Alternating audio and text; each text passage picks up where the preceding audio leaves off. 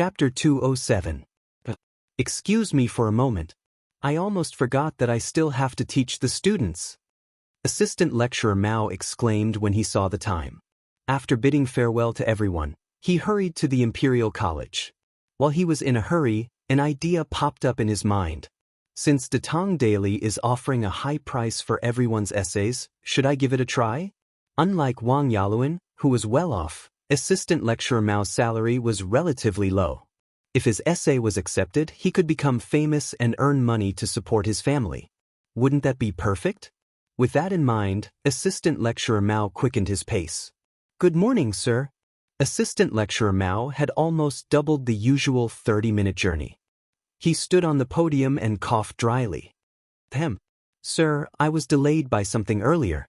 In the afternoon, everyone will study by themselves and revise what I explained this morning. Assistant Lecturer Mao's mind was elsewhere. He cleverly copied Li Zishuan's lazy trick and told the students to study by themselves. Although the students were puzzled, they did not ask too much and could only obey obediently. Assistant Lecturer Mao saw that everything was settled. He asked a few students to keep an eye on the situation and then hurried to his office. He remembered that Datang Daily had written that submissions should be submitted as early as possible. If he went back now and sent it to Chitsu Culture, it might be published tomorrow. In a restaurant in Dongshi City. So there was a massacre in Xinfeng County recently. No wonder I saw so many officials when I went to my child's second aunt's house last time. That's right. This family is so pitiful. Big Dog Wang, what are you talking about? Why don't I understand? Zhao Laoer, didn't you read today's newspaper? What newspaper? Here. That's the one. This morning, there were children hawking this all over the capital. Didn't you buy one? Oh my, it's such a big piece of paper with so many words. I can't afford it. What's written on it? Is it as good as what you said? Zhao Laoer, you're wrong this time. This newspaper isn't expensive. It only costs 5 copper coins. How is it? Are you surprised? Let me tell you, the things written in the newspaper are really King interesting. For example, let me read to you. Drunken scholar encounters brothel's top courtesan and actually commits such a despicable act. What do you think? Do you want to see it? The eyes of the man named Zhao Er immediately lit up. He hurriedly nodded like a chick pecking at rice and said with a lewd smile, Yes, yes, yes. Brother Dago, quickly tell me what happened next. Seeing Zhao Laoer's anxious face, Wang Dago's vanity was greatly satisfied. He smiled proudly and said, Then let me tell you. 2 days ago, a drunken scholar wandered into P Square. As Wang Dago spoke, more and more people gathered around the table. The newcomers didn't know what Wang Dago was talking about. After asking, they understood that it was an interesting story from Datang Daily. After getting to the bottom of it, they were naturally surprised by the low price of Datang Daily. They all secretly made up their minds that if they met a child selling newspapers tomorrow, they would definitely buy a copy. It would be stupid not to buy such an interesting and cheap newspaper. This interesting phenomenon was rapidly spreading to all parts of Cheng. The novel thing called newspapers was also quietly entering the lives of the people of Tang Empire. Brother Ma, how's the sales of today's newspaper? Li Zishuan went straight to the workshop after class. He went to the back hall and found Ma Zhou. Lord Zhu, you're here? Ma Zhou first bowed to Li Zishuan. Then he said with a flushed face, This morning, the sales of the newspaper weren't good. After all, it was just launched. Many people still don't know what a newspaper is. Those who were willing to spend money to buy it at that time were mostly greedy for the cheap price of the newspaper, not because of the content of the newspaper. Therefore, in one morning, only less than 400 copies of the newspaper were sold. However, when it was close to noon, a few groups of people suddenly came. They all seemed to be from rich and powerful families. Each of them bought dozens of copies, and they seemed to already know the content of the newspaper. Before Lord Zhu came, all the newspapers today were sold out. The more Ma Zhou spoke, the more excited he became. He was indeed excited. First of all, the good sales of the newspaper were an affirmation of his hard work. Second of all, in the first edition of the newspaper, There were many proud works that he had been brewing for a long time. Now, they were widely praised in Chang. His political views and ambitions would be read by countless people. He was very likely to become famous in one fell swoop. Li Zixuan looked at the excited Ma Zhou and smiled meaningfully. Now that Brother Ma is going to become a big celebrity in Chang, and it won't be long before the officials in the imperial court know that there is such a talented and virtuous person among the people. At that time, maybe His Majesty will also be alarmed. Brother Ma's day of meteoric success will not be far away. Li Zixuan was right. Gold would shine no matter where it was. If Li Er knew about Ma Zhou, this kind of genius, he would definitely spare no effort to recruit him. According to the historical records, in the 5th year of Zhengguan, Li Er requested that every official in the imperial court write an article about the gains and losses of the current political situation. At that time, Ma Zhou was only a follower of Chang He. This person was very important. He was a trusted aide of Taizong. That year, when the Xuanwu Gate was changed, Chang He was the one who guarded the Xuanwu Gate. Chang He was a military general and did not know how to write. When he saw that the emperor wanted him to write an article, he could not help but feel anxious. When Ma Zhou heard this news, he wanted to repay the emperor's kindness and took the initiative to write the article for Chang He. Chang He was very happy and let Ma Zhou write it for him.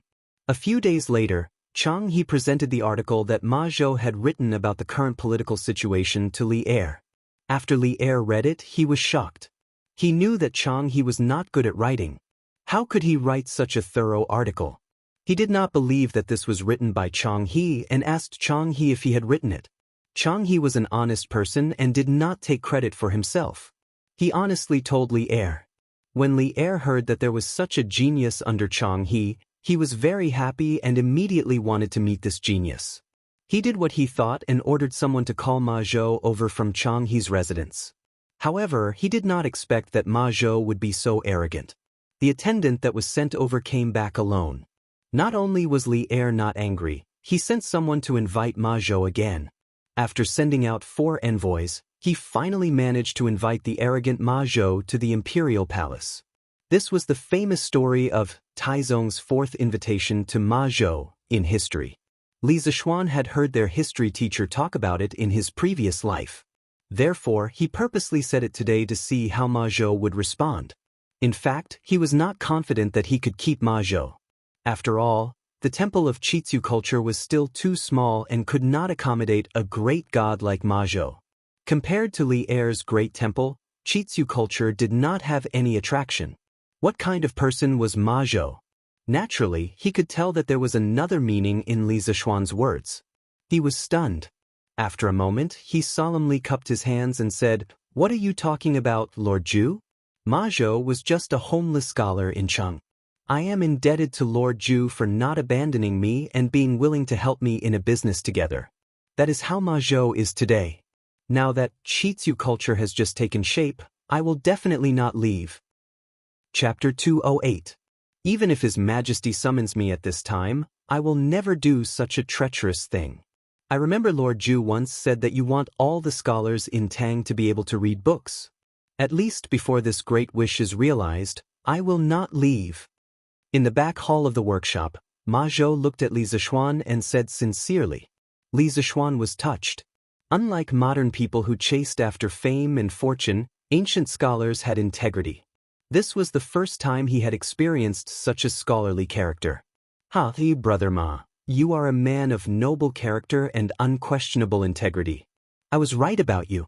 But don't worry, Brother Ma. The scale of court culture will become bigger and bigger in the future. It will not bury your talent. Moreover, Brother Ma's future will not be bad if you work in court culture. Just like now, didn't you become famous in Chang, and because of the first issue of the newspaper? After listening to Ma Zhou's sincere words, Li Zixuan could not help but laugh happily. Ma Zhou nodded in agreement and said, Lord Zhu is right. Ma Zhou has been wandering around for so many years, and I am a little indifferent about the future. The most important thing for a person is self-cultivation. A talented person will get the future he deserves no matter where he is. That makes sense. Gold will shine no matter where it is.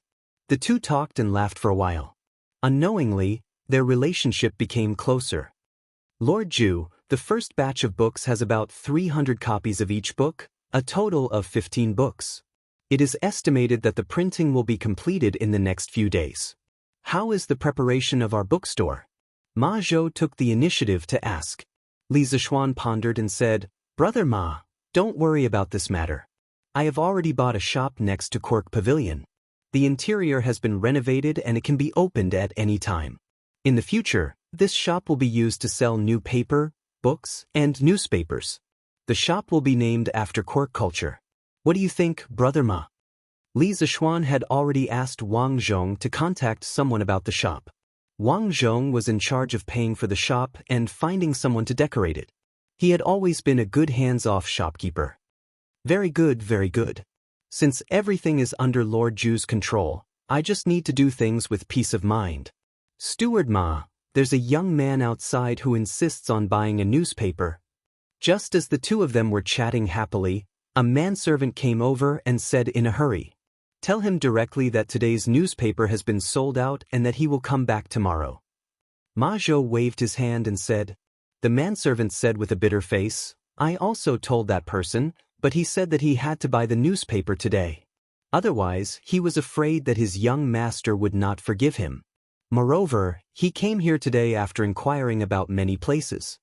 The person asking for the newspaper outside was the errand boy sent by Yu Dongkai. After this unlucky fellow was sent out by his young master, he asked around and finally found the curious pavilion workshop. In the end, he was told that the newspaper was sold out.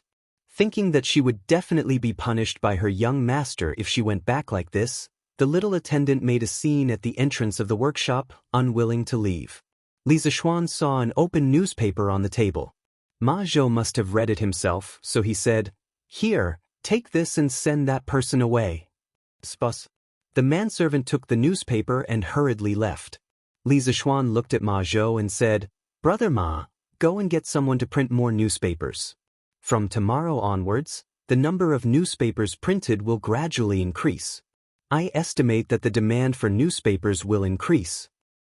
What Lord Ju said makes sense. I also have the same intention.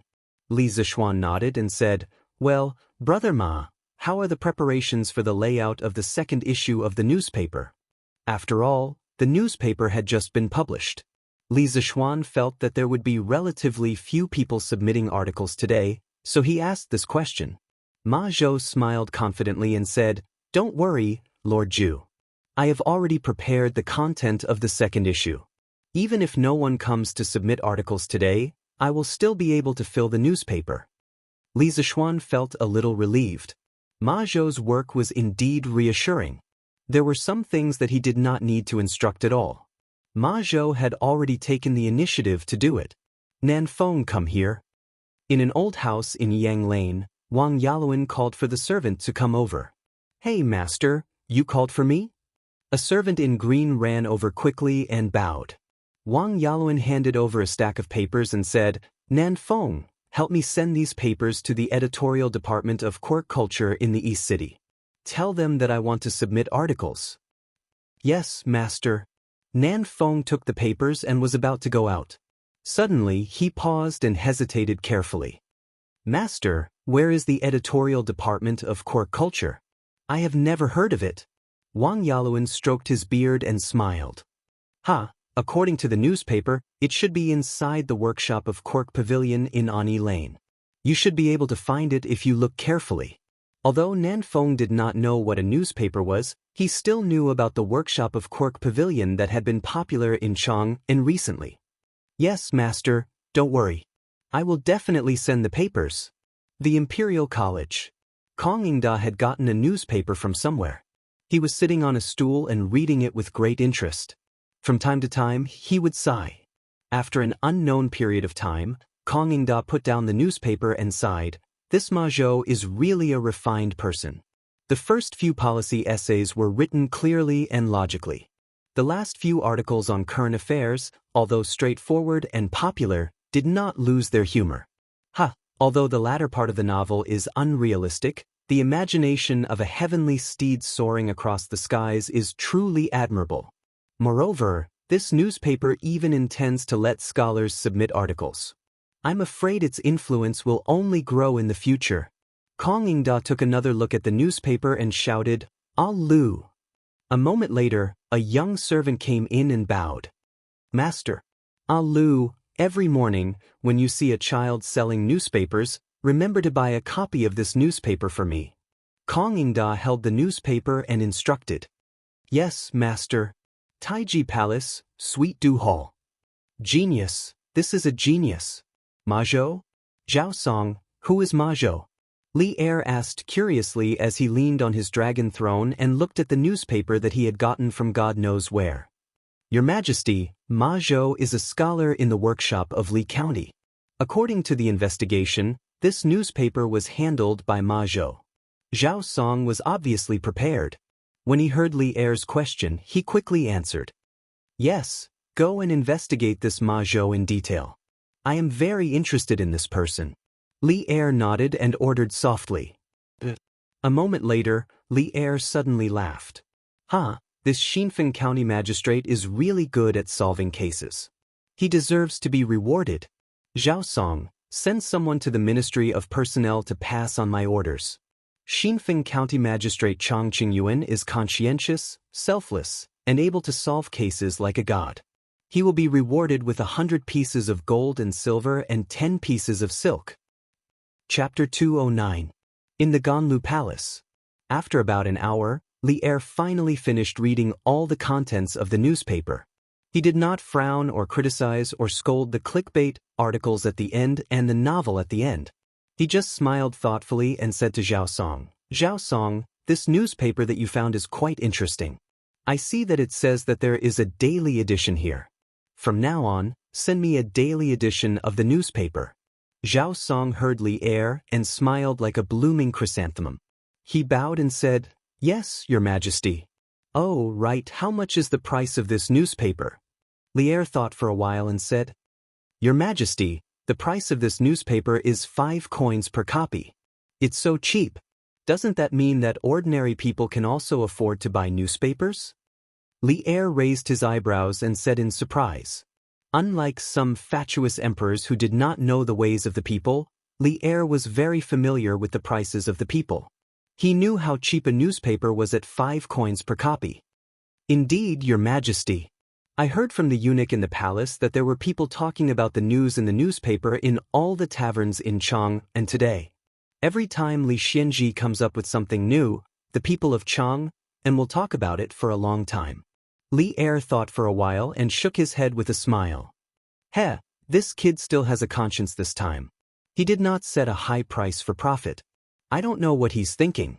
But this is also a good thing. It can let the people know about the Tang Empire's national policy. It's also beneficial to the imperial court. Moreover, this newspaper will encourage more people to learn how to read. It's quite a good education. Li Zishuan, this kid, I'm afraid he's up to something big. Steward Ma, 2 people came to the workshop to deliver manuscripts. They said that their master is coming over to submit a manuscript. In the backyard of the workshop, in the editorial department of Chitsu culture, a servant knocked on the door and came in. He bowed to Ma Zhou and reported. Ma Zhou's eyes flashed with a trace of surprise. He got up and took the manuscripts and said, "Okay, I got it. Song Xiaoxi, thank you for your hard work." Song Xiaoxi trembled.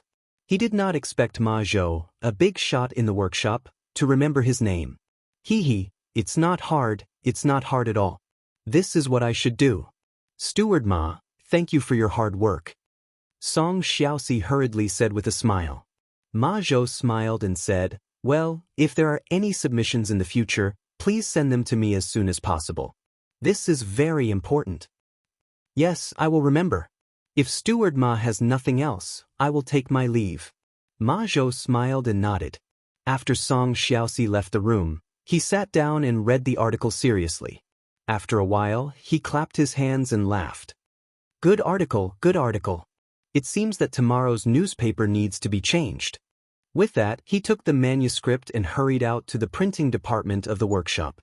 The next morning, with the beating of the morning drum in the bell tower, the city of Chang, which had been asleep all night, was awakened. The pedestrians and peddlers who had woken up early also walked out of the shop and began a tiring day of running around. Selling newspapers. Fresh out of the Tang Dynasty Daily, today's headline was, Blood Windstockade is heartless enough to kidnap innocent girls. Li County's man is enraged by a beauty, draws his sword and challenges Beimeng Mountain alone. If you want to know what will happen, you only need to pay 5 coins. Early in the morning, a newspaper boy on a skateboard wandered around the streets of Cheng. The crisp sound of selling newspapers woke up the people who had just woken up and were still in a daze. The passers-by saw that these children were all neat and tidy and were very cute. Moreover, the story from the newspaper boy was really interesting. The most important thing was that the newspaper was not expensive. Many people had already bought the newspaper yesterday and the content was really interesting. Therefore, the passers-by who woke up early all took out 5 copper coins to buy the newspaper. Hey, kid, wait, give me a copy of the newspaper. Give me a copy too. Give me a copy. Unlike the desolate sales situation yesterday morning, after a day of accumulation, many people knew that the content of the newspaper was really interesting. As soon as the newspaper boy came out, he was surrounded by many people. Don't worry, everyone has one. Auntie, you haven't paid yet? Uncle, don't worry, here's your change. Don't push, everyone must have one. The newspaper boy had never experienced such a scene and was a little flustered. However, these people still had some quality. Under the advice of the newspaper boy's young voice, although they did not manage to be orderly, at least there was no stampede. After a quarter of an hour, the crowd in front of the newspaper boy finally dispersed. He breathed a sigh of relief and was secretly happy. According to today's situation, he would definitely be able to sell a lot of newspapers. When the time came, he would get a lot of money. According to Li Zishuan's suggestion, Ma Zhou set the daily salary for these newspaper boys according to the number of newspapers they sold every day. For every 5 newspapers sold, they would get a commission of 1 coin. It was not that Li Zishuan was stingy, but for these children, earning a dozen coins a day was really a lot. Moreover, with the current price of the newspaper, the workshop was not making money. Now, they were making a loss. First, they had to build the reputation of the newspaper and then think about making money. After Li Zishuan finished his breakfast, he sat in the carriage on the way to the Imperial College. Just as he stepped out of the door, he heard the newspaper boy's advertisement for selling newspapers. He almost vomited blood. Ma Zhou was the one who came up with the advertising message for the newsboy. The message was changed every day. Yesterday, he was only concerned about the progress of the layout of today's newspaper and did not look at the content. In his opinion, since he used Ma Zhou, he should not doubt the people he used and not use the people he suspected. He should try his best to delegate as much power as possible. Of course, one could also say that he was lazy. Who knew that he would put himself in the headlines by delegating power? This Ma Zhou was King up trouble. How could an employee mess with his boss like this? San Bao, go and buy a newspaper for me.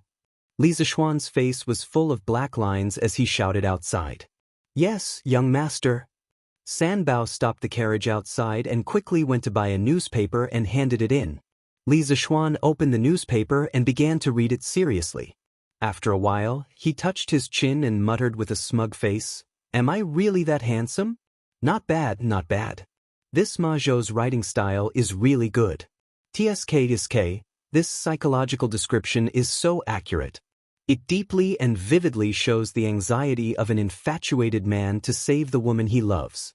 TSK, this description of the action is so handsome. Ha Ma Zhou, well done. When I go to the workshop, I will give you a raise." Li Zishuan was originally unhappy that his subordinate had made the headlines. However, when he saw Ma Zhou's wonderful description in the newspaper, the discomfort in his heart was immediately forgotten. Anyway, this news was not written by him, so there was no suspicion of him praising himself. At most, it could be considered as him praising himself. Iron Egg heard his master's shameless words and quickly lowered his head to cover his face. He could not help but snicker. Chapter 210. You brat, what are you laughing at? Am I not handsome and powerful? In the carriage, Li Zishuan saw Iron Egg covering his face with his hands, as if he was ashamed to be associated with him. Li Zixuan slapped the table and snorted. No, no, of course you are powerful. Iron Egg quickly waved his hand to deny it. Here, take a look at it. Actually, this newspaper is very well written. Iron Egg was speechless. Young master, the newspaper you wanted, I have bought it for you. On Vermilion Bird Avenue, a young boy in green held the latest newspaper and excitedly rushed to the front of a black carriage. A chubby little hand immediately stretched out from the carriage, and then a hurried voice was heard. Quick, quick, quick, bring it to me. Under the urging of the carriage owner, the newspaper was quickly dragged into the carriage. The person in the carriage was Yu Dongkai. The little fatty was holding a piece of pastry in his hand a moment ago. After he received the newspaper, he immediately stuffed the pastry into his mouth, and then eagerly opened the newspaper and jumped directly to the novel section at the end. This guy was not interested in reading the previous articles. He bought the newspaper to read the legend of a mortal's journey to immortality. Yu Dongkai did not directly look at the content. He first glanced at the few chapters that were available today. When he realized that it was still 3 chapters, he felt a little disappointed. However, these feelings of disappointment were quickly washed away by the wonderful plot. On the other streets, the hot sales of the newspaper continued. Many of the newspaper boys entered the more crowded streets and began to peddle their wares, but they were surrounded by people. Quick, give me a newspaper. Give me 5 copies. Why do you need so many? I am buying for my young master and young mistress. Why do you care? The newspaper boys happily sold the newspapers and received money while looking at the decreasing number of newspapers in their hands, secretly anxious. Before dawn, the newspaper boys everywhere had already sold out. At 4:45, the second issue of Datong Daily was sold out. Uncles, aunts, brothers and sisters, I am very sorry. Today's newspaper is sold out. Please buy more tomorrow. A newspaper boy shouted when he saw that there were still 20 to 30 people in front of him who wanted to buy the newspaper. It sold out so quickly? Yeah, it was sold out as soon as I got here. It's over. I didn't manage to buy the newspaper. I'll be punished when I get home. Little kid, go back and ask your shopkeeper to print more newspapers. That's right. There were still some smart people in the crowd. The paperboy also felt that what they said was reasonable. He quickly excused himself and ran to the workshop on his scooter. Strange Interest Pavilion Workshop. Steward Ma, bad news, bad news. Song Xiaoxi rushed over anxiously. Ma Zhou's expression suddenly changed. He quickly got up and asked, What's wrong? What happened? When Song Xiaoxi saw Ma Zhou's expression, he knew that Ma Zhou had misunderstood. He quickly explained, Steward Ma, it's not a bad thing. Today's newspapers have all been sold out. The newsboys have all returned. Ma Zhou breathed a sigh of relief, but then exclaimed, What? They were sold out so quickly? We printed 5,000 copies today. But they were indeed sold out. A lot of people didn't manage to buy them, but they were still clamoring to buy them. Steward Ma, what should we do now? Ma Zhou thought for a while and decisively said, Print more. Ask the printing department to start printing more copies immediately. Print 3,000 copies first. Get ready to continue printing at any time. Yes, I'll go now. Imperial College. School of Mathematics. After the painful lesson of Wang Meng last time, no one dared to read novels during class this time. However, this didn't stop them from reading novels after class. Hey, Wang Meng, did you read the newspaper today? After class, Cheng Chumo ran to Wang Meng's side and proudly said, Oh, I bought it when I came this morning, but I didn't have time to read it. But how many chapters did Leather Knight update today? Wang Meng took out a piece of pastry and stuffed it into his mouth. He pulled out the newspaper from under his seat and said in a muffled voice, Hee, it's still 3 chapters today. Speaking of which, Han Li has already become an in-name disciple of the 7 Mysteries sect. Furthermore, Dr. Mo has taken a liking to him and accepted him into the God Hand Valley. Dr. Mo even passed on a nameless chant to Han Li. Pei, what are you doing? Cheng Chumo hadn't finished bragging when Wang Meng covered his mouth. F***ck, can you stop talking? You've already said everything. What's the point of reading it? Wang Meng said hatefully. After spending so much time together, Cheng Chumo, Li Tai, Qin Huayu, and the others had already become familiar with the others. When they were mischievous, they didn't care about each other's identities.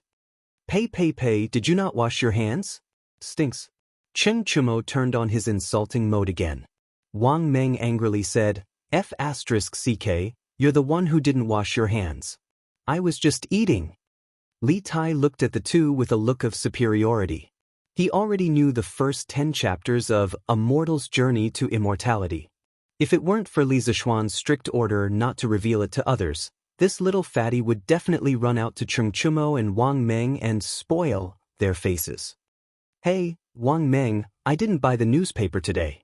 Let's read a novel together. After reading A Mortal's Journey to Immortality yesterday, I almost couldn't sleep. Yes, me too. Let's read it together. Hearing that Wang Meng had a novel to read, 3 to 5 students immediately surrounded him. Kushirqing, you actually read the newspaper too? Cheng Chumo saw that Wang Meng couldn't cause any more trouble and was preparing to return to his seat. Suddenly, he saw Kushirqing, the university tyrant, in everyone's eyes, flipping through the newspaper. Cheng Chumo immediately approached him as if he had discovered a new continent. Why can't I read the newspaper? Many of the articles in this newspaper are very well written, and some of the current affairs are also well written. Just by reading this newspaper, you can know the world's affairs without going out. Kushirqing looked at Cheng Chumo strangely and asked, so he was reading the newspaper to study. Cheng Chumo was a little frustrated. He shook his head and said, It's okay, I'm just casually asking. After saying that, he was about to leave, but he still asked somewhat unwillingly, Then don't you want to read the latter part of the novel? It's very good. Kushirqing said matter-of-factly, Of course I read it. Although the writing of this novel is not good, the creativity is really novel. I usually read the first part of the novel before reading it. Oh. Cheng Chumo nodded and turned to leave, feeling a little hurt. Suddenly, Meng Wenhao's voice came from behind him. Hey, Chumo, can you lend me your newspaper? Meng Wenhao said somewhat embarrassedly. 5 copper coins for a newspaper was very cheap for others, but for Meng Wenhao, he was still somewhat reluctant to buy it. Now that everyone was saying that the content in the newspaper was very interesting, he also couldn't help but want to read it. Cheng Chumo looked at him and then nodded. Okay, no problem, I'll give it to you. Thank you.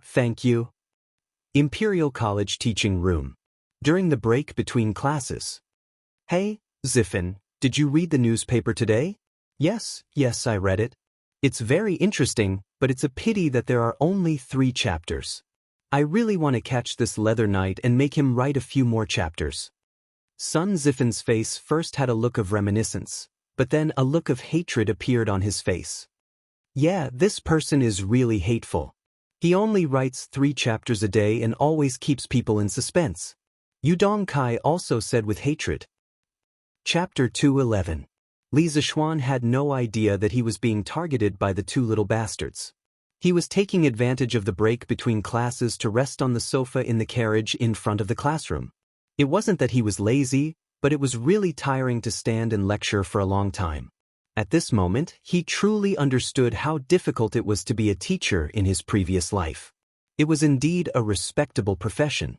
Outside the classroom of the Imperial College, Assistant Professor Mao also took advantage of the break between classes to come out. Unlike Li Zishuan, he didn't have a luxurious caravan. Assistant Professor Mao came to the grove and sat on a large rock. He hurriedly flipped open the newspaper to see if his article had been accepted. Hey, Assistant Professor Mao, have you read the newspaper today? At this moment, a white-robed scholar walked over and said with a smile, Oh, Assistant Professor Tsun, I asked the servant to buy the newspaper today, but I haven't had the time to read it yet. I took advantage of the break between classes to have a look. The scholar was Assistant Professor Tsun from the Four Gates Academy, who had discussed Dao with him yesterday. At this moment, Teaching Assistant Tsun said with a smile, Then Brother Mao, quickly take a look. Both your and Dr. Wang's articles have been published in today's newspapers. I've already read them. I didn't expect Brother Mao to still be so brilliant despite not writing for so many years. Assistant Professor Mao was pleasantly surprised. Really? He didn't care about modesty anymore. He hurriedly flipped open the newspaper to look for his article. Yo, Brother Zheng, what are you doing here? Yang Lane, Wang Yaluan's old house. There was a knock on the door.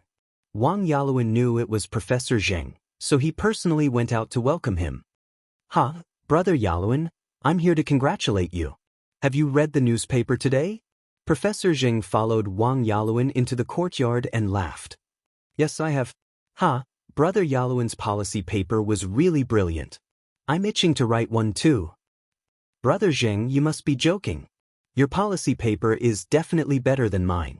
If you write, I won't dare to embarrass myself. Please come in and let's talk inside. In a restaurant in East City, 2 men in their 30s were sitting opposite each other. There were 2 or 3 dishes on the table. The gray-clothed man took a sip of wine with satisfaction. Then he looked at his companion and proudly said, Hey, Wang Dachui, have you read today's newspaper? Wang Dachui stuffed a mouthful of food into his mouth and said in a muffled voice, Not yet. What's so nice about it? Hey, you're wrong. Do you know that the Blood Wind Stockade was wiped out by the Imperial Court's army a while ago? I know. I saw those bandits at Yanxing Gate that day. Then do you know why these mountain bandits were suddenly exterminated after occupying Mount Mang for so many years? I don't know about that. I was also wondering earlier. Aren't those mountain bandits quite famous on the Greenwood Path? How did they get wiped out all of a sudden? That's the headline of today's newspaper. It said that the Blood Wind Stockade abducted innocent girls. A man from Li County was so angry that he drew his sword and challenged Mount Mang alone. Let me tell you, the process was King brilliant. Wang Dachui's eyes lit up and he immediately became interested. He hurriedly said, Hey, then Brother Zhao, quickly tell me about it. What's the point of talking about it? I'm not a storyteller. You might as well buy a newspaper. It's only 5 coins. Nowadays, how many people in Chang and city don't read newspapers? The gray-clothed man looked disgusted. He was just short of saying, You don't even read newspapers. You're already out. Wang Dachui was sweating profusely. He didn't expect that he couldn't chat happily with others just because he didn't read the newspaper. Damn, I'll buy it. It's not like I can't afford it. Waiter, help me buy a newspaper. Here, the extra coin is your reward. The waiter was speechless. This situation was not unique. Today, it was happening everywhere in Chang'an City. In this era where there was a general lack of entertainment, a trivial matter could be talked about for a long time. The news in the newspaper just happened to be the topic of many people's leisure conversations. People who had never read newspapers naturally felt that they couldn't chat well. Therefore, as long as their families were not particularly poor, they would buy a newspaper and read it. This was a new thing. Once it had a certain number of fans, it would become popular in the later stages without additional publicity. Because the initial fans would take the initiative to introduce this new thing to the people around them. Eventually, the fans would snowball and become larger and larger. After the morning class, Li Zishuan left the teaching house. When he was about to go home for lunch, he saw Kong Yingda walking towards him. Li Zishuan asked Iron Egg to get in the car first, and he went up to him. Chancellor Kong, you're looking for me? This old man usually didn't come over. Once he did, something must have happened. As for whether it was a good thing or a bad thing, Li Zishuan secretly calculated in his heart. It seemed that the probability of something bad happening was higher. It's not a big deal. Kong Yingda looked around, paused, and said in a low voice, I've read today's newspaper. Generally speaking, it's not bad. However, I still want to say one more thing. Young people should be more humble. You must not be arrogant and boast about yourself. After Kong Yingda finished speaking, he patted Li Zishuan and left directly. He didn't give Li Zishuan a chance to explain. In his opinion, the facts were right in front of him. There was no need to explain. Hey, it's not like that. Li Zishuan was stunned by Kong Yingda's strange words. When he came back to his senses, Kong Ingda had already disappeared. This old man, Li Zixuan, grumbled under his breath for a while, then stopped caring about this matter. If others misunderstood, then let them misunderstand. Imperial Palace, West Court. Your Majesty, is this the newspaper? I've heard many people talking about this newspaper these 2 days. Zhang Sun couldn't help but ask when she saw Li Er flipping through the newspaper while eating. It's the newspaper. Guanyin maid, come and take a look. Li Er put down his chopsticks and hugged Zhang Sun. He sniffed her body fragrance, then pointed at the newspaper headline and laughed. Look, this newspaper was created by Li Zixuan. But now this brat is here boasting about himself. How shameless! Zhang Sun curiously leaned forward. After a moment, she covered her mouth and laughed. This child, isn't he shameless? Your Majesty, this style of writing, I'm afraid it doesn't match Li Zixuan's style. Zhang Sun had seen Li Zixuan's memorial before, so she had some doubts. Li Er laughed and said, of course this article wasn't written by that brat himself. If he really did that, wouldn't he be shameless to the extreme? I reckon that Li Zixuan must have forced Ma Zhou to write it. That brat. Your Majesty, who is this Ma Zhou?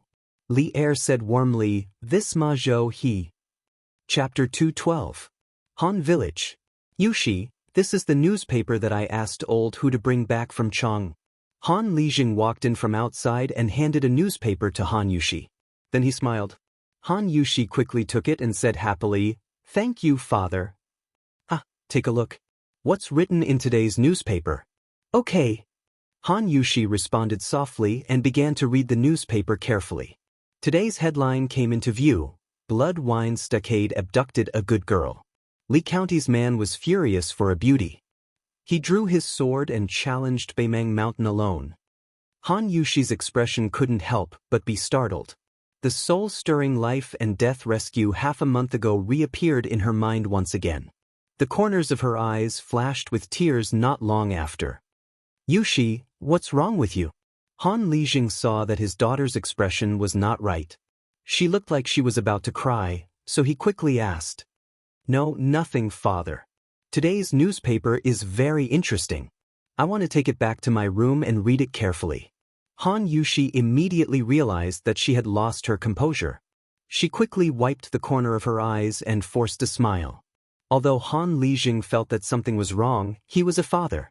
He was always separated from his daughter's inner world. Some things were not good to ask in detail. He could only nod and say, okay, you go. Yushi, if you have anything unhappy, you can go to Qin's mansion in Chang and to talk to your adoptive mother. Although you can't see Xiaoxian before you get married, you can still go to your adoptive mother's house. Ever since the marriage between the Han and Li families was confirmed, Han Lijing changed the way he addressed Li Zixuan from young master to little Xian. It wasn't because he was arrogant, but because he was considering his daughter's life after marriage. If he continued to call Li Zixuan young master, it would unknowingly lower his daughter's status. Hey, thank you, father. I'll go back to my room first. Han Yushi's heart was warm. She stood up and said. Han Lijing nodded. In the room, Han Yushi picked up the newspaper again and continued to read the headline. Although she had experienced all of this personally, she had experienced it from her own perspective. This news article was written entirely from Li Zixuan's perspective. One afternoon, Ma Zhou asked Li Zixuan about the details of what had happened in Blood Wind Stockade. At that time, Li Zixuan had nothing to do, so he told him about it. However, he did not expect that Ma Zhou would write it into a news report. Han Yushi's gaze flowed between the lines. At this moment, she truly understood the hardships Li Zixuan had gone through to rescue her. That kind of helplessness and despair, that kind of hysterical madness, once again touched Han Yushi's heart. In the eyes of others, these descriptions might be a little exaggerated, but to Han Yushi, who had personally experienced the kidnapping incident, everything was so real. The actual situation was even more dangerous than what was written on it. Young master, I'm afraid Yushi will never be able to repay what she owes you in this lifetime. As Han Yushi watched, she could not help but cover her mouth and cry bitterly. And E. Lane, Strange Interest Pavilion Workshop. Steward Ma, those 3,000 copies of the newspaper have been sold out again. Do you want to continue to print more? Song Xiaoxi ran in with sweat all over his face and said anxiously. What? Ma Zhou was really shocked. He stood up and said, that's 3,000 copies of the newspaper. They were just sent out less than 4 hours ago. How could they be sold out so quickly? It's only noon now. Go and ask the printing department to print another 2,000 copies of the newspaper. Even if they are sold out again, we won't print them today. Yes, I'll go right away. In a mansion in Cheng, a 14 or 15-year-old child in brocade clothes was holding the second issue of Tang Daily and reading it with great interest. TSK, this A Legend of a Mortal's Journey to Immortality, is really wonderful. But why are there only 4 to 5 chapters? Where are the first 3 chapters?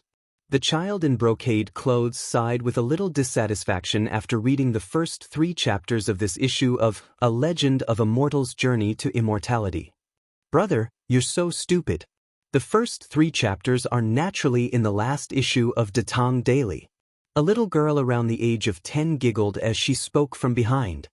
Ayaya, Yen Er's words make sense. Ague, come over here quickly. The child in brocade clothes was suddenly enlightened. He slapped his thigh and shouted loudly. Young master, why did you call for Ague? Go and buy me a copy of the last issue of Tang Daily. Ague had obviously heard of the newspaper before. When he heard his child's request, he immediately looked troubled. Young master, this newsboy only sells today's newspaper. I'm afraid there's no place to sell the last issue's newspaper. The little girl named Yenner giggled and said, Ague, you're so stupid. Don't you know how to buy from someone who bought the last issue of the newspaper? Yes. You're so stupid. Yenner is much smarter than you. The child in brocade clothes agreed. Ague wiped the sweat off his forehead and bowed. Thank you for your advice, Mississippi young master. Ague will go and buy the newspaper now. Go. The child in brocade clothes waved his hand anxiously. West City, in the open space next to the Drunken Immortal restaurant. A middle-aged scholar dressed in wrinkled white clothes was sitting in front of a long table. There were dozens of people of all shapes and sizes sitting in the open space. There were men and women, old and young. The middle-aged scholar slapped the table and loudly said, Let's go. That Han Li, who tried his best, did not pass the 7 Mysteries sex entrance trial. In the blink of an eye, he reached the top of the cliff. In front of him, there were 6 children sitting cross-legged and resting. Wu Yan was talking to an old man in his 50s, who was wearing a dark blue robe and had his hands clasped behind his back. Hall leader Yu and enforcer Wang were standing beside him. There were also several people standing beside them. The audience below was listening to the story with great interest while drinking the herbal tea bought from the Drunken Immortal restaurant. They were very satisfied. The crowd around them was also growing larger and larger. Shopkeeper, do you want me to drive this poor scholar away? The storyteller actually dared to talk about our Drunken Immortal restaurant. How hateful! In front of the Drunken Immortal restaurant, a young servant said to shopkeeper Lu, who was listening to the story, Pa! Drive your ass. Shopkeeper Lu unhappily slapped the back of the young servant's head and angrily said, Didn't you see how much tea this Tizui brought to our Drunken Immortal restaurant? Although tea is not as expensive as wine, many a little makes a mickle. No matter how small a mosquito is, it's still meat. Yes. Shopkeeper Lu is wise. Go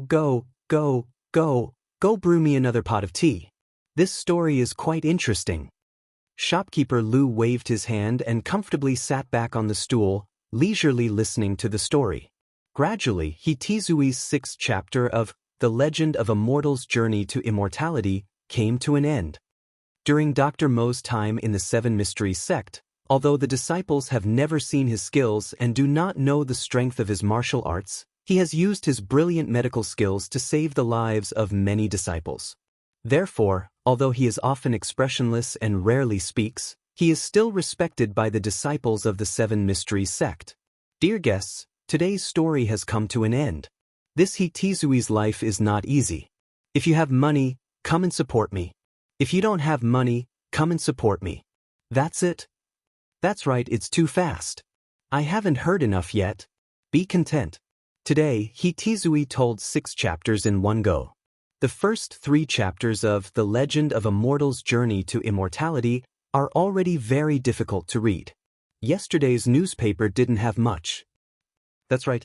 I specifically came here to listen to the first 3 chapters. And Hitizui, well said. Here, this money is your reward. Thank you for your support. Chapter 213. As night fell, the workshop of Chitsu Pavilion was still brightly lit. Ma Zhou bent over the table and was writing something. He had been eating and living in the workshop for the past 2 days. Although it was tough, Ma Zhou was excited. The first day of Datang Daily's sales volume was 1,000 copies. The second day's sales volume soared to 10,000 copies. Moreover, it was still in short supply. According to this, the sales volume in the next few days would increase at an amazing speed. This brilliant result showed that he had succeeded in running the newspaper. It was not only a success in his career, but also a real success. At this time, Ma Zhou could not help but think of the subtle changes in the attitude of the scholars who helped compile the dictionary in the workshop. In this world, strength spoke louder than words. If Li Zishuan had helped him that day, those scholars would not have been convinced, and it would have seriously affected the progress of compiling the dictionary. It was much better to rely on his talent to convince people. Thinking of these pleasant things, Ma Zhou felt that his body was full of vitality again. The frequency of the vibration of the writing brush in his hand increased. The next day, as Ma Zhou expected, the sales of the newspaper were even better. Hey kid, give me 2 copies of the newspaper. My young master and young lady are anxious to read The Legend of a Mortal's Journey to Immortality. Give me 1 copy. My young master is anxious to go to the Imperial College. Give me 10 copies. After 2 days of word-of-mouth accumulation, there were very few people in Chang and who did not know about the newspaper. Driven by the popularity of the newspaper, when it was sent out by the newsboy in the morning, it was snatched up. Fortunately, Ma Zhou was prepared and printed 35,000 copies. That was how he withstood the crazy rush in the morning. Master Ma, the 35,000 copies of the newspaper printed this morning are almost finished. Do you want to print more? Now in the workshop, who dared not to admire Ma Zhou when they saw him? Therefore, the people below called Ma Zhou Master Ma instead of Steward Ma. Ma Zhou pondered and said, "Print another 5,000 copies. The demand for the newspaper in the afternoon should not be as high as in the morning." Old Ma, there are 2 businessmen outside. They said that they want to buy a batch of newspapers from the workshop and send them to the counties near Chang and to sell. At this moment, Song Xiaoxi rushed in from outside and said, "Someone came so quickly? It seems like there are still smart merchants around." Ma Zhou stroked his chin. He was mentally prepared for this situation. "Let's go and take a look. Brother Ma, how's the newspaper sales today?" After lunch, Li Zishuan came to the workshop. After finding Ma Zhou, he asked directly. Ma Zhou smiled and gestured with his hand. Li Zishuan's eyes lit up as he happily said, 8,000. Li Zishuan didn't know about yesterday's newspaper sales. Otherwise, he wouldn't have guessed that it was 8,000 yuan. According to his estimation, it would be good if the sales volume increased from 1,000 to 8,000 in 3 days. Ma Zhou shook his head and smiled. "Lord Zhu, it's 80,000. Yesterday's sales volume reached 10,000. Li Zishuan was shocked and exclaimed, 80,000? How can it be so many? The newspaper was launched less than 3 days ago and the population of Chang and was only a few 100,000. No matter how optimistic Li Zishuan was about the newspaper sales volume, it was impossible for it to reach 80,000. Ma Zhou smiled and explained, "Lord Zhu, at noon, 2 calligraphy and painting businessmen came. They directly ordered 40,000 newspapers from the workshop. They plan to sell them in other counties in Chang. Now, the printing department of the workshop is working at full capacity. We're trying to print 40,000 copies before noon." Li Zishuan raised his eyebrows and said in surprise, "I didn't expect someone to see the potential of this newspaper. Brother Ma, what price did you sell it to them at?" I sold it at the original price. Our newspaper is already very cheap, so I didn't dare to lower the price privately. These businessmen will definitely sell it at a higher price in other counties. They won't lose money. Li Zishuan nodded and praised, not bad, not bad. Ma Zhou thought for a moment and said, Lord Zhu, since yesterday, some businessmen have been hoarding a batch of newspapers and selling them at a high price to other places. However, because the number of newspapers they can buy from the newsboys is limited, the scale is not big. The two calligraphy and painting businessmen who came today are the real big spenders. Li Zishuan nodded thoughtfully. Then he suddenly said, Brother Ma, since the other businessmen have smelled the business opportunity, why don't we take the opportunity to expand Datong Daily so that the newspaper's influence is not only limited to Chang? It's best if we can spread the newspaper's influence to the whole country. This, Ma Zhou was shocked by Li Zishuan's ambition. He hesitated and said, Lord Zhu, if we do this, we will need too much manpower and resources. With Qiziu Pavilion's current foundation, I'm afraid it will be a little difficult. Li Zishuan smiled and said, Brother Ma, of course, we won't do it ourselves. We can find someone we can cooperate with for a long time. For example, Wang Lin. The Wang family has ready-made channels in various places. We don't need to worry about it at all. Ma Zhou thought for a moment. If they cooperated with someone for this matter, there were indeed many benefits. He agreed and said, That's true. Then I don't have any more questions. Then I'll go find Wang Lin later and see if he's interested in cooperating with us. Li Zishuan stood up and suddenly remembered something. He said, Oh, by the way, Brother Ma, has the first batch of printed books been printed? Indeed. These books will probably all be sold at Qiziu Pavilion in the East City tomorrow. Ma Zhou heard and replied excitedly. Brother Ma, remember to make a short advertisement for Qiziu Pavilion in tomorrow's newspaper. It's best if you can make a list and tell everyone how cheap our books are. Lord Zhu, what's an advertisement? Li Zishuan explained, It's an advertisement. The purpose is to let more people know about Qiziu Pavilion's cheap books. I see. Ma Zhou nodded in understanding. Then he thought for a moment and said, Then in the future, can we also put up some advertisements for the merchants and shops that have paid us? Li Zishuan was shocked. This Ma Zhou's thinking was really advanced. He even knows how to collect advertising fees now. What a genius. Theoretically, we can do that. This advertising revenue will be the newspaper's biggest source of income in the future. Now, the most important thing is to promote the newspaper. The more people know about it, the better. Also, Brother Ma, you have to take care of yourself. I see that you don't look too good. You should hurry up and find some assistance for you. Datong Daily can't rely on you all the time. You can't do it all by yourself. Lord Zhu is right. I will hurry up. Chapter 214. Ren Biao, what are you doing here? Li Zishuan had just come out of the workshop when he saw Wang Lin walking over with Leng Yuyao, the ice beauty. He hurriedly stepped forward and asked. Wang Lin smiled and cupped his hands. I just went to the Li residence to look for Lord Zhu, but I was told that you were in the workshop.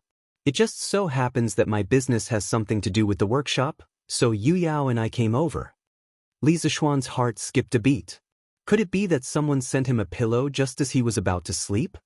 He quickly greeted without batting an eyelid. Since Ren Biao has something to do, let's talk inside. San Bao, get someone to make tea. Lord Zhu, to be honest, I came here for Datong Daily. Now that this newspaper is popular in Chang, and we have a very good foundation for cooperation, why don't you ask the workshop to increase the printing volume and provide me with a batch of newspapers? I will introduce the newspapers to other states and counties. How about it? After they found a room and sat down, Wang Lin went straight to the point. Li Zishuan was delighted. His guess was right. This Wang Lin was really coincidental. However, he didn't show it on his face and only pretended to be puzzled. Ren Biao is actually interested in newspapers? Wang Lin smiled. Of course, the potential value of newspapers is huge. I have read 3 issues of the newspaper, and the content is indeed very interesting. Li Zishuan said, Ren Biao, how many copies do you want? To be honest, this morning, 2 Chang and traveling merchants bought 40,000 copies of newspapers from the workshop. Wang Renbiao didn't look surprised at all. He said, I have heard of these 2 traveling merchants, and I guess they just want to make a short profit. Lord Zhu, what you need is a long-term cooperation, and I can satisfy that. I can buy 100,000 copies for the first batch, and then I can increase it according to the specific sales volume of each state and county. These newspapers will be sent to other states and counties through our Wang family's various business routes. Li Zishuan was taken aback. This was truly extravagant. He had asked for 100,000 servings, and this was only the first batch. Were all the children of aristocratic families so rich? Rinbiao, aren't you afraid that you won't be able to sell so many newspapers and that they will rot in your hands? The results of the newspaper have already been tested by the people of Chang.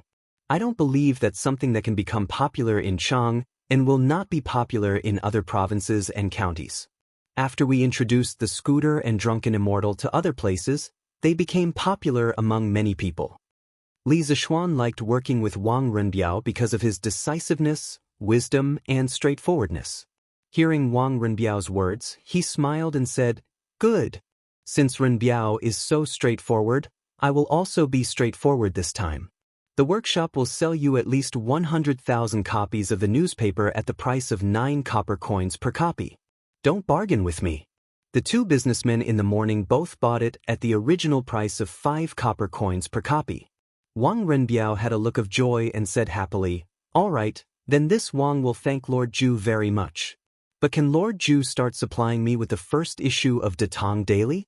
The legend of a mortal's journey to immortality at the back of the newspaper is really interesting. If it is not complete, I am afraid that the people of other provinces and counties will not be satisfied. When Li Zishuan heard Wang Renbiao say this, he knew that this guy was most likely a fan of novels, so he nodded and said with a smile, Yes, no problem. Wang Renbiao suddenly said mysteriously, Lord Zhu, do you know who Leather Knight is? Li Zishuan was stunned and asked, What's wrong? Are you looking for him? I just want him to write a few more chapters every day. Currently, there are only 3 chapters a day. As readers, it is really tiring to wait for him. Li Zishuan was sweating profusely. What kind of rush was this to meet a reader who was urging him to update in person? Fortunately, he used a pen name when he was writing novels. Otherwise, when he went out in the future, would he be kidnapped by readers? The next day, early morning. Selling newspapers, the freshly printed Datang Daily. Today's headlines, shocking strange case. The sealed mansion was heavily guarded. Why would a beautiful young woman mysteriously die in broad daylight? Gentlemen, if you want to know what happened after her death, you only need to spend 5 coins to read it. Now, every morning, the people of Chang had a new hobby, which was to buy newspapers and read them. As soon as the newspaper boy came out on his scooter, the people who woke up early enthusiastically surrounded him to buy the newspapers. Quick, give me 2 copies. I want to see how that beautiful young woman died. Give me 1 copy. My young master wants to read the latest legend of a mortal's journey to immortality. Give me 2 copies. My young master and young mistress want to read Legend of a Mortal's Journey to Immortality. After buying the newspapers so many times, everyone had learned how to queue up. This way, the efficiency increased. In a short while, dozens of people had received the newspapers. Not far away, a few scholars were reading the same newspaper as they walked. Brother Hua, quickly flip to the back and read Legend of a Mortal's Journey to Immortality. Yes. I can't wait any longer. Look, today's newspaper seems a little different. Brother Hua, what's the difference? Why can't I see it? Look at the column in the middle of the newspaper. There are words. It says, Strange Culture opens today. There are 15 types of books on sale.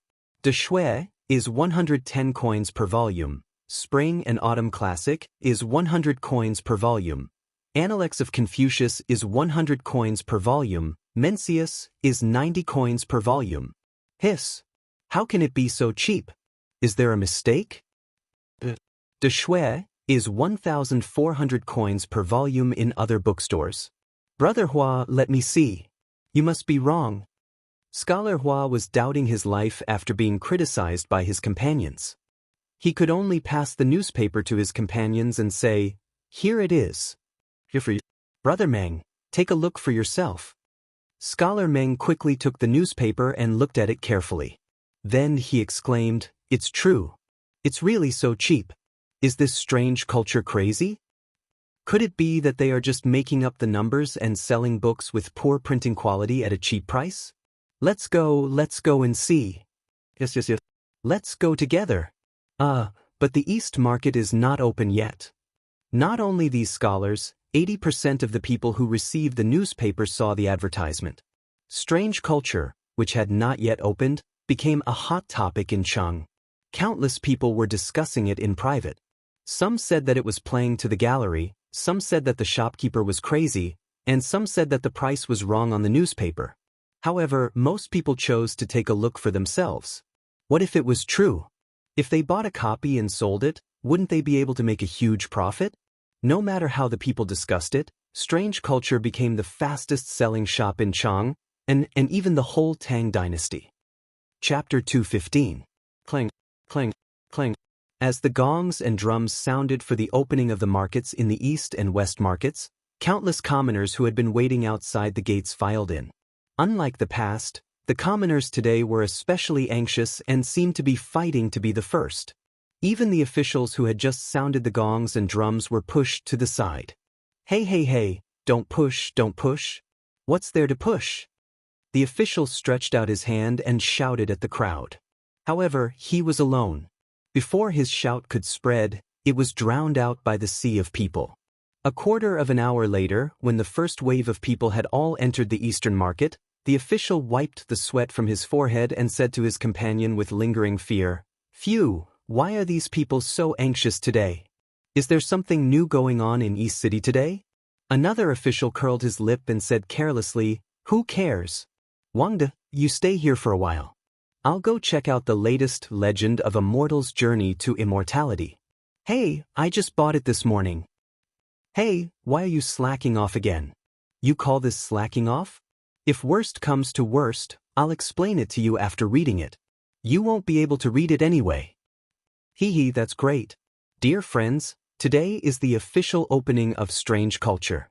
Today, all the books in the store will be 5% off for a limited time. Because the store has just opened, there are only 15 types of books. After a few days, there will be more and more books. I hope everyone can support us. The price of each book has been posted here. If there's anything you're not clear about, feel free to take a look. In the East Market, in front of a small vermilion building next to the Strange Interest Pavilion, Sun Huayuan said loudly to the crowd who had come because of his reputation. Since there was no suitable candidate for the time being, Li Zishuan sent Sun Huayuan over to act as the shopkeeper of the Strange Culture. Anyway, there was only an aisle between the Strange Culture Pavilion and the Strange Culture Pavilion. If anything happened there, Sun Huayuan would have enough time to deal with it. As soon as Sun Huayuan's voice fell, someone below went to look at the price list in front of the door. Then, there was a buzz of discussion in the crowd. Hey, the price is exactly the same as the one in the newspaper. The newspaper didn't lie. Yeah, it's incredible. Hey, isn't this shopkeeper son? Why aren't you staying at Strange Interest Pavilion? Why are you here? That's right, Shopkeeper Sunday. What brings you here? Sun Huayuan gestured with his hands. After the crowd quieted down, he smiled and said, "I'm indebted to the owner for thinking so highly of me. That's why I'm able to serve as the shopkeeper of 2 shops at the same time. As everyone can see, the price of the books in the Court Culture shop is less than 10% of the price of similar books in other bookstores. Our Court Culture shop's original intention is to allow all scholars in Great Tang to be able to read books. Therefore, all the books in the shop are limited to 1 book per person within 3 months, and all the books must be signed and stamped.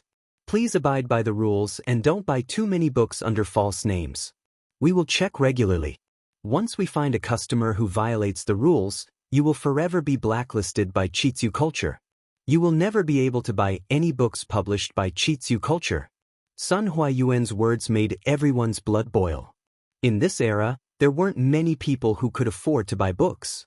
A single book could even buy a pretty maid. Books were truly more precious than life. Thus, no matter how dynasties changed, books were always the most valuable items. They were a kind of inheritance and also a kind of faith. It was somewhat similar to houses in modern society. No matter how quickly the value of the yuan depreciated, houses were still the most valuable and fastest appreciating commodity. In modern society, it was hard to find a house, and similarly, in ancient times, it was hard to find a book. Thus, when they heard Sun Huayan say, "Allow all scholars in Great Tang to be able to read books," many scholars who were usually refined and cultured began to shout the loudest. "Well said, shopkeeper's son. Good job, shopkeeper's son. Support strange interest culture. Allow all scholars in Great Tang to be able to read books. Good. Thank you for your support. Strange interest culture is now officially open for business. Due to the limited space in the store, please follow your order in the queue and enter in batches to choose the books you want. Remember, each person can only buy one book of each type." Sun Huayuan clapped his hands and announced the official opening of Strange Interest Culture. The crowd below couldn't help but cheer loudly. The 10 or so lucky people at the front of the queue hurriedly rushed into the store in excitement. Among these 10 or so people were the scholars who had first discovered the advertisement in the newspaper in the morning. "Wow, this book is actually made of high-quality Xian paper. Calculating it, how much is Strange Interest Culture going to lose with each book?" After entering the store, these people hurriedly went to the bookshelves to find the books they wanted. One of the scholars picked up a book and flipped through it. When he touched the paper, he immediately exclaimed in disbelief. "That's right. They actually used such high-quality paper. Just how high is the cost of this book? Isn't Strange Interest Culture going to lose money?" That's indeed the case. No matter how rich the owner of Strange Interest Culture is, they can't possibly continue losing money like this, right? SSS. Quickly look at the words in this book. The horizontal and vertical lines are neat and tidy. It's even clearer and neater than the books in other bookstores. This printing quality requires a lot of engraving skills from the carving craftsman. Damn, I thought the reason why Strange Interest Culture's books were sold so cheaply was because they were crudely made. I didn't expect that whether it was the paper or the printing quality, it was so much better than other books. Moreover, it was sold so cheaply. Crazy. Crazy, this Strange Interest Culture is really crazy. Such good books at such a price, I really want to buy all of them. Unfortunately, I can only buy one of each. Shopkeeper, give me one of each of these 15 books. Shopkeeper, I also want one of each. Here, I'll give you the money. Sun Huayuan replied with a smile. Okay, a total of 1,700 wen. Hey, Brother Hua, I didn't bring enough money when I went out today. Can you lend me some? Don't worry, I'll return it as soon as I get back. A scholar touched his shriveled pockets and suddenly looked dejected. It was not easy to get to the front of the queue, but he did not bring any money. What a painful realization. He looked at his classmate and friend and quickly asked for help. No one could bear to give up such a good opportunity. If he could buy it, it would be a profit. Pay here free. The scholar surnamed Hua thought for a moment, and then handed a golden bean to that person. Hey, Brother Hua, lend me some money too. I still need 500 won. If I don't buy such a good book today, I'm afraid I'll regret it for the rest of my life. Yeah, Brother Hua, you can't leave us in the lurch. The other two scholars saw the situation and quickly went up to him. Such a good book, even if you have to borrow money, you have to buy it. If you miss this village, there won't be another shop like this. Chapter 216. The first batch of people who went in almost all bought a book of each kind. When they came out, they all carried a thick stack of books and were all grinning from ear to ear. The people who were queuing behind were secretly anxious when they saw this situation. The people in front had bought a lot, so it was very likely that they would have nothing when it was their turn. Sun Huayuan couldn't help but frown and say, Everyone, please try your best to pick the books you need and leave some opportunities for others. In the future, the supply of books from strange culture will definitely increase. You don't have to rush to buy every book. Although he said that, not many people listened to him. The people who went in later still returned with a full load. If the supply of books today reached 100 types, these people might really buy 100 books. It was like a modern house. A house on a certain street was generally priced at around 8 million yuan. If a developer suddenly announced that his house in the same area would only cost 6 or 700,000 yuan, wouldn't many people go crazy just thinking about that scene? Even if the developer reminded them that there would be many houses at this price in the future and that they shouldn't rush, would people believe it? They only knew that this price was unique. If they could get it, they would make a profit. Who cared about whether they needed it or not? Who cared about the price in the future? Butcher Zhao, why did you buy so many books? Are you illiterate? A burly man at the back of the queue couldn't help but scold a fierce-looking man who had just come out of strange culture with books in his arms. Heh, although I'm illiterate, these books are nice to look at home. Smell the fragrance of the books, look at the paper, hey. It's so cheap, wouldn't it be a pity not to buy it? Besides, Blacksmith Feng, aren't you King illiterate as well? Why are you here to join in the fun? Butcher Zhao hugged the books he had just bought and scolded back with a look of superiority. Blacksmith Feng straightened his neck and said, although I'm illiterate, my son is literate. Can't I buy books for my Ahu? You're a butcher, isn't it a waste to buy so many books? Bah, you're the one who's wasting. Your Ahu is only 8 years old, how many words can he recognize? Stop bragging here. The two burly men began to argue with each other as they spoke. A disgrace to the educated, a disgrace to the educated. How can such books of sages be wantonly trampled by you? A young scholar dressed in coarse cloth saw this scene and couldn't help but rebuke angrily with a flushed face. That's right. All of you are illiterate. Why are you fighting with us for the sage books? That's right. These books are for us scholars. What are you guys doing here? The young scholar's words immediately resonated with many of the poor scholars. These people were the people who were in need of cheap books in strange culture. Usually, they couldn't afford to buy books, so they had to endure the supercilious looks of others and borrow here and there. Today, they finally heard that there were cheap books for sale here, but when they came to take a look, they saw that there were so many irrelevant people rushing to buy them. Wasn't this just causing trouble? People like Butcher Zhao and Blacksmith Feng who were illiterate probably came to buy books with the intention of reselling them to others for a large sum of money. This was because these books could be easily sold for 10 times the profit. It was impossible for others not to be tempted. This was a bit like some of the property speculators in modern times. They didn't buy a house to live in, but to resell it for money. For the time being, people like Butcher Zhao could be called book speculators. Butcher Zhao and Blacksmith Feng were still arguing with each other a moment ago, but in the blink of an eye, they were denounced by dozens of scholars. Even though the Tang people revered martial arts, these scholars still had a very high status in the eyes of these common people. The two of them looked at each other and were a little scared. They planned to escape with their tails between their legs. Who said that only scholars can buy books? Can I buy it for my child? Can I buy it and learn it myself? Who was born knowing how to read? In any group, there were 2 or 3 daring people. Butcher Zhao and Blacksmith Feng were scared, but it didn't mean that the other book speculators would be scared.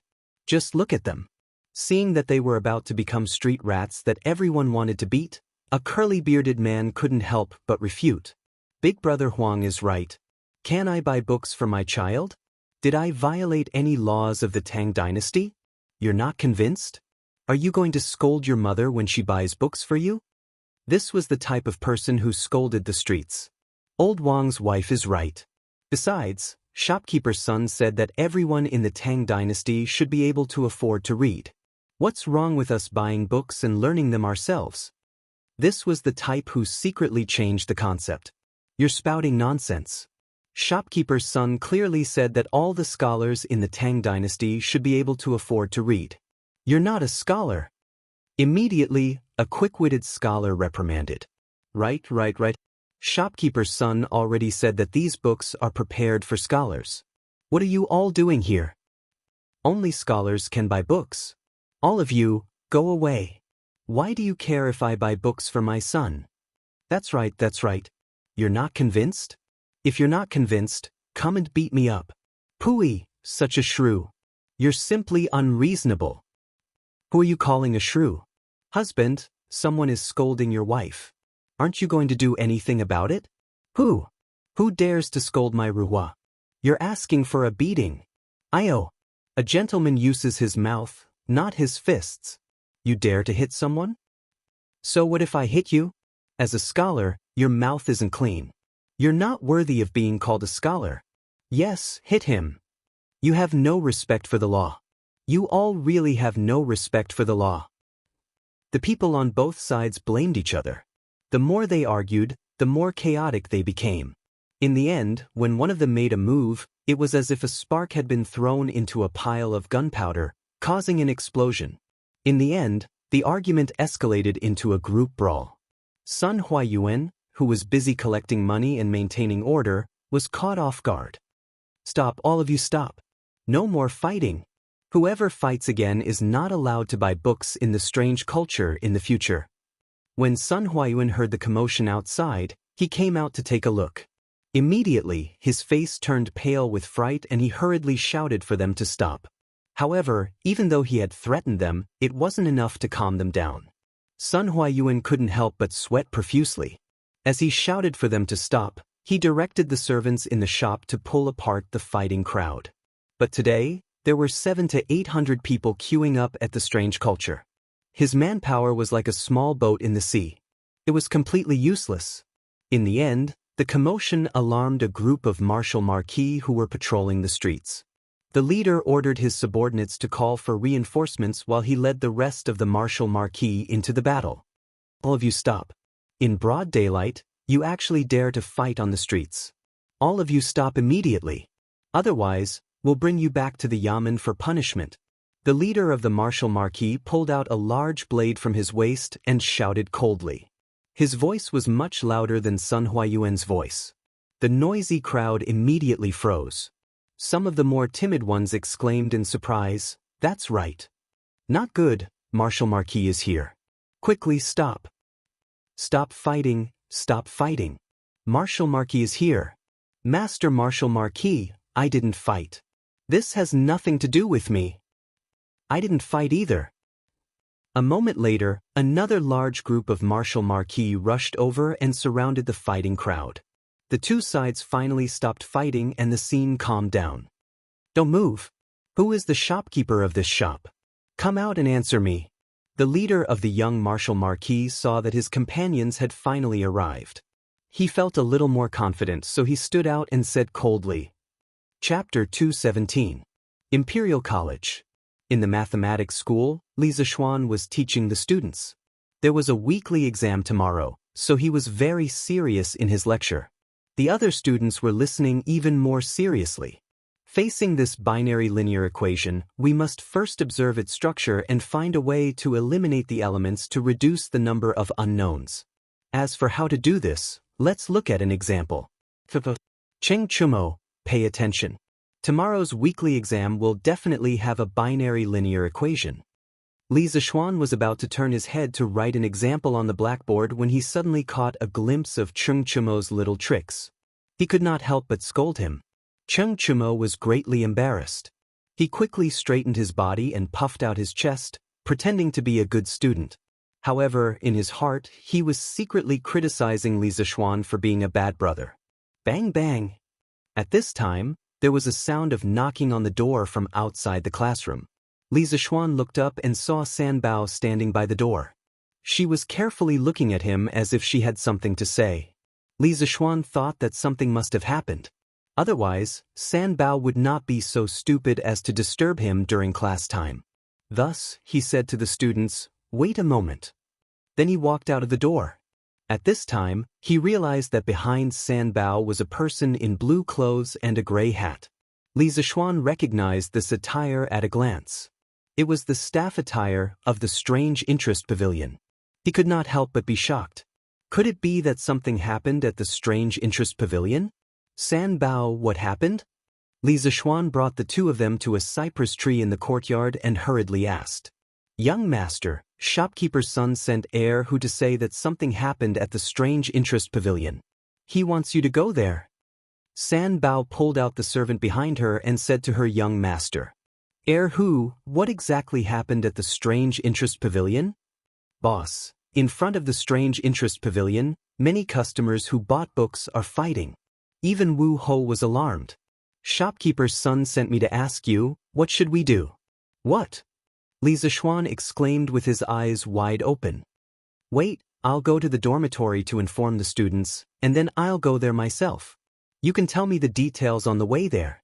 On the other side, in front of the strange culture. Young General, I am Sun Huayuan, the shopkeeper of this shop. Thank you for bringing your men here in time to prevent the situation from worsening.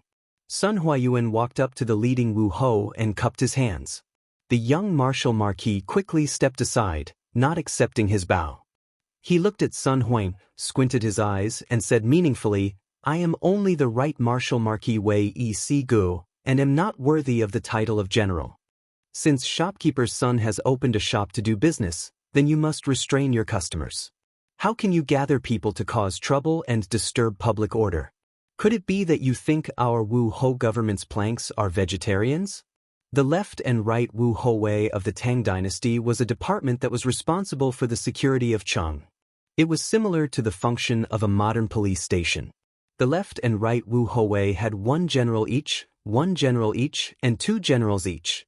Below them, there were different officials. Si Gu was only a minor 8th rank official, and indeed was not worthy of the title of general. Sun Huayuan had been a shopkeeper for such a long time, and naturally knew that the king of hell was easy to provoke, and the little demons were hard to deal with. He did not change his title, and quietly gave the Wu Ho a few golden beans, and said with a smile, Young General is right. Today's matter is indeed due to our strange culture's lack of consideration. I've troubled all of you to personally come here. This is just a small gift, and I'll treat all of you to tea. The Wu Ho's eyes flashed, but his face did not show it. He pointed out, Shopkeeper's son, this time, we have mobilized over 100 brothers. The meaning of these words was clearly saying that there were too many brothers here today, and the money you gave was not enough to divide. Sun Huayuan's eyes flashed with a trace of anger, but he suppressed his anger, and waited for his young master to come quickly.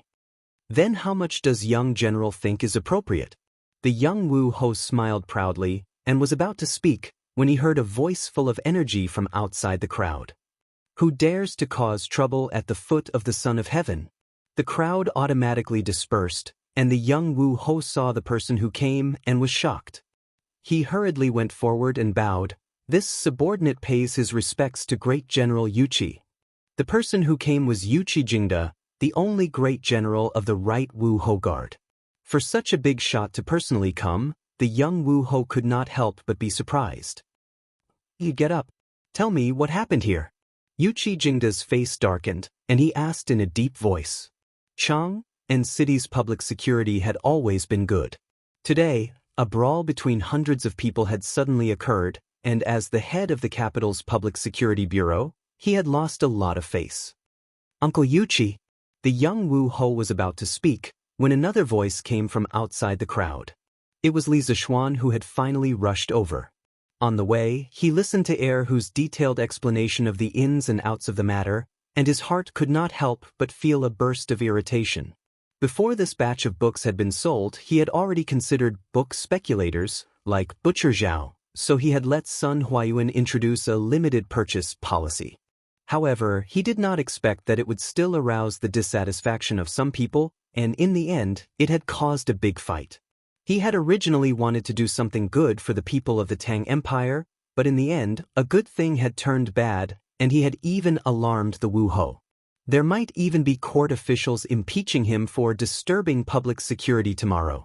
This was really a thankless task for him. When he came to the door of the quirky culture, he happened to see Yu Qigong. Although he did not know that Yu Qigong was the right Wu Ho Guard great general, with this big shot in the military, wouldn't it be easier to send the Wu Ho in front of him away? Otherwise, he would have to trouble himself to go up personally to show off and slap faces. How tiring would that be? Little Xian, why are you here? Yuqi Jingde looked at Li Zixuan and asked curiously. Hee, Uncle Yuqi, this little nephew just opened this shop today. Now that something has happened, of course this little nephew has to come over. Li Zixuan smiled and cupped his hands in greeting. When the young Wu Ho beside him heard this, his heart instantly turned cold, and he cursed inwardly. He had just asked for some benefits from the shopkeeper of this shop, and the owner of this shop was actually related to his superior. Wouldn't that mean that he was dead meat? Yuqi Jingde raised his eyes to look at the plaque behind him, and only then did he let out an "oh," and said, "Quirky culture, no wonder this old man only knew that the quirky pavilion was your business, but I didn't expect that you would open another quirky culture. Kid, just what kind of things are you selling in this shop? How did you cause such a big commotion? If the other court officials knew about this, they might impeach you again." Li Zixuan scratched his head and said embarrassedly, Hee, Uncle Yuqi is right.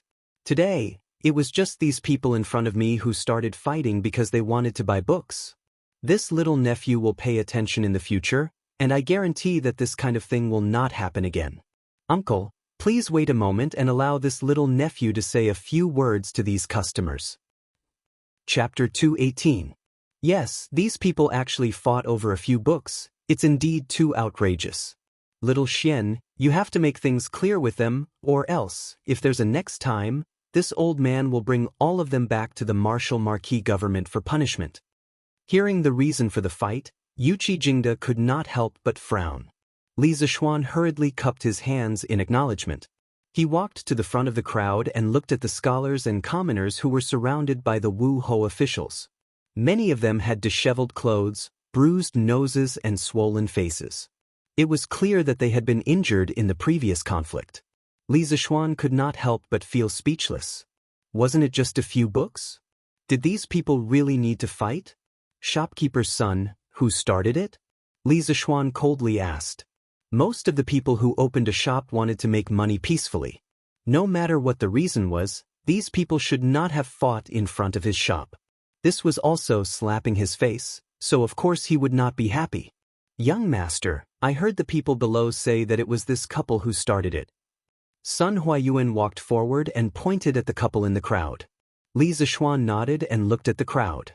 With a cold face, he loudly said, Friends, the reason why I opened Qitzu culture was to solve the problem of the commoners of Great Tang having difficulty in studying and the problem of expensive books. My good intentions were treated as ill intent by some people, and they fought in front of my shop. Our Qitzu culture will not welcome such people in the future. Shopkeeper's son, let the people below remember the faces of these two people and investigate their families. In the future, no one from their family is allowed to take half a step into Qitzu culture. Yes, young master. Shopkeeper's son hurriedly cupped his hands in acknowledgement. Li Zixuan's words made the couple's face and ears turn red. The tall man could also see that Li Zixuan had a strong background and was not a person to be trifled with. He did not dare to refute and pulled his wife and prepared to leave. But the fierce woman was a little unhappy. She shook off her husband's hand and pointed at Li Zixuan with one hand on her waist. But, Mother, it's not like I'm shortchanging you by buying books in the shop. Why can't I buy books in the shop? Ruwa, don't say any more. The tall man hurriedly came over to pull his wife. Let go of me, I insist on saying. That. You ask me why? Just because I'm the owner of this shop, I can let whoever I want in. Just because I'm a baron personally conferred by the emperor, if I say you're not welcome here, you can only leave. You're not convinced? Li Zixuan shouted loudly, carrying a bit of internal energy, shaking the eardrums of the dozen or so people relatively close to him until their eardrums buzzed. Yuqi Jingde couldn't help looking at him in astonishment. Li Zixuan didn't have a good impression of this shrew in front of him. He disdained to fight with women, but he didn't want to cause too much trouble. That was why he said those words to frighten the two of them, telling them to get out of here as soon as possible. Lord Li is right, you are not welcome here. Could this Lord Li be the owner of Strange Interest Pavilion, the youth who invented the curved plow and was conferred a baron by the emperor?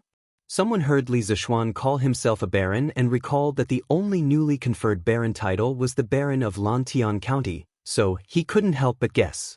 You just realized it now. I've already seen Lord Li when Strange Interest Pavilion opened last time. Hiss. It really is Lord Li. If it weren't for the curved plow, my child's uncle's fields probably wouldn't have made it in time for the spring plowing this year. We have to thank Lord Li for this. That's right. This Lord Li is really a good person. He just helped so many farmers and now he's helping the scholars. It's a pity that there are still people who don't know what's good for them and actually fight here. Isn't that right? These people who fight and cause trouble are really hateful. As word of mouth spread, more and more people recognized Li Zishuan's true identity. Thinking about the incident with the curved plow, most of them were indebted to Li Zishuan. Therefore, more and more people denounced the unscrupulous couple. You are not welcome here, the two of you should leave quickly. Get out of here, you're not allowed to buy books. That's right, how can the land of the saints be trampled on by these shrews? Come home with me, don't make a scene here. The woman still wanted to refute Li Zishuan, but she was forcefully pulled away by her husband. Li Zishuan asked his servant to pull up the scholar who was knocked to the ground by the couple. He looked at the unlucky scholar whose face was covered in blood and whose hair was disheveled. He couldn't help but frown. He was so focused on chasing the two people away that he forgot to ask them to pay for the medical expenses. What a pain in the ass. He quickly went to talk to Yu Qigong and asked him to send someone to bring the couple back to the yamen for questioning. He couldn't let them off so easily for beating people on the street. What's your name? After talking to Yu Qigong, Li Zishuan looked at the scholar and asked. The unlucky scholar hurriedly tidied up his appearance. However, it would have been better if he didn't do it. After doing it, his hair became even more messy. He was afraid that Li Zishuan would be anxious, so he hurriedly replied. In reply to Lord Zhu, I'm Lin Zihao. I'm sorry. The ancient people valued their appearance much more than the modern people. This person's current appearance was really rude. Li Zishuan shook his head and said with a pleasant expression, although today's matter was caused by that couple, in the end, it was our strange culture that didn't consider it carefully. How about this, as an apology, our strange culture will pay for all your medical expenses. In addition, we'll give you a set of books that were sold today and a purple membership card of the strange culture. This membership card also has the same privileges in the strange culture. What do you think? Lin Zihao was instantly stunned. He never thought that there would be such benefits after being beaten up. He had heard before that a purple membership card of the Strange Culture Pavilion cost 100 strings of cash. This was really a blessing in disguise. This beating was King worth it. Thank you, Lord Zhu. Thank you, Lord Zhu. How could he not agree to such a good thing? Thus, he hurriedly bowed and thanked him. Li Zishuan waved his hand and asked Sun Huayuan to take him to see a doctor. The crowd below the stage sucked in a breath of cold air. They were all shocked by this huge gift. Oh my God, that's a purple membership card. Not only is this Lord Li kind to people, but he's also really generous. Yeah, if only I was the one who was beaten up by that couple. Li Zishuan looked at the people below. Compared to Lin Zihao's serious injuries, there were quite a few of them who had minor injuries. Thus, he said, I deeply apologize to the friends who were injured in front of the Strange Culture Pavilion today. This is our early work that was not done well. Later, the friends who were injured can line up to receive a green membership card of the Strange Culture Pavilion. In addition, I repeat, if anyone dares to cause trouble here again, this county's men will definitely not let you off so easily like today. I will make sure that you won't be able to stay in the entire Chang'an city. Oh, thank you, Lord Li. I was injured just now. I was injured too. But, Go Sheng, your face was only scratched by a fingernail. How dare you say that? When the injured crowd saw Lin Zihao leave, they thought that they had nothing to do with it. After all, they had only suffered minor injuries. However, they were still a little disappointed. When they heard Li Zishuan's words, they immediately cheered loudly in surprise. They were glad that they had just been injured. This was probably the first time in their lives that they were glad that they had been injured. You're not allowed to deliberately create scars. Li Zishuan saw that there were two idiots behind him. They clenched their fists and gestured at each other's faces. They were eager to try. He couldn't help but shout out to stop them. Chapter 219. In front of the strange culture. After Li Zixuan comforted the injured, he thought for a while and said, "Today, there may be many of you who don't need books at all. You came here purely because the books are cheap. Perhaps there are also some who want to resell and make a fortune. I don't care if you really need the books or want to make money. Since I'm open for business, there's no reason for me to refuse customers. But for those who really want to buy books, we'll make it convenient for you. In the future, no matter where you are from, as long as you have your student identification card, you can queue up at the strange culture. We'll give priority to the students and members. Good. This way, it'll be easier for us to buy books. Thank you, Lord Zhu. The world's poor children will remember Lord Zhu's kindness." "Yes, thank you, Lord Zhu." As soon as Li Zixuan's voice fell, there was a burst of cheers from the crowd. Most of them were the voices of the students. They came here today because of the fame and found that there were really such cheap books. They couldn't help but feel happy and worried. They were happy because they could afford the books, but they were worried because there would be a lot of people who would rush to buy such cheap books. Now that Li Zixuan took the initiative to give priority to the students, it would greatly increase their chances of buying books. How could they not be happy? When the rest of the people heard this, their faces darkened, but no one raised any objections. Ever since they recognized that the young man in front of them was Li Zixuan, who invented the curved plow, their eyes were filled with gratitude. Some of them even had some faint regret in their hearts. Compared to Li Zixuan, who wholeheartedly did so much for the farmers and the students, their way of doing things seemed a little selfish. Therefore, many people began to regret that they came here with the intention of reselling the books to make money. But there were still many people who wanted to take advantage of the situation. Li Zixuan couldn't do anything about these people, but he still advised, "For those who want to make money by reselling books about strange culture, I only want to say that if you want to make money, you should sell the books in your hands as soon as possible. In the future, there will be more and more of these cheap books in our workshop, and their prices will be lower and lower. In less than 3 years, the majority of the people in Great Tang will be able to afford books. At that time, books will no longer be an expensive item that the common people can't afford. In the next 3 years, books will be as valuable as scallions. I, Li Zixuan, am a man of my word." Li Zixuan's words were powerful and resonant, but to the others, it was no different from a sudden clap of thunder. Ever since Kai Luan invented papermaking in the Han Dynasty, for the past 600 years, the price of books had always been unattainable for ordinary people. Only those rich people could afford to buy some, but they usually kept them at home to show their noble status. Now that Li Zixuan had said that within 3 years, these cheap and high-quality books would be sold all over Great Tang, and that the price of books would be as high as scallions, many people thought that it was a fantasy. How could the high and mighty prices of books suddenly fall from the sky? It was simply unbelievable. So, everyone can buy books about strange culture in the future? That's great. But Lord Li said that the price of books would be as high as scallions. Isn't that too exaggerated? I don't really believe it. I don't really believe it either. I believe it. Lord Li will definitely do what he says. Before the curved plow came out, who would have thought that there would be a divine plow that could be pulled by human power? But Lord Li did it. This time, I believe that Lord Li will be able to do it too, and by then, my children will be able to read and recognize words. Yes, that's right, I also believe in Lord Li. But this time, it's obviously more difficult than the last time. Everyone was discussing animatedly. Some were doubtful and some believed it. When Yuqi Jingde heard this, he was so shocked that his beard almost fell off. He pulled Li Zixuan over and hurriedly said, "Little Xian, you can't say such things.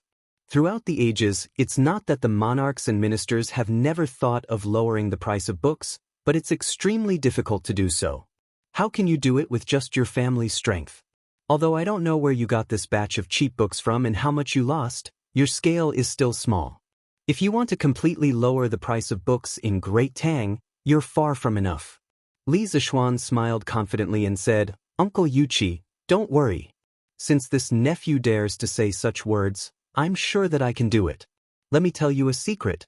Now, Our workshop has already reduced the cost of paper to less than 10% of other workshops. That's why there are such cheap books being sold today. Yuchi Jingdo was shocked. He stared at him and said, "There's such a thing? How's the production of paper in your workshop? Is it possible to supply it?" Li Zishuan nodded and said, "This is our workshop's newest paper-making technology. His Majesty has already seen it. As for the production, the current production is obviously insufficient. But as our workshop further expands its production, it will definitely be able to supply it." Yuchi Jingdo was completely shocked. He stood on the spot and muttered to himself, "You brat, you really have some ability. Luckily, I didn't hoard too many books at home. Otherwise, when I see the price of books being as cheap as scallions, wouldn't I die of discomfort? Sigh, if there's really a day like what you said, where everyone can read books, then my great Tang will become an unprecedented flourishing age. Even the Qin Emperor's Hanwu era can't compare." What's your name?" After Yuchi Jingda sighed with emotion for a while, he suddenly asked the Wu Ho government's Sigu. He was the right Wu Ho Wei government's great general. How could he know this kind of minor 8th rank official? Replying to the great general, "This general is Pang Feiji." That Sigu hurriedly cupped his fist and answered. However, from the corner of his eye, he still carefully glanced at Sun Hui. In his heart, he kept praying that shopkeeper's son wouldn't complain to Yuchi Jingda. Otherwise, he was afraid that he would be in trouble. When Li Zishuan heard this person's name, he almost burst out laughing. Pang Feiji, or perhaps Pang Feiji. Brat, your name has a lot of meaning."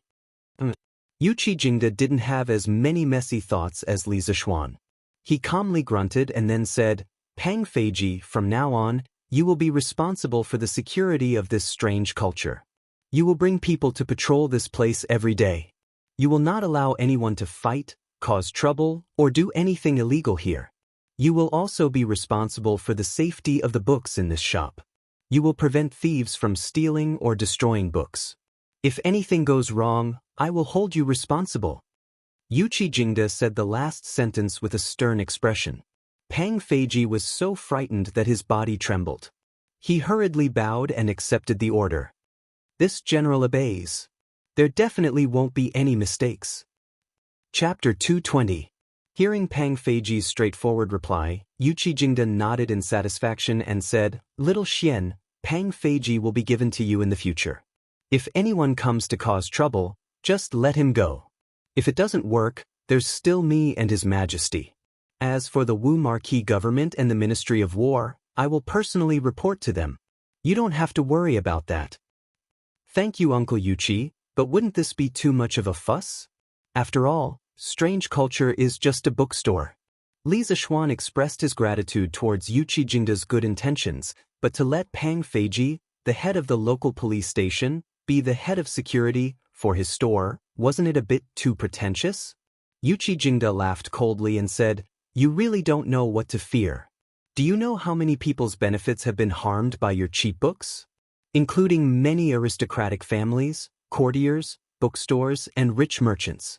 It's not like I haven't experienced this deception before. I know the faces of those people better than you. So what?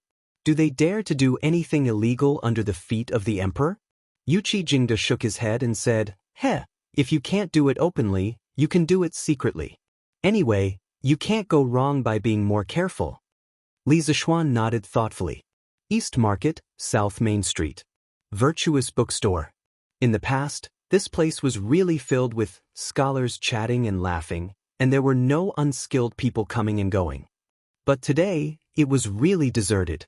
Not only were there no scholars, there weren't even any unskilled people. 2 servants in the store sat in front of the door in boredom, looking at the few people on the street. Occasionally, they would slap away a few mosquitoes on the table.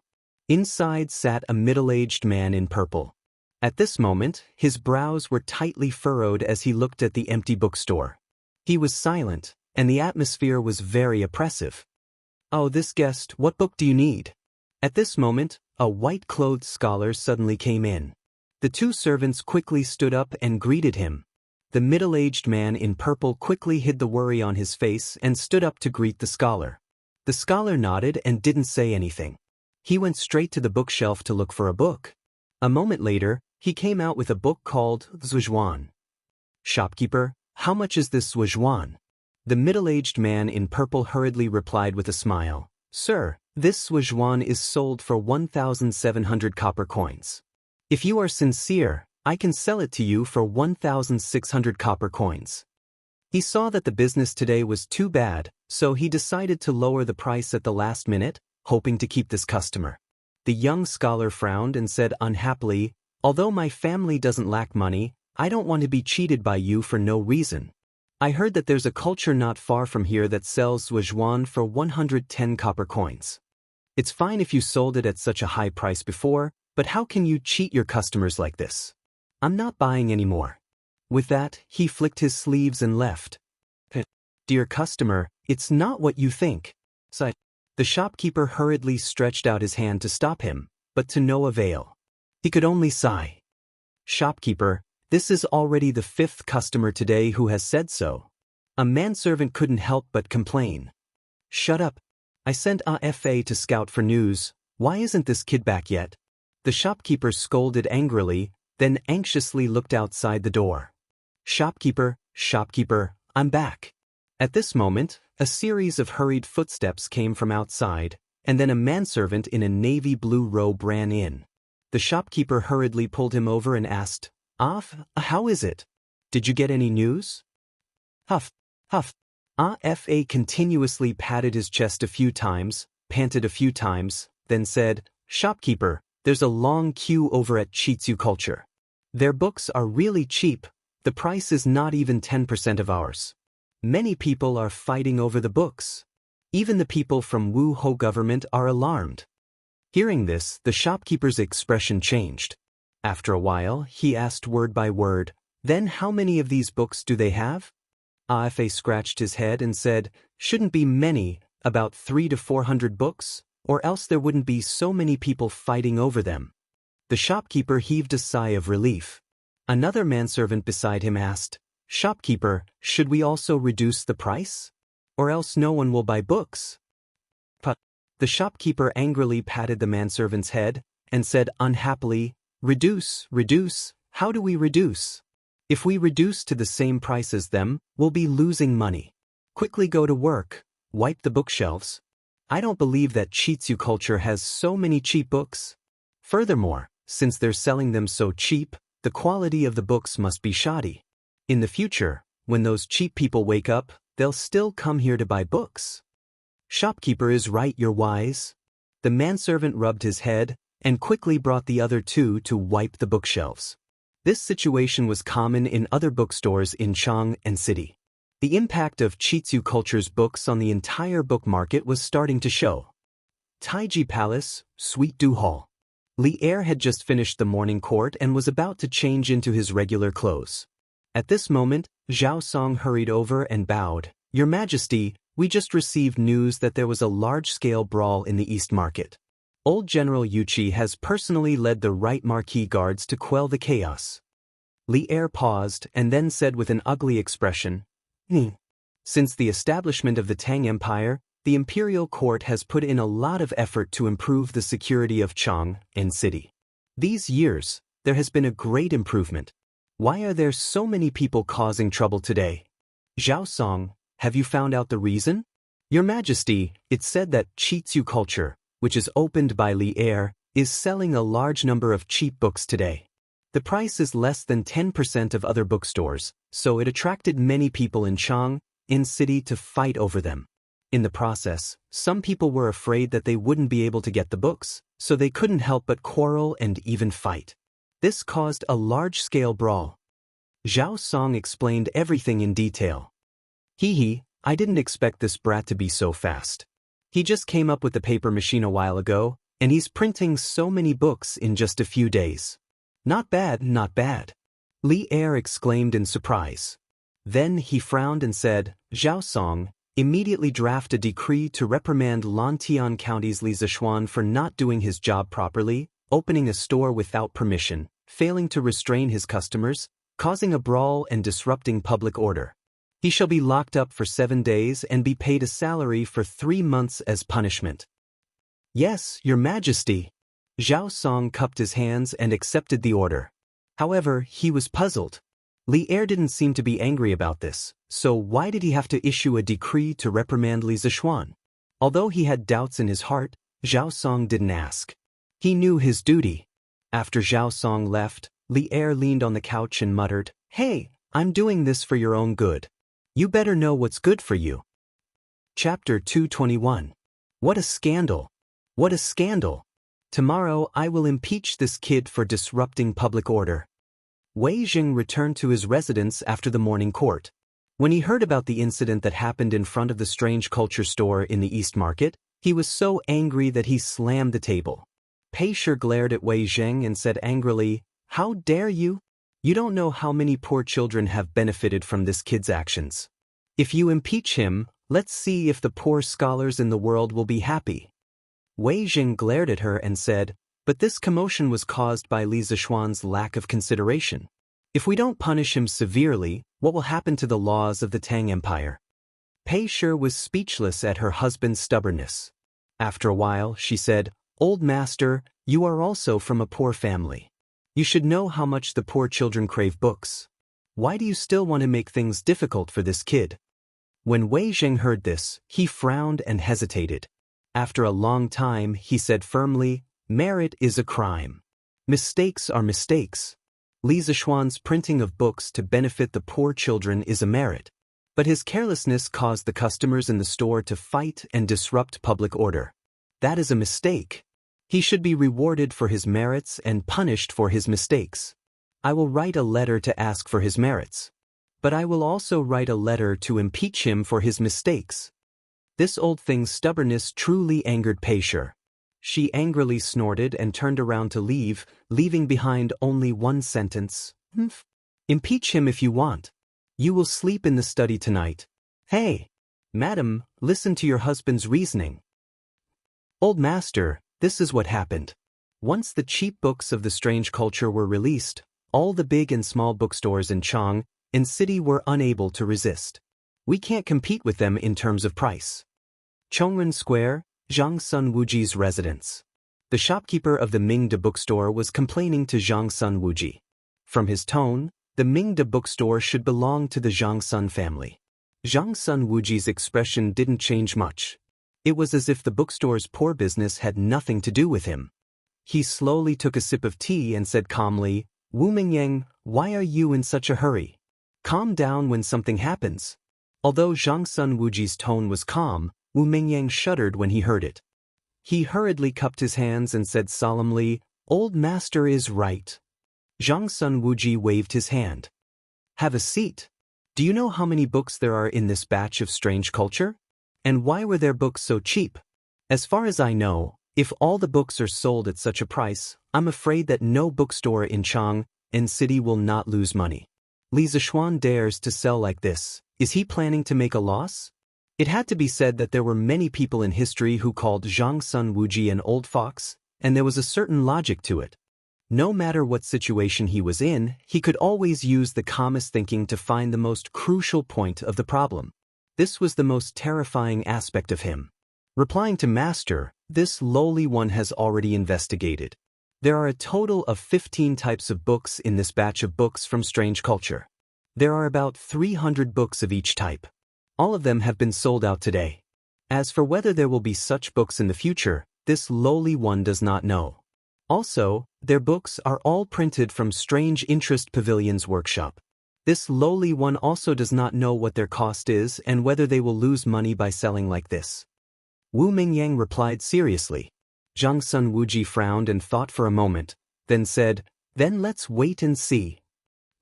In the afternoon, Li Er sent someone to the Li residence to pass down a decree, carrying out a round of criticism and education for Li Zishuan. The others in the family were frightened by this decree, but after Li Zishuan heard the decree, his heart bloomed with joy. Being grounded at home might be a kind of torture to others, but to a homebody like Li Zishuan, it was a kind of great enjoyment. As for the 3 months of salary that was deducted by Li Er, Li Zishuan expressed that he did not care at all. Going to the Imperial College to teach was not his original intention. If he could stay at home and be a rich second generation, Li Zixuan was willing to give Li Er 100 million instead. I feel that it's better if you don't open this bookstore. Our family is so rich, why do you need to open a bookstore? If you cause so much trouble for no reason and lose the emperor's favor, then the losses will outweigh the gains. When old man Li heard Li Er's decree, a wave of anger rushed to his head. He wanted to give Li Zixuan a punishment to make a filial son package, but he was intimidated by his wife's power. He could only try his best to suppress his anger and persuade him calmly. Father, the opening of strange culture has nothing to do with money, but it carries the beliefs and dreams of many people. The Tang dynasty needs strange culture, and the poor children of the world also need strange culture. This bookstore is not something that I can easily give up. His Majesty's decree today has no intention of punishing me. Otherwise, the punishment would not be so light. Moreover, His Majesty has given a lot of support behind this strange culture. It is not something that I can shut down just because I want to. His father was against his business, so Li Zixuan naturally had to think of a way to persuade him. Otherwise, the family would not get along well, and the gains would not make up for the losses. When Li Jingma heard his son's last sentence, he was shocked. He knew that he could not persuade him anymore. He could only sigh, shake his head, and leave. Now that his son was becoming more and more capable, he was more and more worried. Indeed, the more you gain, the more you lose. I'm on vacation. I don't know how to spend the money. I'll buy a Nokia in my left hand and a Motorola in my right. I sang wrong. Li Zixuan had given himself a long vacation, and he had just persuaded his father. Li Zixuan was in an extremely good mood. When he returned to the western courtyard, he could not help but forget himself and start humming a song. Young master, why is the tune of your song so weird? Xiaoxi heard the weird song from afar. She went up and wiped Li Zixuan's face with a cold towel while laughing. Yes. Young master, your song is really bad. You sound like a hooligan when you sing. Xiaohe also came over to join in the fun. Li Zixuan smiled lecherously and said, Hee, since you said that I am a hooligan, then Xiaohe, you can come over tonight and serve me. But young mistress is about to marry into the family. Young master, how can you think about these things? Xiaohe quickly hugged her chest and jumped away as she exclaimed. This is what you get for your mouth. Li Zixuan took a pear and laughed. Then, he said while eating, Xiaoxi, come in and help me grind it. The students of the School of Mathematics would have their weekly exam tomorrow. However, the exam papers were not out yet. Although he was grounded, the progress of the students could not be delayed. As for the lessons for the next few days, he would let Su Hongji replace him to teach them. Anyway, with his help, Su Hongji had almost completely understood the first volume of mathematics. He could openly slack off. Chapter 222. Shwa. The study room was silent, only the sound of the brush tip rubbing against the paper could be heard. The paper was of course the new paper produced by the Chichu Pavilion, and the brush was made from super-fine weasel hair. After all, Li Zixuan was writing questions and not practicing calligraphy. Otherwise, wouldn't it be too wasteful if he could only write a few words on a piece of paper? 2 hours later. Phew! Li Zixuan rubbed his wrist and let out a long breath. This kind of brush had a high requirement for the strength of the wrist, and it was tiring to write for a long time. Fill in the blanks, multiple choice, calculation, application, perfect. Li Zixuan looked at the test paper in his hand and praised narcissistically. He had been practicing calligraphy for the past few months, and now he had some success in calligraphy. After all, he was a martial artist and had experience in controlling his strength. Speaking of martial arts, this guy rarely practiced martial arts ever since he went to the Imperial College to teach. He probably forgot that he was a martial arts expert. Young master, you're done? Drink some water. Xiaoxi, who was grinding ink, quickly put down the ink stick in her hand and went to pour some water for Li Zixuan. Now, the servants in the Li residence knew that their young master did not like to drink tea, no matter how good the tea was. Thus, Xiaoxi said water and not tea. Okay. Li Zixuan nodded, then took the test paper and started to check it. After a while, Xiaoxi held a cup of water and slowly walked over. Young master, here's your water. Unexpectedly, Li Zixuan suddenly slapped the table like a lunatic and exclaimed, No, there should be an additional question. I was wondering why it didn't taste good. Xiaoxi, help me grind more ink. Oh, right away. Xiaoxi was helpless, she could only pout and reply, then continued to grind. 15 minutes later, the test paper was finally completed. Li Zixuan picked up his cup of water and happily drank a few mouthfuls. He smiled and said, Xiaoxi, tell Sanbao to send this test paper to the workshop and ask the printing department to print 46 copies. Then send it to the Imperial College and give it to Mr. Su. Oh yes, young master. Xiaoxi agreed weakly. She took the test papers and was about to go out to look for Sanbao when she suddenly thought of something. She asked curiously, Young master, didn't you only print 38 copies of the test papers last time?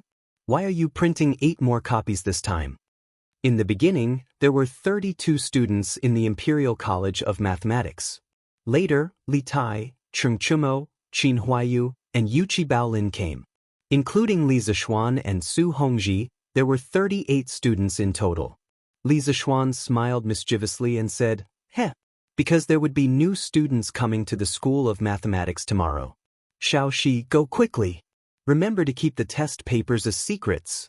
Kong Yingda had already informed him yesterday that Sun Zifan, Yu Dongkai, and the other rich second generations were going to be transferred to the School of Mathematics. As there were some procedures to complete, the official transfer to the School of Mathematics was delayed until tomorrow. Li Zixuan really didn't want to teach these little bastards. They were all rich second generations and little rascals. They were the type of troublemakers who were difficult to manage. If they were transferred over, it would definitely affect the learning style of the School of Mathematics. Although the learning style of the School of Mathematics had already been changed by Cheng Chumo, it was still within his control. Li Zixuan originally planned to wait for these little rascals to come to the School of Mathematics tomorrow to show them who was the boss. This was to prevent them from being dishonest and causing trouble in the future. Who knew that he would be grounded by Li Er when he came back? He didn't expect this, but this didn't mean that he couldn't teach them a lesson. Everyone knew the reason why Sun Zifan and the other rascals wanted to come to the School of Mathematics. It definitely wasn't because they admired Li Zixuan's new mathematics. Hee, since you guys are here because of the holidays, then I'll let you guys have a taste of the School of Mathematics demonic exam. Li Zixuan laughed sinisterly in his heart. The question he set this time was on the more difficult side. He estimated that it would be difficult to find a student who scored more than 80 points in the class.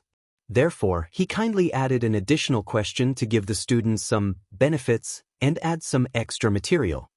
Yes, young master, don't worry. Xiaoxi definitely won't leak the questions. Xiaoxi agreed and ran out quickly. However, she left a sentence in the air. Young master, your smile is so sinister. Li Zixuan. The next day.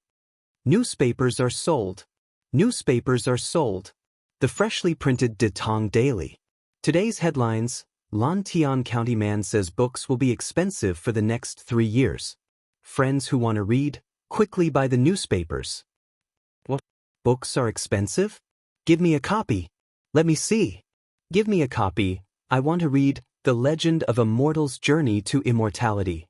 Give me 2 copies. Chitsu Culture, good job. I support Chitsu Culture to lower the prices of their books.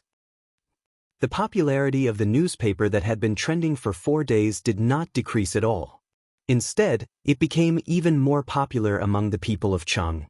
There were even many people who went around to buy the previous newspapers just to read the first few issues of The Legend of a Mortal's Journey to Immortality.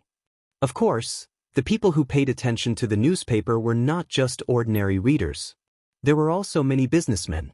In the past 2 days, with the popularity of the newspaper and the bombardment of advertisements, Chitsu Culture's newly opened shop also became very popular.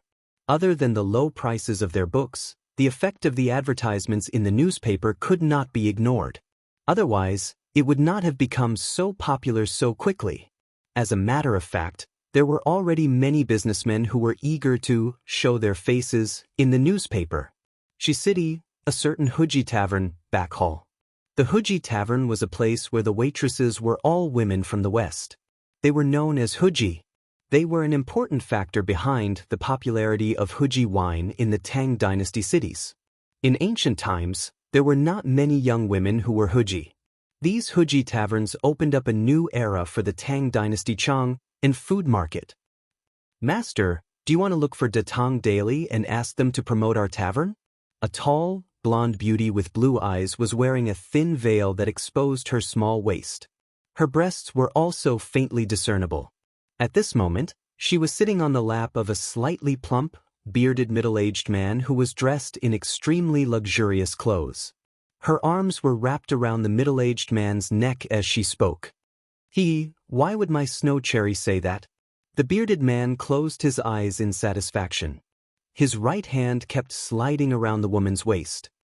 Masters, didn't you read the newspaper these past 2 days? Chitsu Culture is such a small, unknown shop.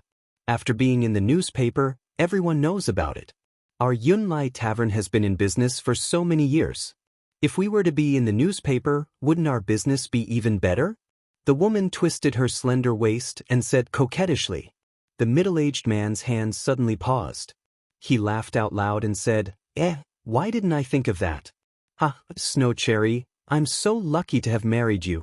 I'll go to their workshop now and ask them to help us promote it. Chapter 223.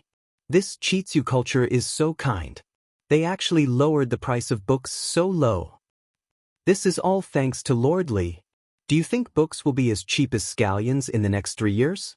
In the Jinyu Academy in the south of Chang and City, 2 plainly dressed scholars were squatting on a rock and reading the same newspaper without a care for their image. They sighed. In the early Tang dynasty, academies were private places. A few scholars who were familiar with each other would discuss Tao, read, and study here. At this time, academies were often surrounded by Taoist temples and Buddhist temples, so naturally, the styles of these schools were combined. For example, the Buddhist temple, the Taoist temple, and the Confucian Academy were mixed together. Since then, these 3 brothers had kowtowed to each other. This was also the beginning of the integration of Buddhism, Taoism, and Confucianism. However, the real integration was in the Song dynasty. Brother Tianhua, Brother Feichen, what are you guys talking about? At this time, a handsome young man walked out and looked at his 2 classmates on the rock and asked curiously. Brother Hong Yi, Tianhua and I are talking about today's newspaper. Come and take a look too. The young man on the rock stood up and greeted with a smile. Then I'll take a look too. A moment later, the Lantian County man says that books will be as cheap as scallions in the next 3 years. Chitsu Culture will provide another 27 types of books today, 350 copies of each type, all sold at a low price. To think that the 3 of us went to Chitsu Culture to buy books yesterday. Looks like Lord Li is going to do what he said. Chitsu Culture has already started to increase the supply of such high-quality and cheap books. Maybe books will really be as cheap as scallions in the future. The handsome scholar slapped his thigh and exclaimed after reading the headlines. Brother Hong Yi is right. I just hope that Chitsu Culture's supply of books will increase. Yes, this Lord Li first invented the curved plow to benefit the people. Now he's releasing so many cheap books to help the poor. This is really the gospel of us scholars. I, Hua Hongyi, used to respect no one, but now I respect Lord Li. It would be great if Chitsu Culture sells Lord Li's new mathematics teaching materials. Hua Hongyi echoed. What? Brother Hong Yi wants to learn Lord Li's new arithmetic? Hua Hongyi nodded and said, of course. I heard that this new type of arithmetic is self-contained. It's convenient and fast to calculate. I've admired it for a long time. Unfortunately, I don't have the qualifications to enter the Imperial College. This is one of the biggest regrets of my life. Sigh, Brother Hong Yi, don't take it too hard. It's indeed not easy for us commoners to enter the Imperial College. Your Majesty, I impeached the man from Li County. Yesterday, he condoned the customers of his shop to fight and disturb the public order, causing chaos in the Eastern market. According to the law, he should be severely punished. Taiji Palace, Morning Assembly. As expected, Wei Jing, the big troll, immediately attacked Li Zixuan. He didn't know if this old guy slept in the study room last night, but he did have dark circles under his eyes. When Cheng Yaojin heard this, he was so angry that his hair stood on end.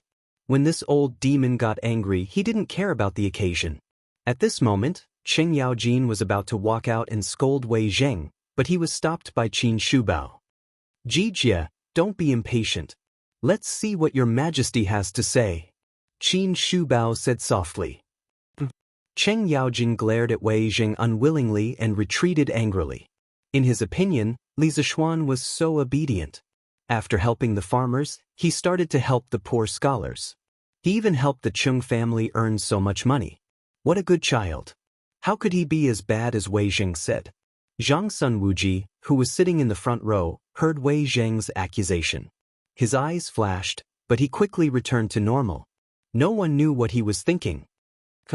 Li Er raised his spirits and coughed lightly. He pretended to be serious and said, Minister Wei, I already knew about what you said yesterday. I also issued a decree to reprimand Li Zixuan. He is grounded for 7 days and his salary will be deducted for 3 months. Let's forget about this matter. Li Er was laughing in his heart. Wei Xuanqing, do you think you're the only one who knows how to scold? I am already prepared this time. I will let you have a taste of being speechless. Wei Jing frowned deeply. He didn't expect Li Er to issue a decree so quickly. He also didn't expect Li Zixuan to be so favored by the emperor. This punishment was really nothing to him. Your Majesty, isn't this punishment a little? Wei Jing felt that Li Er was playing favoritism and wasn't fair. Thus, he couldn't help but speak out. A little what?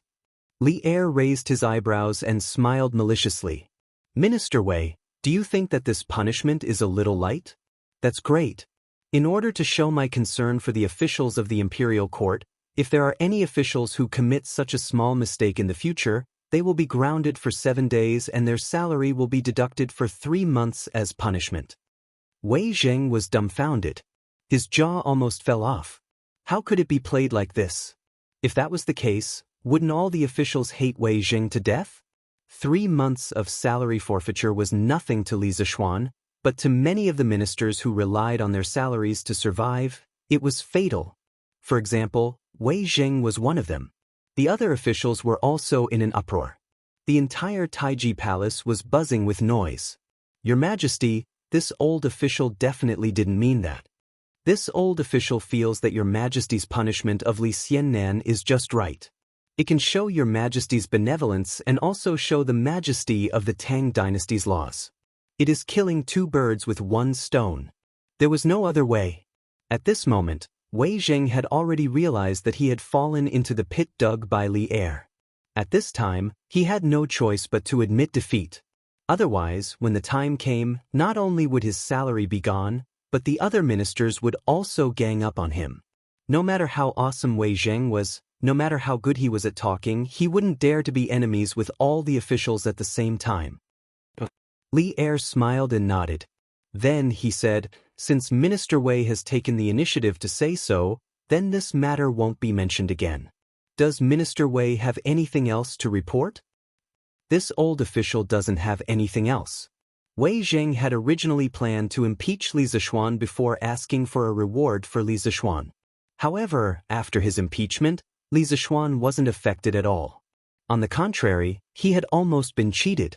So why should he ask for a reward for Li Zixuan? He wasn't in such a good mood right now. However, just because he wasn't willing didn't mean that the others weren't willing. At this moment, Kong Yingda stepped forward and clasped his hands to Li Er. Your Majesty, Li Xiannan has recently created Pinyin, pushed the newspaper, and lowered the price of books. In addition, he created the blackboard, chalk, and new mathematics. All of these have made significant contributions to the education of our great Tang. This old official feels that all wrongdoings should be punished and meritorious deeds should be rewarded. If such great deeds aren't rewarded, it will be difficult to convince the masses. Right. Your Majesty, Chancellor Kong is extremely right. This old official agrees. this old official agrees. Cheng Yaojin's eyes lit up. He quickly jumped out and shouted. At the same time, he thought to himself, why is this old man Kong so cute today? His words are exactly what I, Cheng Yaojin, am thinking. Chapter 224. Taiji Palace.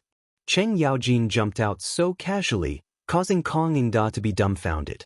After a moment, he frowned and moved to the side, maintaining a distance between him and Cheng Yaojin. The reason why he requested for Li Zishuan to be praised was because he wanted to promote the younger generation. Unlike Cheng Yaojin, who did it based on his personal preferences. Li Zishuan's achievements in the Imperial College were obvious to all.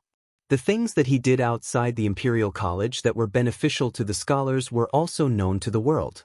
If he, as his superior, remained indifferent, then it would be too unreasonable. Li Er did not reprimand Cheng Yaojin for his rudeness. He was already used to it. At this moment, he pondered for a moment and nodded. Beloved official Kong's words are not without reason. Education has always been the most important matter in every dynasty. Li Zishuan has indeed contributed a lot to the education of our great Tang.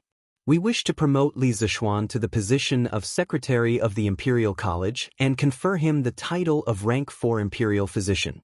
What do the officials think? Unlike the emperors of the Song and Ming dynasties, who would seek the opinions of the officials before making a decision, Li Er was a very strong and opinionated monarch. He would always state his decision first before asking for the opinions of the officials. Of course, most of the time, this kind of inquiry was just a formality. As long as it wasn't too overboard, no one would object. This old official thinks it's fine. Kong Yingda was the first to express his approval. His original intention was to let Li Er promote Li Zishuan to the position of Secretary of the Imperial College. After all, he was already old and the Imperial College needed a successor. Although Li Zishuan was a little lazy, his teaching ability was unquestionable. Kong Yingda hoped that Li Zishuan would be able to shoulder the burden in the end. As for Li Er conferring him the title of Imperial Physician, this was out of Kong Yingda's expectations. The Minister of Education of the Imperial College was equivalent to the Vice President of the Imperial College. It was a position below the 4th rank of the Imperial College. The Grand Physician was a minor official above the 4th rank of the Imperial College. It wasn't that there weren't people with more nominal positions than actual positions, but they were relatively rare. This old official agrees. This old official agrees. Fang Xianling, Du Ruhui, and the other civil officials cupped their hands in agreement. Zhang Sun Wuji had no choice but to follow the crowd. As for the formation of generals, with Qin Xiong, Cheng Yaojin, and Li Jing taking the lead, who would be so bored to raise objections? Just like that, Li Zishuan, who had just been reprimanded by the emperor yesterday, was immediately promoted by 3 ranks today, jumping from the dean of the Faculty of Science to the vice principal of the university. It was true that there were strange people every year, but there were especially many this year. The Imperial College. Today's School of Mathematics was a little different. 5 new students had come early in the morning. This was something new. Their School of Mathematics had always been at the bottom of the Imperial College. Other than Li Zishuan, who had attracted Li Tai and Cheng Chumo with his personal charm, no one would be willing to come here. Sun Zifan? Yudong Kai? Kong Chuansuan? Song Tianyu? Jiang Wenchang? Bai Hong Yuan? Guang Gaohan? Duan Wenba? Why are the few of you here? Cheng Chumo, who was sitting in the classroom, couldn't help but open his eyes wide and exclaim when he saw Sun Zifan and the others carrying tables in. These people had all been with him before, and they were all people in the circle. Although their fathers weren't first-rank officials, they were still considered the mainstays of the imperial court. Of course, Cheng Chumo would recognize them. However, after these people entered the Imperial College, Cheng Chumo couldn't be bothered to enter them, so they separated. Brother Chonyo, I heard that you entered the School of Mathematics, so I went to find Chancellor Kong and requested to be transferred to the School of Mathematics. Aren't I here to accompany you? Sun Zifan was lying through his teeth. He looked like he was deeply in love with her and laughed loudly. That's right. Brother Zifan is right. We are all here because of Brother Chonyo, Brother Huaiyu, Brother Bao Lin, and His Highness King Wei. As Sun Zifin's loyal follower, Yu Dongkai followed suit and said shamelessly, "Tisk, do you think I don't know you bastards? You must be coveting the long holidays in our school of mathematics, so you transferred here." Li Tai had also noticed these little bastards long ago. When he heard Yu Dongkai's words, he couldn't help but mock them. Cough cough. Yu Dongkai was embarrassed when his lie was exposed. How can His Highness King Wei say that? It hurts our feelings. Sun Zifin was quite thick-skinned. He didn't feel embarrassed at all when he heard that.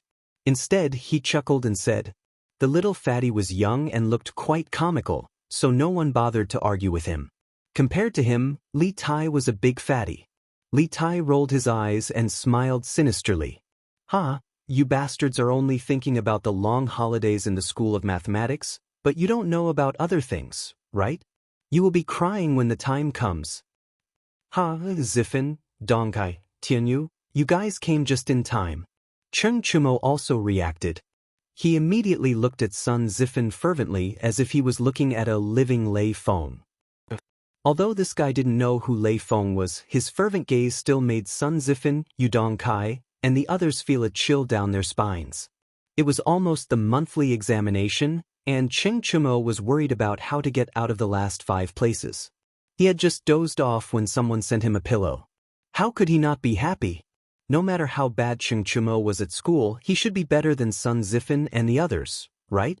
The way Sun Zifin and the others helped him without hesitation really touched Cheng Chumo. What's wrong? What's wrong? Is there something we don't know? Prince Wei, Brother Chonyo, tell us quickly. Sun Zifin wasn't stupid. On the contrary, he was very clever. He immediately noticed that something was wrong from the reactions of Li Tai and Cheng Chumo, so he asked hurriedly. Li Tai waved his hand mischievously and said, "Don't call me Prince Wei. There are only classmates in the School of Mathematics. There is no prince." Cheng Chumo laughed and said, "Don't worry, you two will know in a while." Sun Zifin and the others were speechless. They moved the table nervously and found a place to sit down, waiting for the judgment of fate. On the other side of the school building, Meng Wenhao, Ku Shiqing, Zheng Ziren, Lu Yan, and the others were gathered together and didn't join in the fun. Now, the School of Mathematics was faintly divided into 2 factions, the poor children and the noble children. Usually, these ordinary children who came from different places and went through many rounds of selection could often talk together. Although some noble children didn't discriminate against them. For example, when Meng Wenhao asked Cheng Chumo to borrow a newspaper to read, Cheng Chumo immediately lent it to him. Although this was the case, their living environment was different since they were young, so the topics they talked about were naturally different. If they were forced to talk together, there would always be a feeling that they couldn't talk together. Brother Ku, are you going to get full marks in this weekly examination again? Zheng Ziren smiled kindly. They were talking about the holidays, but here they were talking about studying. This was the difference. Chapter 225. Brother Ziren, you must be joking. No one dares to say that they can get full marks on the questions set by Mr. Wang. Ku Shiqing smiled modestly. He then looked at Meng Wenhao and said, Brother Wenhao, you lost a point last time because of your carelessness. You've been studying so hard recently. You must be determined to get full marks this time, right? Meng Wenhao scratched his head and said awkwardly, Well, Brother Ku, you said it yourself. No one knows what questions Mr. Wang set. He was indeed upset about his mistake in the last exam for a long time. In the past 5 days, he had been studying harder than before. Every night, he had to work overtime until midnight. If it wasn't for the money for oil, he might have studied until midnight every night. Although he was thinking about getting full marks for this exam, he couldn't bring himself to say it out loud. He had to be humble when he had to be. Lu Yan interrupted, Sai, I just want to get 90 points. Why are the 3 of you arguing about who can get full marks? The 3 of them smiled kindly. Quiet, quiet. At this moment, Su Hongji walked in with the test papers in his arms. The students suddenly quieted down and looked at Su Hongji in confusion. They didn't see Li Zixuan come in. Su Hongji also saw the confusion in the students' eyes. He said with a serious face, Professor Li is busy recently and can't teach in the Institute of Mathematics. I'll be your substitute for the next few days. All the lessons will be done according to the previous schedule. As soon as Su Hongji finished speaking, there was an uproar. Although Li Zixuan hadn't been in the directorate for long, all the students had a good impression and respect for this knowledgeable teacher. Now that Li Zixuan suddenly didn't come, they were a little confused. What happened to Mr. Wang? Why did he suddenly stop coming? I don't know. Yesterday, when it was close to noon, Sir suddenly left in a hurry. Did something happen at that time? What should we do? Who can help Mr. Wang? Meng Wenhao also frowned. He looked at Ku Shiqing and asked worriedly, Shiqing, do you know what happened to Mr. Wang? Ku Shiqing shook his head with a solemn expression. I don't know either. Have you read yesterday's and today's newspapers? Tseng Ziren suddenly asked. What's wrong? Ziren, what does this have to do with the newspaper? Ku Shiqing asked doubtfully. It has a lot to do with it. Brother Ku, you may not know, but the headlines of the newspapers these past 2 days have been related to the strange culture, a new shop in the East City. Furthermore, this shop is Mr.'s property.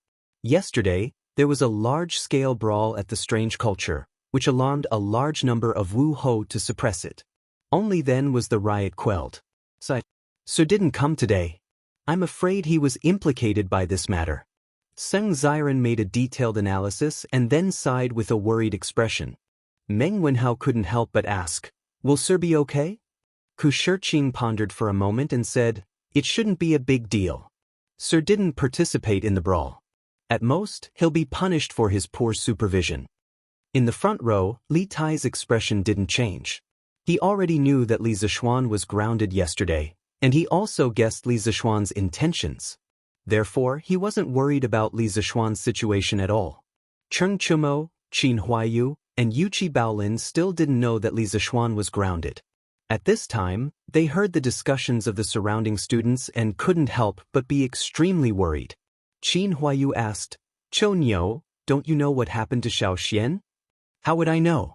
Let's wait until noon when I go home and ask my father. It should be fine. Otherwise, my father would definitely tell me in advance. Yes, I hope so. When I go back, I'll also ask my father. If there's anything we can help with, our Qin family will definitely do our best to help. Qin Huaiyu nodded and said. Qin Huaiyu had always remembered Li Zixuan's kindness in saving his father's life. However, he couldn't thank him with words. He had always been thinking of how to repay him with practical actions. Brother Huaiyu, Brother Chou Niu, wait for me to go back. I'll also ask my father. He's in charge of Wu Houwei. He definitely knows what happened. Yuqi Baolin, who never knew what worry was, revealed a rare look of worry on her face. Bang bang bang. Quiet. Quiet. Su Hongji looked at the chaotic situation of the students below, hurriedly patted the lectern and shouted loudly. But in his eyes, there was a trace of gratification.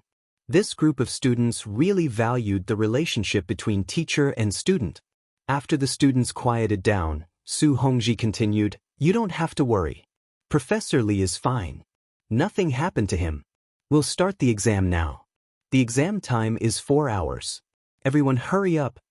After saying that, Su Hongji began to distribute the exam papers. However, when he looked at the students, there was a trace of sympathy. Yes, it was sympathy. He had obviously looked at the exam papers in advance. When the students heard that Li Zixuan was fine, their hearts calmed down. When they saw the exam papers being distributed, they didn't have time to care about anything else. Time was limited. If they didn't hurry up, they would be the last in the exam. Only Sun Zifen and the rest looked at the exam papers with a face of confusion. They didn't know what to do and looked around. Puzzled, they asked each other, exam? What exam? We haven't learned anything yet. How can we take the exam? Silence. Silence. Don't whisper to each other. Otherwise, you'll be given 0 marks. Su Hongji slapped the table and imitated Li Zixuan's lines when he was invigilating the exam and shouted angrily. Sun Zifen, Yu Dongkai and the rest shrunk their necks. They didn't dare to be rash and began to look at the exam papers. But when they looked, they were completely dumbfounded. What were these tadpole-like words? Damn, what was this plus, dash, x, divided by? They couldn't even understand the questions. How were they going to take the exam? F***ck your exam. Sun Zifan couldn't help but look at his companions with a tragic face. He realized that they were all at a loss. He couldn't help but feel a sense of despair. When he first came in, he didn't choose his seat well. All around him were scammers who didn't know anything. He couldn't even copy. If this went on, wouldn't he be the last in the exam and get 0 marks? If his father, who was the top scholar, knew about this, wouldn't he kill him? After all, as the son of the top scholar, it would be embarrassing to get 0 marks. F***ck, I don't believe that all the questions in this exam paper have these tadpole-like words. I'll definitely find a question that doesn't have tadpole-like words. Sun Zifan gritted his teeth and made up his mind. No matter what, he had to get a few questions right. He definitely couldn't be the last in the exam. Although he wasn't a student of the School of Mathematics, he knew a little about mathematics. As long as he could understand the questions, he believed that he could solve some of them. Chapter 226. Damn, the title should be, Where Did That Copper Coin Go? Sorry, I can change the content if it's wrong, but I can't change the title if it's wrong. In the classroom, Sun Zifan, Yu Dongkai, and the other 8 new students were not the only ones having headaches. The rest of the students were having headaches when they saw the first question. In a division equation, the sum of the dividend, divisor, quotient, and remainder is 75. It is known that the quotient is 8, the remainder is 2, the dividend is underscore underscore underscore, and the divisor is underscore underscore underscore. In the previous exams, the first question was usually very simple. But this time, the first question was a linear equation with 2 variables, which made many people dumbfounded. Many students were quickly calculating on the draft paper while cursing in their hearts. Although Li Zishuan had explained this linear equation with 1 variable to them, it would take a lot of effort to solve it. They could only pray that the following questions would not be so perverted. Who knew that some people who had solved the first question with great difficulty would be dumbfounded when they saw the second question? It was written, there is a well that is 7 feet deep. A snail crawls up from the bottom of the well. During the day, it climbs 3 feet and falls 2 feet at night. Can the snail climb out of the well in under days? F***ck. Teacher is not giving us a chance to live. What kind of question is this? Why have I never seen it before? Someone is going to die. It can't be that the following questions are all perverted questions like this, right? The students roared in their hearts, complaining that Li Zishuan's questions were too perverted. Even Li Tai, Kashirqing, Zheng Ziren, Meng Wenhao, Qin Huayu, Iron Egg, and the others who had the best grades were deeply frowning. Meng Wenhao's eyes were fixed on this question. If his eyes had energy, this test paper would probably be instantly penetrated by this majestic energy, right? Climbing 3 feet a day and falling 2 feet is equivalent to climbing 1 foot a day. A total of 7 feet. Could it be that I have to climb for 7 days? No, this question is definitely not that simple. Meng Wenhao's mind raced as various ideas flashed through his mind. His hands didn't stop either. He was constantly writing and drawing on the draft paper, looking for a way to solve the problem. The rest of the students were all under great pressure. Their foreheads were dripping with sweat. The atmosphere of the entire building suddenly became extremely heavy. Su Hongji sat on the podium and looked at the group of miserable children below. He also sighed helplessly. After he received the test questions yesterday, he tried to do them. In the end, if he tried his best to do every question, he wouldn't be able to finish them in 4 hours. Li Zishuan's test papers had a lot of questions. After all, the exam time was 4 hours. 4 hours. The number of questions he set was basically twice as many as the test papers in his previous life. In the previous exam, because the questions were simple, many people did not feel that time was tight. However, it was different this time. There was not a single question on the entire exam paper that could be answered at a glance. He believed that it would not be long before the students realized that they did not have enough time. Li Tai was also a little overwhelmed by the second novel question. However, how could Li Tai be someone who would admit defeat? This question was not unsolvable. If he thought about it carefully, he would definitely be able to find the answer. The snail actually only moves 1 foot a day. Most people would definitely think that if it climbed 1 foot a day, it would naturally reach the mouth of the well in 7 days. However, the problem is definitely not that simple. If the snail had already reached the mouth of the well, it wouldn't have continued to fall. This should be the most confusing part of this question. Then the snail climbed 4 feet in the first 4 days. On the 5th day, it climbed 3 feet and directly climbed out of the well. Therefore, the snail actually climbed out of the well in 5 days. Perfect. I, Li Tai, am indeed the smartest, hee. A proud smile appeared on Li Tai's face. He quickly wrote down the answers. However, he inadvertently glanced at the hourglass on the podium and was immediately shocked. He had used almost 15 minutes to answer the 2 questions. How could this be? Li Tai glanced at the vast sea of questions behind him. The proud look on his face disappeared. He took a deep breath and continued to immerse himself in the battle. Just as all the students were still immersed in the sea of questions, the gong and drum of the first class of the Imperial College had already sounded. The students were all shocked. They did not expect time to pass so quickly. At this time, many people had not even finished the fill-in-the-blank questions. It was not difficult to imagine how crazy Li Zishuan's questions were this time.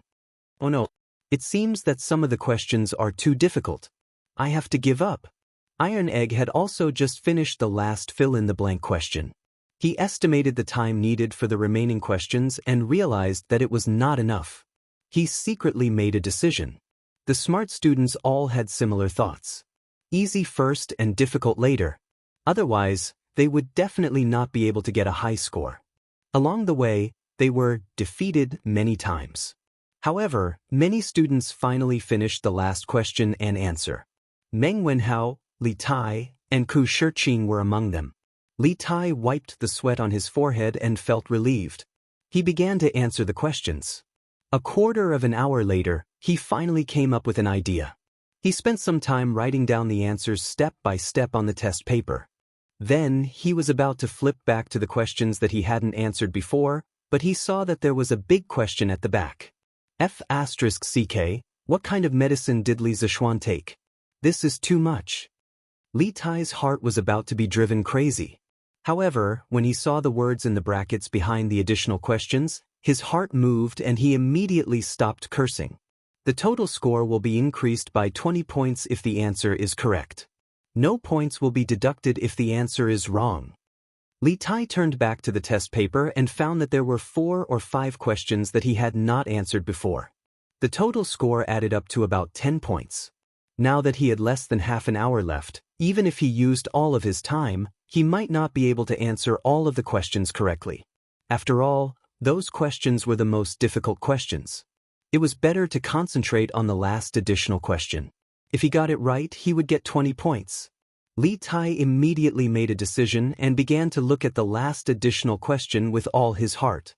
There were 3 people who went to the hotel for 30 copper coins a night. Each of them paid 10 copper coins and gave the 30 copper coins to the innkeeper. Later, the innkeeper said that the discount today was only 25 copper coins. He took out 5 copper coins and ordered the innkeeper to return it to them. The innkeeper secretly hid 2 copper coins and then gave the remaining 3 copper coins to the 3 people. Each person received 1 copper coin, which is equivalent to each person paying 9 copper coins. This 3 multiplied by 9 equals 27 copper coins. Plus the 2 copper coins hidden by the innkeeper, it equals 29 copper coins. Please explain the reason. This question is very reasonable, but according to this calculation, where did the 1 copper coin go? Li Tai was not the only one who discovered the advantage of the additional question. Sun Zifan also discovered that in the entire test paper, there were only a dozen questions that did not include Arabic numerals and operation symbols. One of them was this question, and the bonus points were very high. Sun Zifan took a fancy to this question at first glance. However, this question had already confused him. He did not know where the 1 copper coin went. Chapter 227. Calm down, calm down. Meng Wenhao also tackled the additional question. The previous questions he gave up added up to 10 points. If he could answer this additional question correctly, there was still hope for him to get a high score. Thinking of the last time he lost his footing and carelessly lost a point and missed the first place, Meng Wenhao clenched his teeth and encouraged himself in his heart. This time he must take back the first place. Calm down, calm down, calm down. There must be a problem with the calculation in the question. Otherwise, there would not be a penny missing. I must calm down and find the loophole in the question. Meng Wenhao quickly read the question 7 or 8 times, then closed his eyes and concentrated all his attention on the question, word by word. At this moment, his brain was like a huge sieve, constantly filtering the most important information in the question. Time passed little by little, Meng Wenhao's eyebrows became tighter and tighter. At this time, the atmosphere in the classroom became more and more serious and quiet. It was so quiet that he could hear his own breathing. The serious and tense atmosphere made everyone feel the pressure multiplied. But for some people, pressure meant motivation, such as Meng Wenhao. After a quarter of an hour of deliberation, and thinking, Meng Wenhao finally opened his eyes. If one looked carefully, one could see a trace of joy and confidence in his eyes. Found it. I found the loophole in the question. These 20 points, Meng Wenhao, will take them. At this moment, Meng Wenhao was really like a god. The pen in his hand trembled rapidly and even shook out a series of afterimages. In a few breaths, Meng Wenhao wrote down the answer that he had been thinking about for a long time on the test paper. At this time, he had time to breathe a sigh of relief. Phew! With these 20 points in hand, I feel much more at ease. Let's look at the previous questions. Maybe I can find some inspiration. Although there was less than a quarter of an hour left, Meng Wenhao still wanted to try his luck and see if he could answer the questions that he gave up before. After all, no one would complain about having a high score. Dang dang dang. After a while, the sound of gongs and drums was heard. Stop writing. Stop writing. Quickly stop writing. Students in the last row, get up and collect the test papers. Su Hongji's spirit was lifted, and he immediately stood up and shouted. Sun Zifan, stop writing, or you'll get 0 marks. Sun Zifan had just arrived at the School of Mathematics and Mathematics. He did not know the rules and wanted to write for a while more, but he was warned by Su Hongji. Feeling helpless, he could only put down the pen in his hand and stand up to collect the papers. In the past, it was Cheng Chumo who collected the papers in this row. Now that he was sitting at the back, according to the rules, it was his turn to collect the papers. A moment later, all the test papers were sent to Su Hongji. Su Hongji checked the test papers. After confirming that there were no mistakes, he coughed twice and said, "According to Professor Li's instructions, everyone will have a break in the afternoon. Today's questions are a little difficult. Everyone must have worked very hard. Go back and have a good rest." "Oh, I got another half day off." The students who had just been tortured to death immediately roared when they heard this. Among them, Sun Zifan's roar was the loudest. This little bastard had just transferred here today, and he was almost tortured to death. He had been depressed for the whole morning. Previously, when he was in the School of Imperial Studies, although his results were not the best, they were still above average. After experiencing this exam in the morning, he felt that he was going to be the last. He could not stand it. No matter how naughty a child was, he still had a sense of shame. He did not want to be the last. Therefore, he had been depressed for the whole morning. Now that he heard that he was going to have a break, he was finally happy.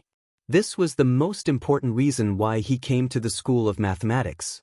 He could finally enjoy the 2-day break every 5 days in the future. "Brother Ku, how did you do in the exam?" On the other side, Seng Ziren looked at Ku Shiqing and asked while packing up. Ku Shiqing paused, frowned and said, "I didn't feel too good. The questions this time are too flexible. Although I've studied the knowledge points, I still feel that every question is weird and full of traps. I really can't get used to these kinds of questions. I can't even answer a few questions in the middle." Seng Ziren sighed and said, "Sigh, yes, I think so too. Oh, by the way, Wenhao, how did you do?" Meng Wenhao forcibly suppressed the excitement in his heart. He turned his head and said calmly, "See, the questions this time were indeed a bit difficult." In fact, he did well in the exam this time, but to avoid being a topic of ridicule, he still said it modestly. In less than a quarter of an hour, he actually solved 3 of the 5 questions that he had previously given up in a good state after solving the additional question. It was really a miracle. Most of the time, especially during exams, although the final results depended on the hard work they put in during the exam, their state of mind during the exam was also very important. If their state of mind was good, it was very possible for them to surpass all the difficulties and perform exceptionally well. This was the conversation between the top students after the exam. Of course, the underachievers had their own topics. Sun Zifen, how was it? You must have helped old Cheng to be the bottom this time, right?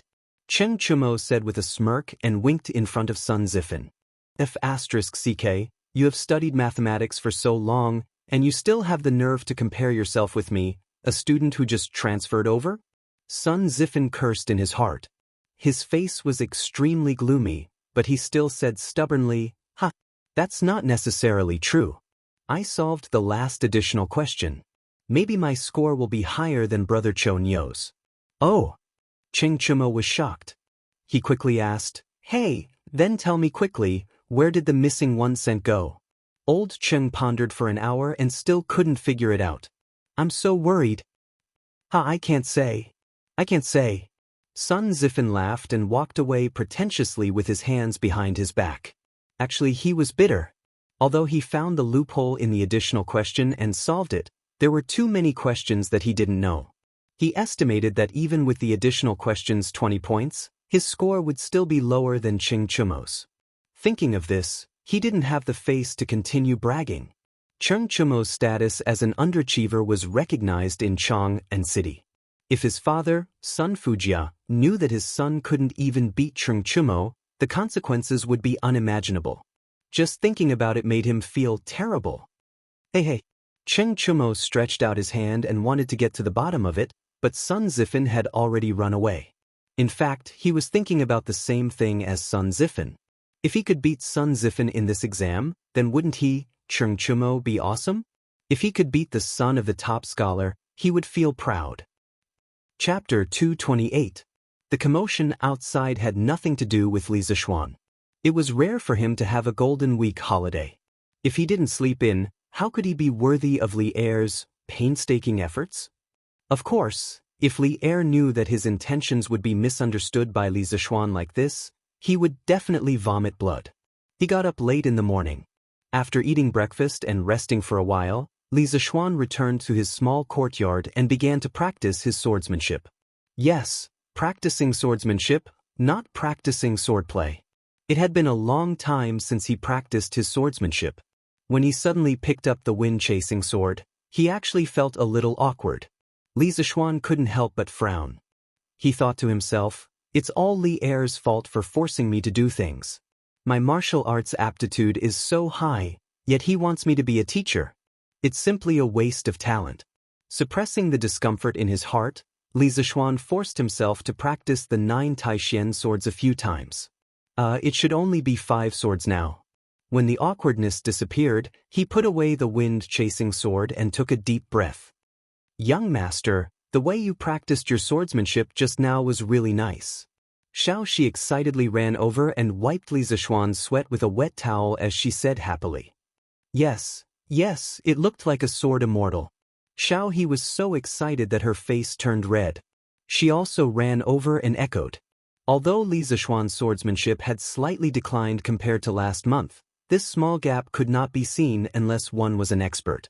The 2 little girls were easily captivated by Li Zishuan's graceful movements when he was practicing his swordsmanship. Of course, it was also because Li Zishuan was handsome to begin with. In any case, the worship and fanaticism in their eyes greatly satisfied Li Zishuan's vanity. She should be considered as this young master's little fangirl. Li Zishuan was proud in his heart, but he pretended to be calm on the surface. He took the towel from Xiaoxi's hand and casually wiped himself. He looked at Xiaoxi and joked, Xiaoxi, do you know what a sword immortal looks like? Xiaoxi raised her chin proudly, shook her little head and said, of course I know. The storyteller said it before. 3 parts of the sword: chi, chivalrous and gentle heart, A sword immortal banished to the world, valiant and formidable. Xiaohe feels that these are all describing young master. The little girl's mouth is so sweet today. Did you put honey on it? Let me have a taste. Li Zishuan laughed to his heart's content. He looked like he was about to pounce. Xiaohe was so scared that she screamed and quickly ran away. Young master, why are you like this? Xiaohe doesn't want to talk to you anymore, humph.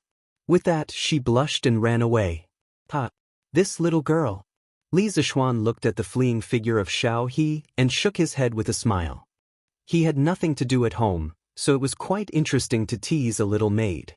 Hee, young master, you're scaring little he again. Xiaohe covered her mouth and chuckled. After getting along with him for so long, she could tell what kind of temperament her young master had. Just now, it was obvious that he was deliberately teasing Xiaohe. He didn't mean to take advantage of her at all. Hey!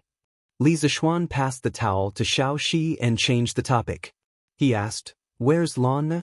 Did she go out to play again? Young miss went out early in the morning. Xiaohe replied. Ever since Li Zishuan was conferred the title of nobility, the Li family's status had also risen. They were considered a large family in Yongla Lane. Li Jingma and his wife were not too worried about their daughter's safety. Adding on to the fact that Li Zishuan pampered her too much, Lan had the chance to run out and play with her other friends.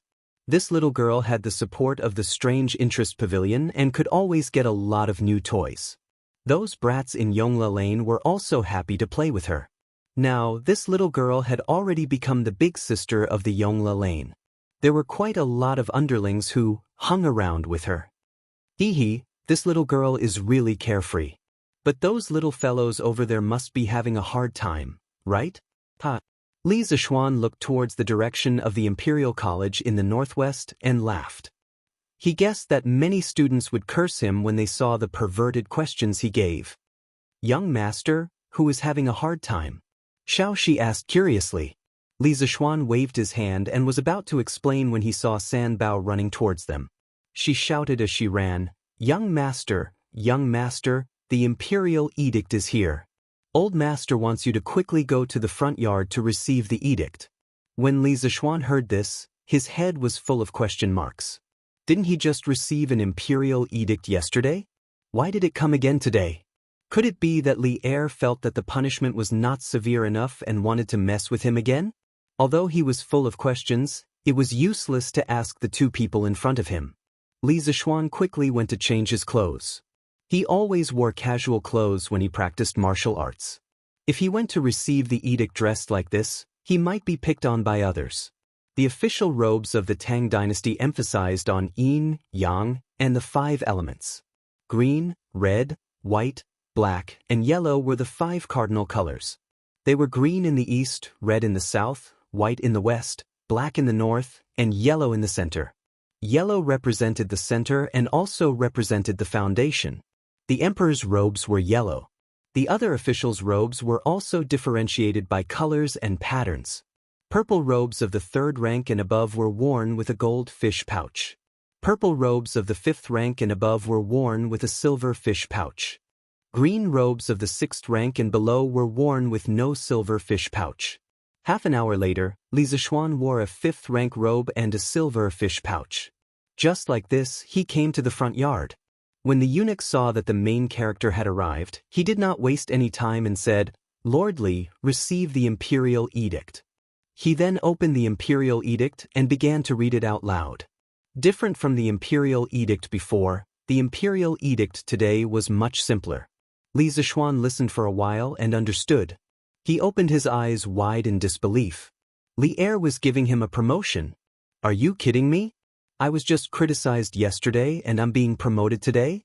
How can you do this? But this Li Er was still a little stingy. For the sake of the great Tang's education, Wang Chong had poured his heart and soul into it, working day and night, but he had only given him the post of imperial directorate, not a marquis. How stingy! Li Zishuan was a little dissatisfied with his current title. How can a baron sound as domineering as a marquis? It seems like I have to find a way to become a marquis. Li Zishuan's mind was spinning. When the eunuch finished reading the imperial edict, He pretended to be grateful and went to accept the edict. The old eunuch laughed and said, "County Li, you're really capable. You're already a minister in the Imperial College at such a young age. You're really young and accomplished. It's rare to see someone like you in this world." Li Zishuan was a little disdainful. What's so good about being a minister in the Imperial College? The name doesn't sound good. Minister in the Imperial College, Minister in the Imperial College, Minister in the Imperial College, Minister in the Imperial College, Minister in the Imperial College. How depressing. I don't want to be a minister in the Imperial College. But he only dared to say this in his mind. If he really said it out loud, Li Er would kill him and his father would be furious. Didn't you see that Father Li was smiling like a chrysanthemum after hearing the imperial edict? Li Zishuan pretended to be modest and said, "You flatter me, Lord Chamberlain. Please come in and have some tea." At this time, Li Jingma took a plate of gold leaves and quietly put it in the hands of the Chamberlain. He smiled and said, "My son is right. Lord Chamberlain, please come in and have some tea with me." The old eunuch skillfully put away the gold and shook his head. "No, no, I have to go back to the palace to report." With that, he took his leave. Chapter 229. How is it, Father? Didn't I tell you yesterday that His Majesty wasn't really going to punish me? Look, didn't he just give me a slap and now he's giving me a sweet date?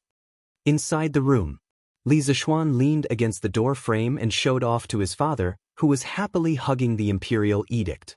When this guy started to boast, he really didn't have any self-awareness at all. In fact, when Li Er's imperial edict came yesterday, he was a little flustered in his heart. The words he said to his father were completely guesswork, used to comfort the two elders. In the end, by a stroke of luck, Li Er sent someone to deliver the imperial edict for his promotion today. You're right. My son, you're now a minister of the directorate. Father is very gratified. Li Jingma didn't care if his son was bragging or not.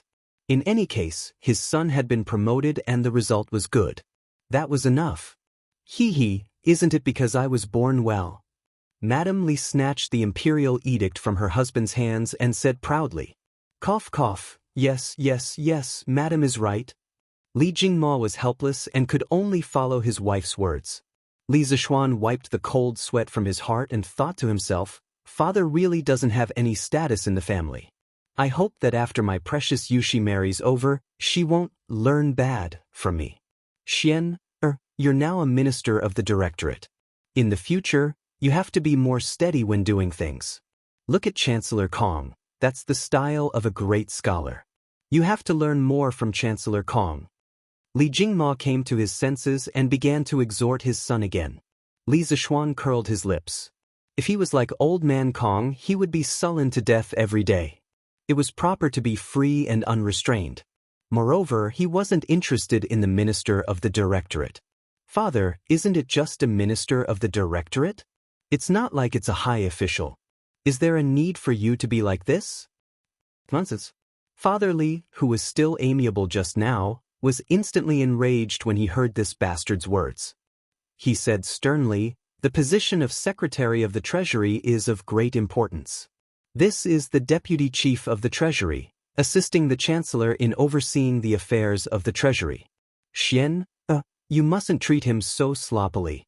As far as I know, in the history of the Imperial College, there has never been a Minister of Education as young as you. His Majesty thinks so highly of you. Don't let him down." Li Zishuan listened to his father's popular science and realized that the position of Minister of Industry was actually so awesome. Wasn't it equivalent to the position of Vice President of a university? And it was the best university in the country. Being able to become a vice principal at such a young age was indeed impressive. Thinking about it this way, Li Zishuan was more satisfied with this position. He rubbed his nose awkwardly and hurriedly said, "Father is right, I will work hard and not disappoint your Majesty's expectations." "Iron Egg, you're back?"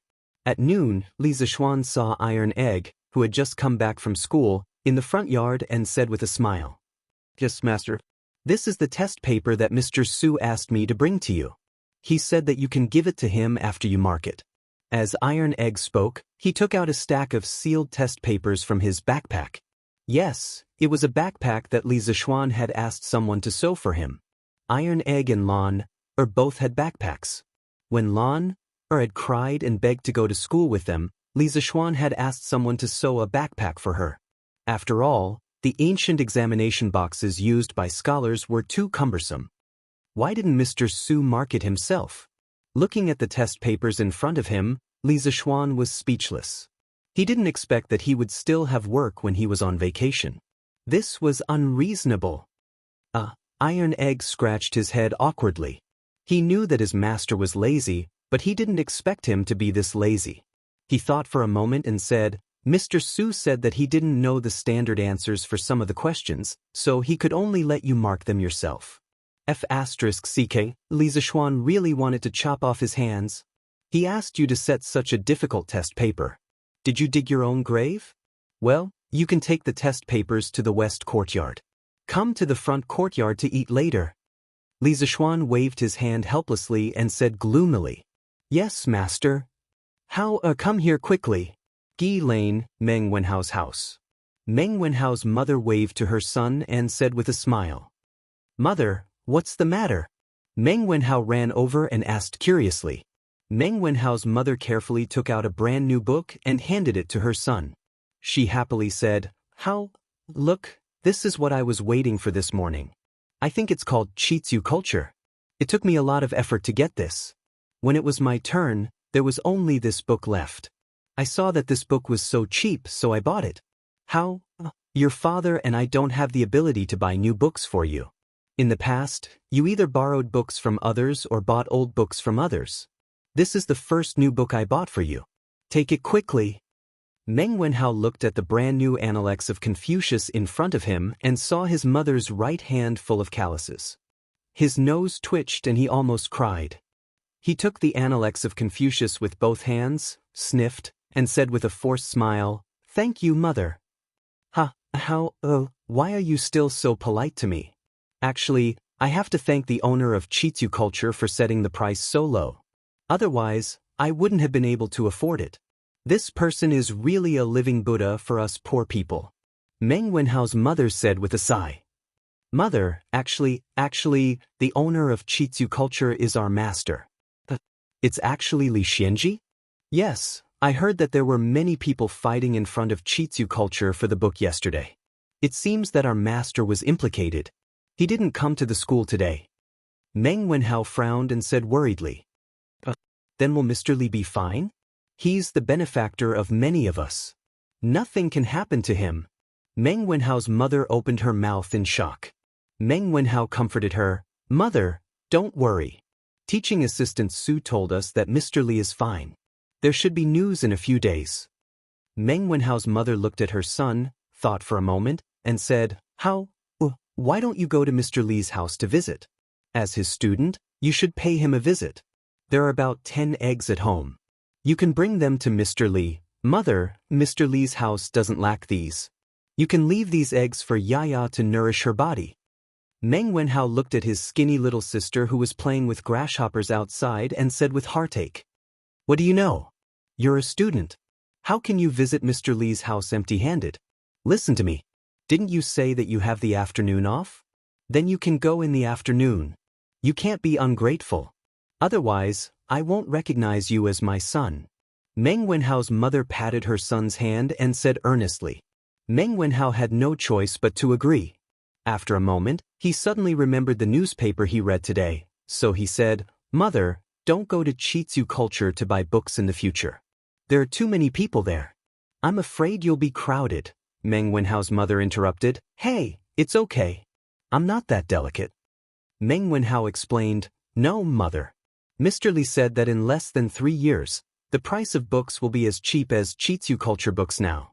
You don't have to fight for them at all. Also, I don't lack books to read now. The teaching materials we use are all printed by Mr. Li himself.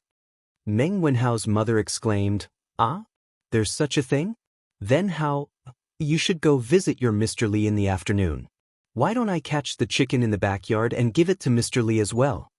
Meng Wenhao quickly waved his hand and said, No, mother. It's enough to bring some eggs. Go to your work. Chapter 230. In the afternoon, Li Zixuan was lying on the recliner and reading the latest issue of the newspaper. Other than the slightly hot weather, everything else was perfect. Hey, Ma Zhou actually wrote about me in the newspaper. TSK, this is the first time I'm in the newspaper. It feels pretty good. Li Zixuan's eyes lit up when he saw the headline. He was overjoyed. In his previous life, he was just an ordinary student. How could he have the chance to be in the newspaper? Not even the school newspaper. He didn't expect that he would be in the news after just giving a speech. He felt a sense of accomplishment. After being narcissistic for a while, Li Zixuan started to read other news out of boredom. There was no other way. In this era, there were no computers or televisions. He didn't like the novels sold in the East Market. For an otaku like him, in his spare time, he could only tease the servant girls and read the news in the newspapers. At this time, if he was given a computer and allowed to play single-player games, he would never get tired of it. What? You said he could go to the brothel? Sorry, with Han Yushi, a beautiful wife who was as beautiful as a fairy, Li Zixuan was not interested in those vulgar women. Moreover, although he was a loser in his previous life, he still had a trace of mental cleanliness. You could say that he was pretentious, but this was the truth. Moreover, the brothel was often a place where all kinds of conflicts occurred. Didn't you see that in all kinds of transmigration novels, when the main character went to the brothel, he would encounter all kinds of pretentious and face-slapping situations? The main character was in the mood for poetry and had all kinds of famous poems at his fingertips to win the heart of the top beauty. Then it was a night of love. There was also a second generation in the brothel who bullied a beauty. The main character was furious and punched the second generation, the hero saved the beauty, and so on. There were countless similar situations. Whether it was in the modern or ancient times, the brothel was a place where all kinds of disputes occurred. Although Li Zixuan was not afraid of trouble, he didn't like to attract trouble for no reason. Therefore, unlike the other second generation in Chang, Li Zixuan didn't know where the brothel's door was even though he had transmigrated for so long. It wasn't that he wasn't lustful, but he didn't like to attract unnecessary trouble. Moreover, what was the point of that kind of emotionless XX00? Young Master Butler Fu is here. He's in the front hall. Xiao He walked over and said softly. Li Zixuan came back to his senses and asked curiously, "Why is Faubert here? He should be here to deliver the car, right?" Xiao He saw a lot of horse carriages in the front yard. It looks like there's... Xiao He said excitedly. Then, she suddenly couldn't find the right adjective and was stuck for a while. Yes, it's imposing, right? Li Zixuan chuckled. So many luxurious limousines were put together. It was no wonder that Xiao He was so excited. However, if Faubert was just here to deliver the car, he could have just asked his subordinates to deliver it. Why did he have to come here in person? Yes, it's very imposing. Young Master is really knowledgeable. Xiao He hurriedly nodded. Li Zixuan was speechless. Was this little girl about to become his fangirl? Come on, let's go to the front yard. When they came to the front yard, they saw 2 rows of luxurious limousines. There were about 20 of them, lined up neatly. More than 20 fine horses stood in front of the cars, looking hale and hearty. With such extravagance and imposing manner, if there was also an orchestra, it would be simply amazing. Such a big commotion naturally alarmed Old Man Li and Mrs. Li. When Li Zixuan came to the front hall, his parents were talking to Faubert. Xian, why did you get so many horse carriages? Seeing his son come in, Old Man Li couldn't help but ask the question in his heart. Li Zixuan didn't ask his family for the money to build these limousines. The profits of the winery and the strange interest pavilion in the past few months were all in his hands. It was completely enough to build dozens of such luxurious limousines. Therefore, Old Man Li had no idea about the construction of so many horse carriages in the yard. This was the benefit of Li Zixuan's proposal to start a business on his own. With financial autonomy, he could do whatever he wanted. Although his family was rich, every time he asked his parents for money, not only would it be troublesome, but he would also feel embarrassed. Dad, These are the horse carriages I prepared for my wedding. Look, so many horse carriages, how grand it is to put them together. When the time comes, we can use these horse carriages to form a caravan to pick up the bride from the Han Manor. Not only will it be dignified, but it will also show the importance our family places on this marriage. Li Zixuan turned on his bragging mode again as he lied to old man Li. Li Jingma seriously thought about the scene described by his son and found that it was indeed quite grand. More importantly, old man Li thought that since his son had been conferred a title at such a young age and held such an important position, it was necessary to have the extravagance of a wedding. These horse carriages were indeed necessary. Thinking of this, old man Li couldn't help but nod. Xian, you've thought it through quite thoroughly.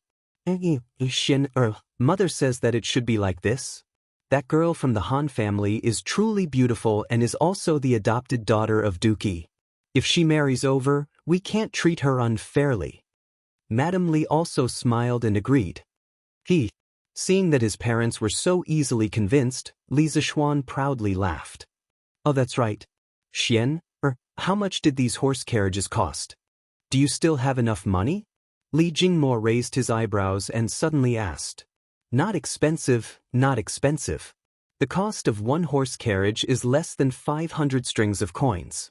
In total, it's only 10,000 strings of coins. Your son has enough money. Li Zixuan chuckled.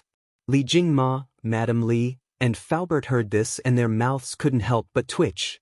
Rich and imposing. This was truly rich and imposing. Although Li Jingma was a tycoon in the capital, he wouldn't casually throw out 10,000 strings of coins for such a senseless matter. Furthermore, the reason why he had so much money was because he had worked hard for half his life to earn it. Li Zixuan had only opened his shop for a short period of time, but he was already so rich? How was he going to let others live? What kind of horse carriage is this? It's actually so expensive? Li Jingma frowned and asked. Although he didn't go in to take a look, in Father Li's eyes, all horse carriages were the same. Even if the horse carriage in the courtyard was a bit bigger, the cost was at most a few dozen strings of coins more expensive than other horse carriages. How could it be so expensive? It's just like the horse carriage I usually use. Father, have you never sat in one before? Oh, it seems like you really haven't sat in one before. Then Father, you can pick one from this batch of horse carriages and try it out later. Your son guarantees that once you sit in it, you won't be willing to come down. Li Zixuan patted his head and said bewitchingly. Ever since his horse carriage was made, it had become his and Iron Egg's special carriage to go to school. His parents really didn't have the chance to sit in it. Go away. What kind of horse carriage have your father not sat in before? Why would I care about your horse carriage? From what I see, other than the fact that your horse carriage looks a bit bigger from the outside, it's no different from an ordinary horse carriage. Father Li said in disbelief, but a trace of warmth flashed in his eyes. Now that his son knew how to show filial piety to him, of course he would feel happy. It's not that simple. Father, listen to me and pick one.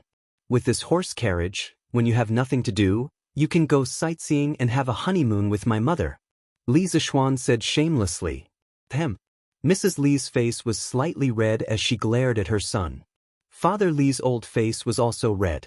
Although he didn't know what a honeymoon was, he could roughly guess what it was. Xian, you can talk to Steward Fu. He's looking for you. I'll talk to you first. Chapter 231. This title, don't think too much about it. Young master, other than delivering the car, this old man came here today to discuss something with you. In the front hall. After old man Li and Mrs. Li left, Faubert said with a serious expression. Faubert, if you have something to say, just say it. You don't have to be restrained here, just say whatever you want. Li Zixuan said warmly. Faubert said with a smile, Young master, a group of businessmen came to the workshop today. They want to advertise their shops in the newspaper, which is what you said before. They are also willing to pay for it. One of the barbarian businessmen even offered 500 strings of cash to buy a spot in the newspaper to advertise his restaurant. Ma Zhou couldn't make up his mind, so he asked this old man to come over and ask. The concept of advertising was something he heard from Ma Zhou. Now, he could be considered to have learned it and used it flexibly. Li Zixuan was delighted. The real profitable business of the newspaper was finally here. It seemed that some people had a keen sense of smell. Li Zixuan had asked Ma Zhou to estimate the cost of the newspaper. Even with the paper machine and movable type printing technology, the cost of a newspaper was still a little more than 3 copper coins on average. Calculating it this way, the newspaper itself wasn't profitable. Li Zixuan was keen on the newspaper not only to satisfy his own interests, but also because of the huge potential value behind the newspaper. For example, advertising revenue and the control of public opinion. Controlling public opinion didn't mean that Li Zixuan wanted to rebel and cause trouble. It was just to give himself an extra layer of protection. If others didn't come looking for trouble, he wouldn't take the initiative to cause trouble. Uncle Fu, you can agree to this, but you can only advertise in the middle column of every issue of the newspaper. There should be 8 spots on both sides. How about this? In the future, our newspaper will hold an advertisement auction every 7 days. We'll let the merchants come and bid for it. The highest bidder will get it. Li Zixuan pondered for a moment and said, Young master's method is not bad. Then this old man will go back first. Faubert was already used to Li Zixuan's ability to make money. He was only a little surprised in his heart when he heard this. He quickly recovered and nodded with a smile. Then take care, Faubert. On the other side, after old man Li left the front hall, he really went to the yard to pick an RV. In fact, there wasn't much to pick. They were all the same, high-end RV.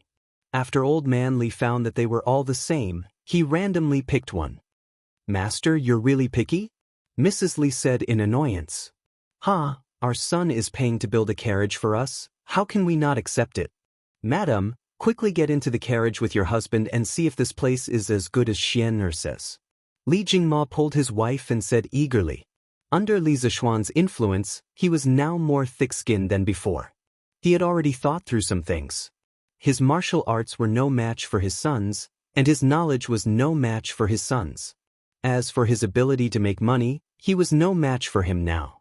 He might as well enjoy his life in peace. Anyway, his son was successful, and the family could rely on their previous savings to not have to worry about food and clothing. Why should he live such a tiring life? Therefore, he didn't go to the shop much now. The shopkeepers were enough. His son was now an official, and they wouldn't dare to fool him. Go away. You don't care about your face, but I do. You have the nerve to ask for the carriage that your son prepared for his wedding. You're really shameless. Mrs. Li had always loved her son dearly, and she wasn't as thick-skinned as Li Jingma. Hey, I didn't ask him for it. Xian wanted to give it to me himself. Madam, quickly come with me to see it. Without any explanation, Li Jingma dragged his wife along, wanting to experience this RV. Hey, let go. Mrs. Li was so angry that she wanted to break free, but she couldn't resist the strength of Li Jingma's grip. After a while, the couple entered the carriage. This carriage doesn't look like much from the outside, but after entering, I realized that it's really spacious. It's like a small room. Li Jingma exclaimed the moment he entered. Old master, why is the shape of this stool so strange? It's so comfortable to sit on. What is it made of? After Mrs. Li entered and saw the various strange decorations in the carriage, she forgot what she said outside. She took a fancy to the sofa at first glance and couldn't help but try to sit on it. After that, she didn't want to get up. When Li Jingma heard that, he curiously sat on the sofa opposite his wife. His entire body sank into the sofa. This is really comfortable. Xianxia, this child, knows how to enjoy life so well. How could this not be comfortable? Li Zixuan's sofa was not only made of soft material, but also had ergonomic features. It allowed the human body's arms, back, waist, and legs to relax well.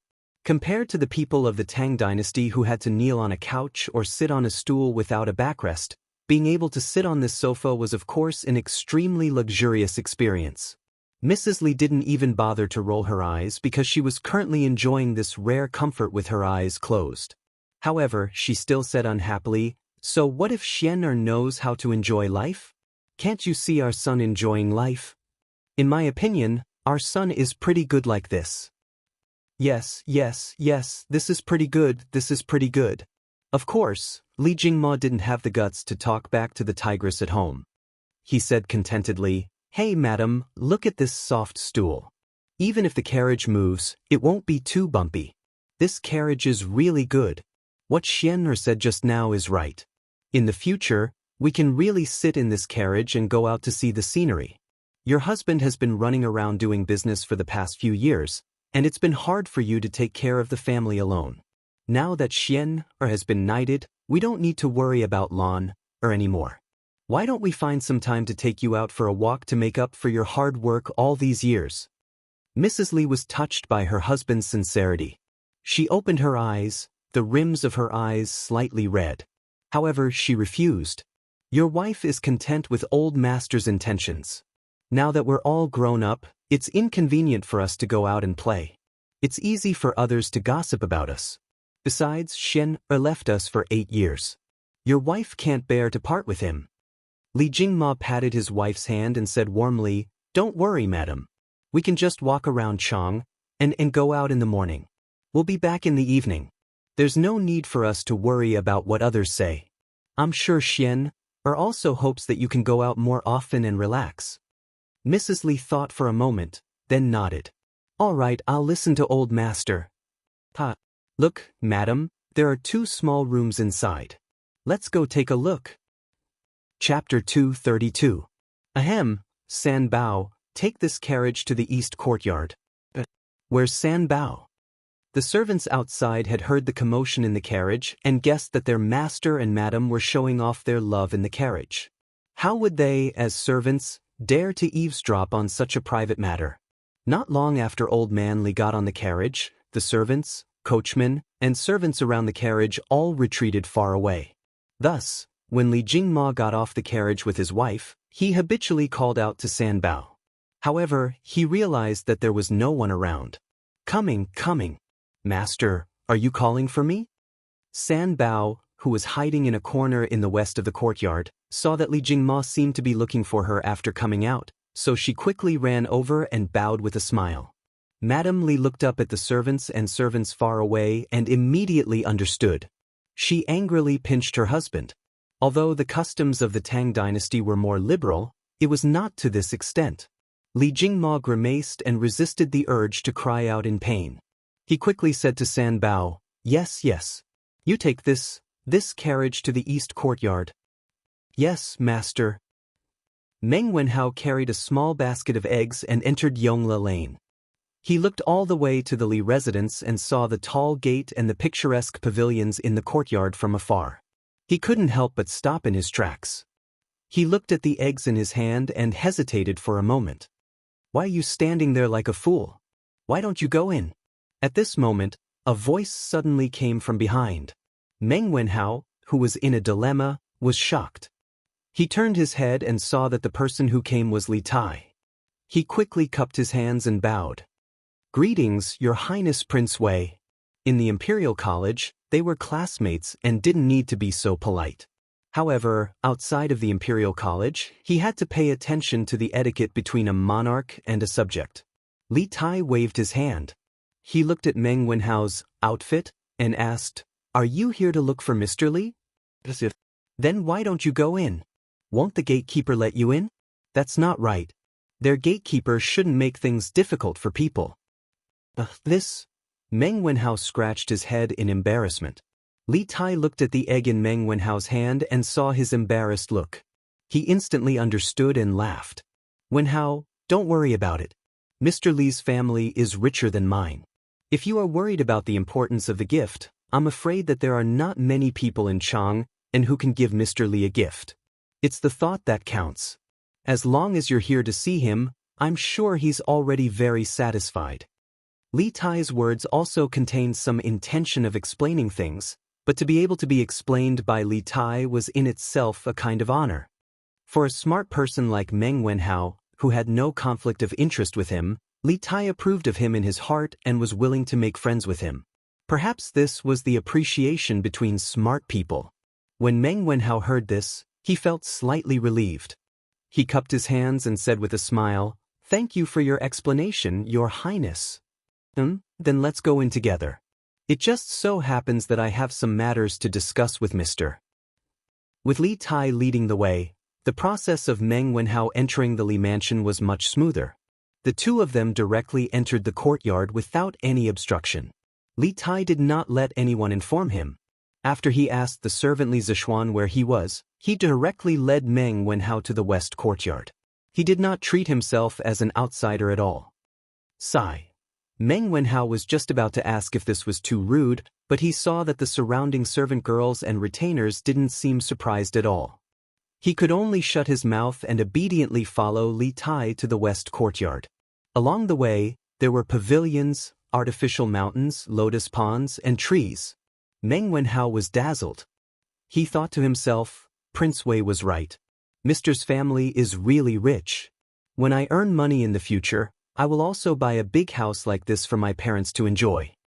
But there are so many carriages. They are actually the same as the ones Mr. usually uses. When Li Tai entered the west courtyard, the first thing he saw was the 20 or so luxurious caravans. He immediately threw the purpose of his visit to the back of his mind and eagerly jumped into a carriage to enjoy the view. After old man Li pulled his carriage away, Li Zishuan also asked people to move the rest of the carriages to the west courtyard. After all, it was not appropriate for them to be piled up in the front courtyard. Anyway, his west courtyard was large, so there was nothing to be afraid of if there were 20 more carriages. At this moment, Li Zishuan was sitting in a pavilion not far away to enjoy the cool air. When he saw this little fatty like a bandit entering a village, he could not help but be speechless. He quickly got up and walked over not because of Li Tai, but because he saw Meng Wenhao. Mr. Meng Wenhao was also shocked by the number of luxurious caravans. However, when he saw Li Zishuan walking over, he quickly regained his senses and cupped his hands in greeting. Wenhao, why are you here? Li Zishuan nodded and smiled gently. He was not surprised that Li Tai was here, but he was curious about Meng Wenhao's visit. Mr. did not go to the Imperial College today, and I heard about the conflict between the students in front of the Strange Culture Center yesterday. I was a little worried about Mr.'s situation. However, my information is limited, so I could only come here to see for myself. I hope Mr. can forgive me for disturbing you. Meng Wenhao bowed and cupped his hands in greeting. Li Zishuan's heart warmed. It seemed that he was quite successful as a teacher.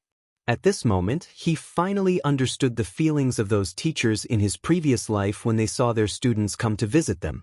It was a kind of gratification and joy from the bottom of their hearts. It was indescribable and irreplaceable. Hee, Wenhao, don't worry. I'm fine. Haha, I was wondering why you came here. So it was because of this. Your worry was a little unnecessary. Not only is Mr. fine, he is now the Imperial College's secretary. Li Tai jumped down from the carriage, patted Meng Wenhao's shoulder, and laughed. Li Zishuan could clearly feel the ground tremble. It was not an exaggeration at all. He was speechless at this little fatty. He was only 11 or 12 years old, but he was already so fat. Wasn't he afraid that he would have high blood pressure, high blood sugar, and high blood fat in the future? Li Zishuan remembered reading in a book in his previous life that Li Tai's waist and belly were big. However, when Li Er saw his son's chubby appearance, he was not worried that it would affect his figure if he was too fat. Instead, he felt that his son would be very tired when he went to the imperial court. His heart ached for his son, so he allowed him to go to the imperial court in a small sedan chair. This was unheard of. Li Zishuan shook his head. He could not understand this strange father and son. It is good that Mr. is fine. I did not have anything else at home, so I could only bring some eggs. I hope Mr. does not mind. Meng Wenhao handed over the eggs in his hand and looked at Li Zishuan expectantly. Li Zishuan frowned. If it was in the past, it would have been fine. However, eggs were so expensive now, and Meng Wenhao's family was not well off. How could he accept these eggs? However, when he saw Meng Wenhao's expectant face, he was afraid that if he rejected, it would hurt this child's self-esteem. Li Zishuan was speechless for a moment. There was no one else who could be so conflicted about accepting gifts. Forget it. At most, when this child goes back, he would ask the kitchen to pack some dried fruits and pastries for him as compensation. The gift is light, but the thought is heavy. How could I mind? However, the next time you come, you must not bring these things. I do not lack anything at home. You and Qingye, follow me to the pavilion. Li Zishuan signaled Xiaoxi to accept the eggs and said to Meng Wenhao and Li Tai. Thank you, mister. Meng Wenhao heaved a sigh of relief and said gratefully. It was unknown whether he was thanking Li Zishuan for the invitation or thanking Li Zishuan for accepting the eggs. Chapter 233. Wenhao, Qingye, how did the two of you do in this exam? Inside the pavilion, Li Zishuan asked with a smile as he took a sip of the warm tea mixed with ice cubes after the few of them sat down. He didn't even have time to look at the exam paper that Su Hongji gave him. This was why only students with good grades were willing to visit a teacher's house. After visiting, the teacher would inevitably ask about your grades. Therefore, the number of times Cheng Chumo came to visit Li Zishuan had significantly decreased. This fellow would also feel flustered and embarrassed. Meng Wenhao said, "Not bad." Li Tai waved his hand and said, "Not bad. Mister, you have so many carriages here, how about giving me one?" Ever since the little fatty had sat down, his eyes had been glued to the carriages, never leaving them. He had just gone in to try out the luxury RV, and he really wanted to try it out. Hee, I'll give you a question. Qingye, if you can answer it, what's wrong with giving you a carriage? Li Zishuan said with a smile that wasn't a smile. Li Tai heard this and his face fell. Question again. He was almost traumatized by Li Zishuan's questions. After being tortured so many times, Li Tai said that he had enough. He definitely wouldn't be fooled this time. No need. Mister, just tell me how much you want to sell this carriage for. I'll buy it with money. The little fatty shook his head like a rattle drum. Even if you beat him to death, he wouldn't be willing to answer Li Zishuan's deliberately difficult questions. Meng Wenhao, who was at the side, looked at Li Tai suspiciously. After attending classes together for so long, he had some understanding of Li Tai's temperament. He knew that Li Tai was a proud and arrogant person, but he didn't think that he would take the initiative to admit defeat. Could it be that the question set by Mr. was really that difficult? Meng Wenhao couldn't help but think. Li Zishuan faintly glanced at the little fatty and said, "There's no place to sell this car yet. Qingye, if you want it, wait a little longer." Li Tai stamped his feet and said, "There are more than 20 carriages here, right? Little Xian, can't you sell me one? I'm one of the owners of Chitsu Culture. Can't you take care of me?" Li Zishuan waved his hand in annoyance. All right, I'll give you one. Qingye, why are you here today? If you're done, then let's go. Li Zishuan really wanted this little fatty to hurry up and finish what he wanted to say and get out of here. Otherwise, he would ask for whatever he saw. He was a dignified prince, yet he was acting like a bandit. He was really a disgrace to the Li family. Li Tai's wish was fulfilled. He didn't care about Li Zishuan's bad attitude at all. He said with a happy face, "Ha, teacher, did you forget? The newspaper is almost finished with the legend of a mortal's journey to immortality that you told me last time. You should tell me the next story today. Otherwise, there won't be any novels to publish tomorrow." Li Zishuan was stunned. Only then did he remember that there was such a matter. He nodded and said, "All right, then I'll tell you the novel today." Meng Wenhao was shocked and said in surprise, "The legend of a mortal's journey to immortality was actually written by teacher?" Wenhao, it's fine as long as you know. Don't tell anyone." Li Zishuan didn't want to cause too much trouble. He just wanted to quietly be a handsome man. "Yes, teacher." Meng Wenhao agreed. However, he thought about it and still hesitated. However, this student really doesn't understand. Teacher is so knowledgeable and has so much knowledge. Why would you write novels? Li Zishuan smiled meaningfully and said, "What's wrong with writing novels? Wenhao, do you think that writing novels is a cheap profession?" Meng Wenhao flatly denied, No. Student doesn't mean that. You do. From the bottom of your heart, you think that writing novels isn't the right path. It's beneath your status as a scholar, right?" Li Zishuan said seriously. "Wenhao, you've studied hard for so many years. What is your dream?" "Student." Meng Wenhao opened his mouth but didn't know how to speak. He hadn't thought about this question before. Li Zixuan looked at Meng Wenhao's confused face and said slowly, "Do you want to earn money to improve your family's life?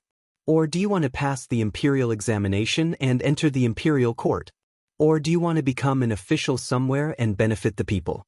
Or do you want to write a book and create a legend that will last forever?" Meng Wenhao was in a daze for a long time before he said, "Teacher, this student not only wants my father, mother, and little sister to live a good life, but also wants to pass the imperial examination to benefit the people and let others remember me." "Hey, you're really greedy." Li Tai took a sip of the iced wine and said with a smile. Meng Wenhao was a little embarrassed and speechless. Li Zixuan shook his head and said with a smile, "Wenhao, if a person can write a novel well, although it can't pass the imperial examination, it can make him rich. Moreover, through our Datang daily, one person can spread it to 10 to 100, and let him become famous overnight. It's also relying on one's ability to make a living. What reason do you have to discriminate against writing novels?" Li Tai said in disbelief, "Can writing novels make so much money?" He, of course, "Xianxia, if you don't believe me, just wait and see. As the scale of Datang daily becomes bigger and bigger, the sales will increase. At that time, whether it's writing articles for the newspaper or writing novels for the newspaper, the income will be very high. I think, at that time, there will be a lot of scholars who are constrained to write novels or articles." Li Zixuan said confidently. He had his own reasons for saying so. The entertainment in this era was very monotonous. The launch of the newspaper could not only bring people spiritual entertainment, but also provide a way for many scholars to make a living. Li Tai's eyes lit up and said excitedly, "Doesn't that mean, at that time, I will have many kinds of novels to read?" Li Zixuan and Meng Wenhao's mouth both twitched. This little fattie's thinking was always on a different channel than others. "Wenhao, think about it carefully. I don't think your thinking is good. There is no noble or lowly in the industry. The books you read didn't teach you to discriminate against others, did they? No matter what profession, those who rely on their own efforts to make a living are worthy of your respect. This includes farmers, merchants, and even waiters in restaurants. As a teacher, I don't wish to teach students who are arrogant, and don't eat the hardships of the world. Also, about your dream, whether it's for your family or for an official, if you can only choose one, I hope you can give priority to your family. I don't think a person who doesn't know how to be grateful and doesn't recognize his family can be a good official. I also don't want you to become a cold-blooded and heartless person for fame and fortune." Li Zixuan didn't pay attention to the little fattie's antics. Instead, he looked at Meng Wenhao and said sincerely, "Student will remember teacher's teachings." Meng Wenhao stood up and cupped his hands respectfully to Li Zixuan. Li Zixuan nodded with gratification and said, "Okay, then let's start talking about novels." Chapter 234. Good story. Under the pavilion, Li Tai heard this and was so excited that he almost clapped. Meng Wenhao also showed an expression of interest. Previously, he was only surprised that Li Zixuan wrote The Legend of a Mortal's Journey to Immortality. However, he was also quite fond of the story itself. It was not easy to find a young person in Chang and who did not know about The Legend of a Mortal's Journey to Immortality. Recently, there were even some items from The Legend of a Mortal appearing in the market. For example, the Eternal Spring Arts Secret Manual and Han Li's Mysterious Bottle. Of course, these items were not real, but they still attracted many mortal fans to buy them. The popularity of The Legend of a Mortal's Journey to Immortality could be seen from this. Where did we leave off last time? Li Zixuan saw that the two of them were willing to listen. Since he had nothing to do, he prepared to speak, but once he opened his mouth, he forgot where to start. Teacher said that Han Li dripped the green liquid from the small mysterious bottle onto a stalk of green 3 crowgrass. After 2 months, it grew into a stalk of rare 1,000-year-old 3 crowgrass. Li Tai had obviously done sufficient preparation. When he heard Li Zixuan's question, he answered without thinking. "Oh." Li Zixuan nodded his head. After recalling for a while, he began to speak. This time, the test was very successful. It seems that if one has the patience, they can continue to increase the age of the 3 crowgrass. However, to Han Li, this was not something that needed to be done. As long as he knew that this method was feasible, it would be enough. He did not need these ancient medicinal herbs. Medicinal herbs that were a few hundred years old were enough for him to consume. After this long series of tests, Han Li could finally rest and think about it properly. At this time, it has been quite some time since Dr. Mo left the mountain. A servant had already delivered the brush, ink, paper, and inkstone. This time, with Meng Wenhao here, the 2 of them took turns to write. Li Tai's work was much easier. From time to time, he would even have time to drink some iced tea. It was very comfortable. In the blink of an eye, 5 chapters had passed. As the plot unfolded step by step, Li Tai and Meng Wenhao gradually became immersed in the story. After Han Li discovered the effects of the bottle, he was unable to cultivate freely. He still had to fight a battle of wits and courage with Dr. Mo, who wanted to take over his body. At this moment, Li Tai and Meng Wenhao finally understood how difficult Han Li's cultivation process was. This medicine is called insect corpse pill. It's not really a medicine, but an egg made from some kind of secret method. After you eat it, it will hide in your body for a year. Don't worry, it will be absolutely safe for a year, and it won't affect you from doing other things. After a year, as long as you take the special antidote, it will automatically dissolve, and there won't be any hidden dangers left. But if you don't take the antidote after a year, the egg will absorb enough nutrients and hatch out of its shell. It will then eat all the internal organs of the human body clean, causing the human to wail in pain for 3 days and 3 nights before slowly dying.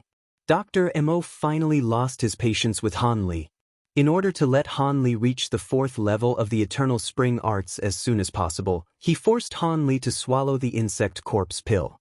When Li Tai and Meng Wenhao heard this, their faces were filled with anger, but there was nothing they could do.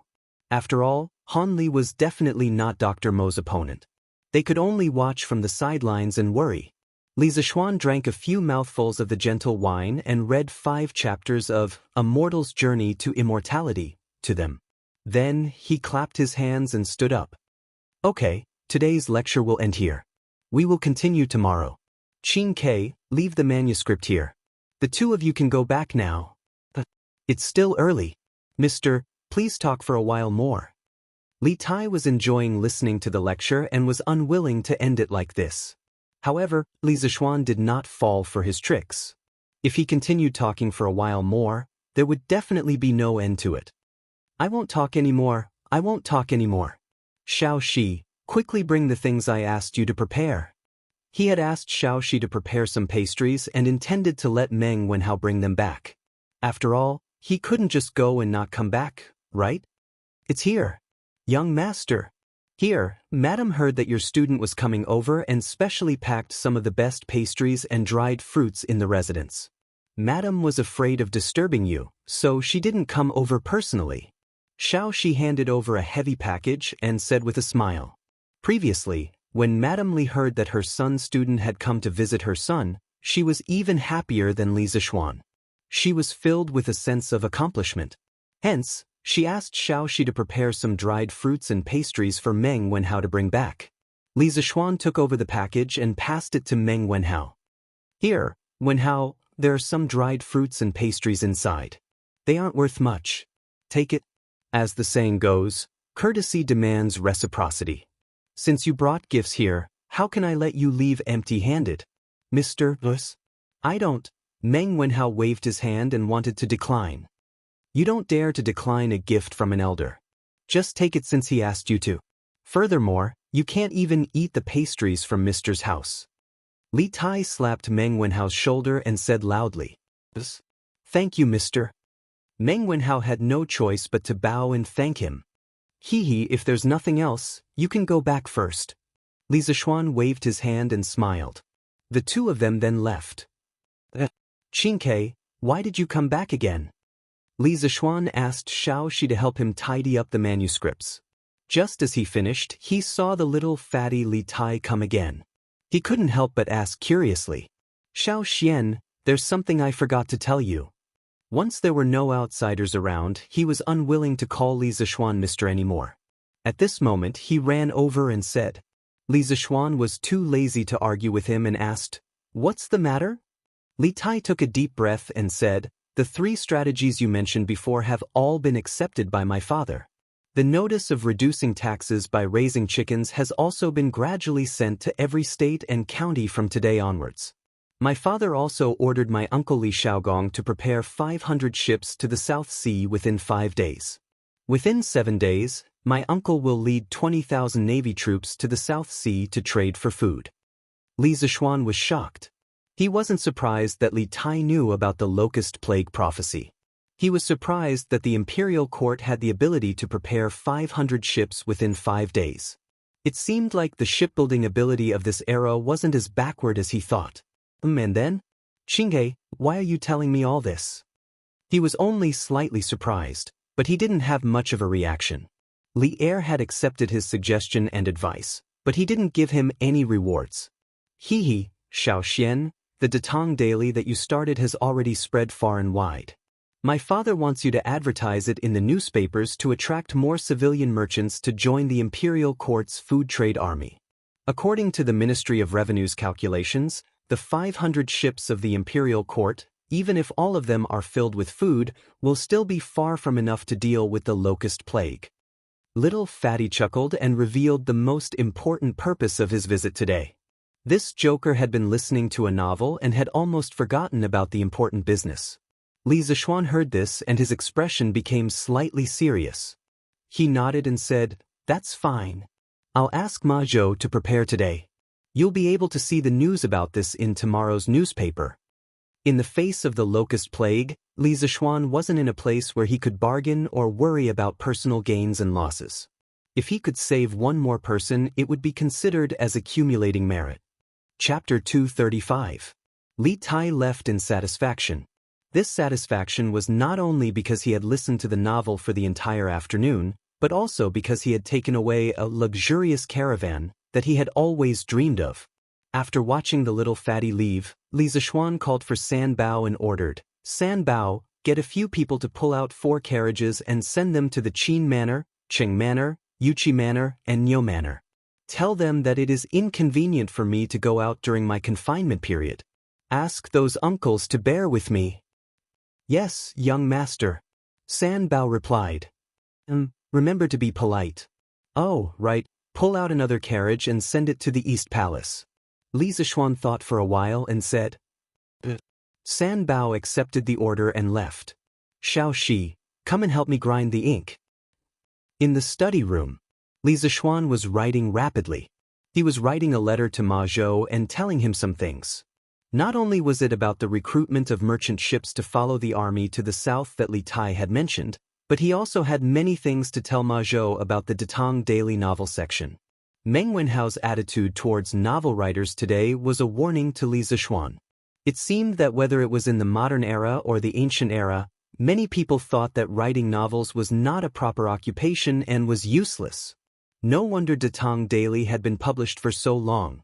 Other than a few great scholars who wrote articles and argued with each other in the literary interaction section, there was basically no one who wrote novels for Datang Daily.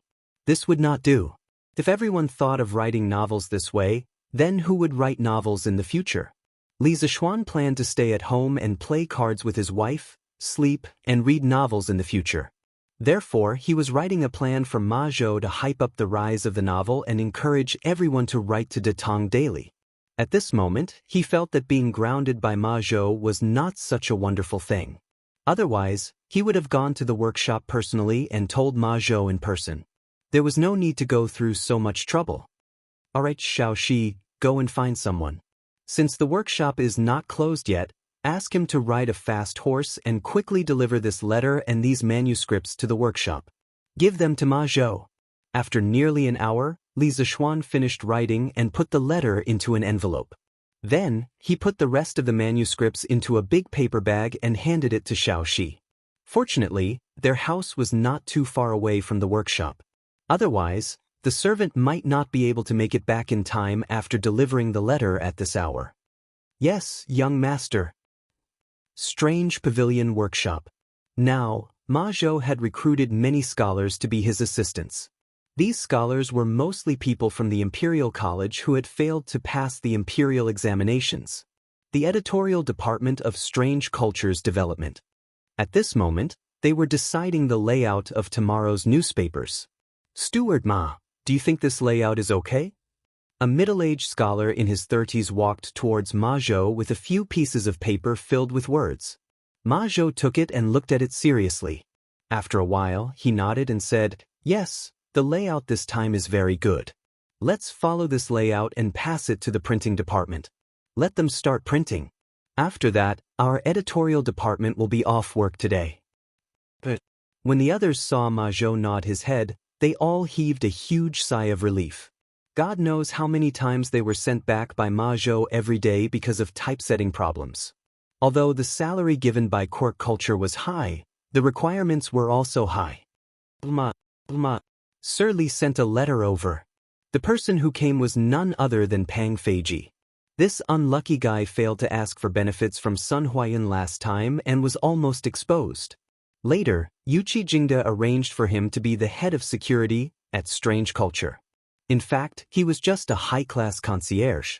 When Li Zixuan heard Yuqi Jingde's warning that day, he felt that not only Strange Culture but also the workshop's safety needed to be taken seriously. Therefore, he let Pang Feiji lead this security team into two groups.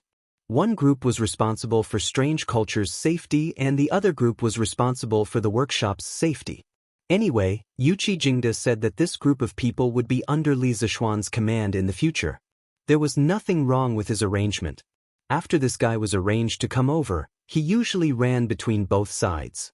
At Strange Culture, in order to make up for his image in Sun Huayuan's eyes, he was very diligent and rushed to do everything. At first, the rest of the people were worried sick. Pang Feiji was stealing their jobs. Therefore, these 2 days, Sun Huayuan clearly felt that the people in the workshop were much more enthusiastic than before. However, Pang Feiji was not a greedy person. When he was serious, he was quite loyal. After all, this guy had been in the military for so long. He was very experienced in dealing with people. In the past 2 days, there were quite a number of people who had received small favors from him.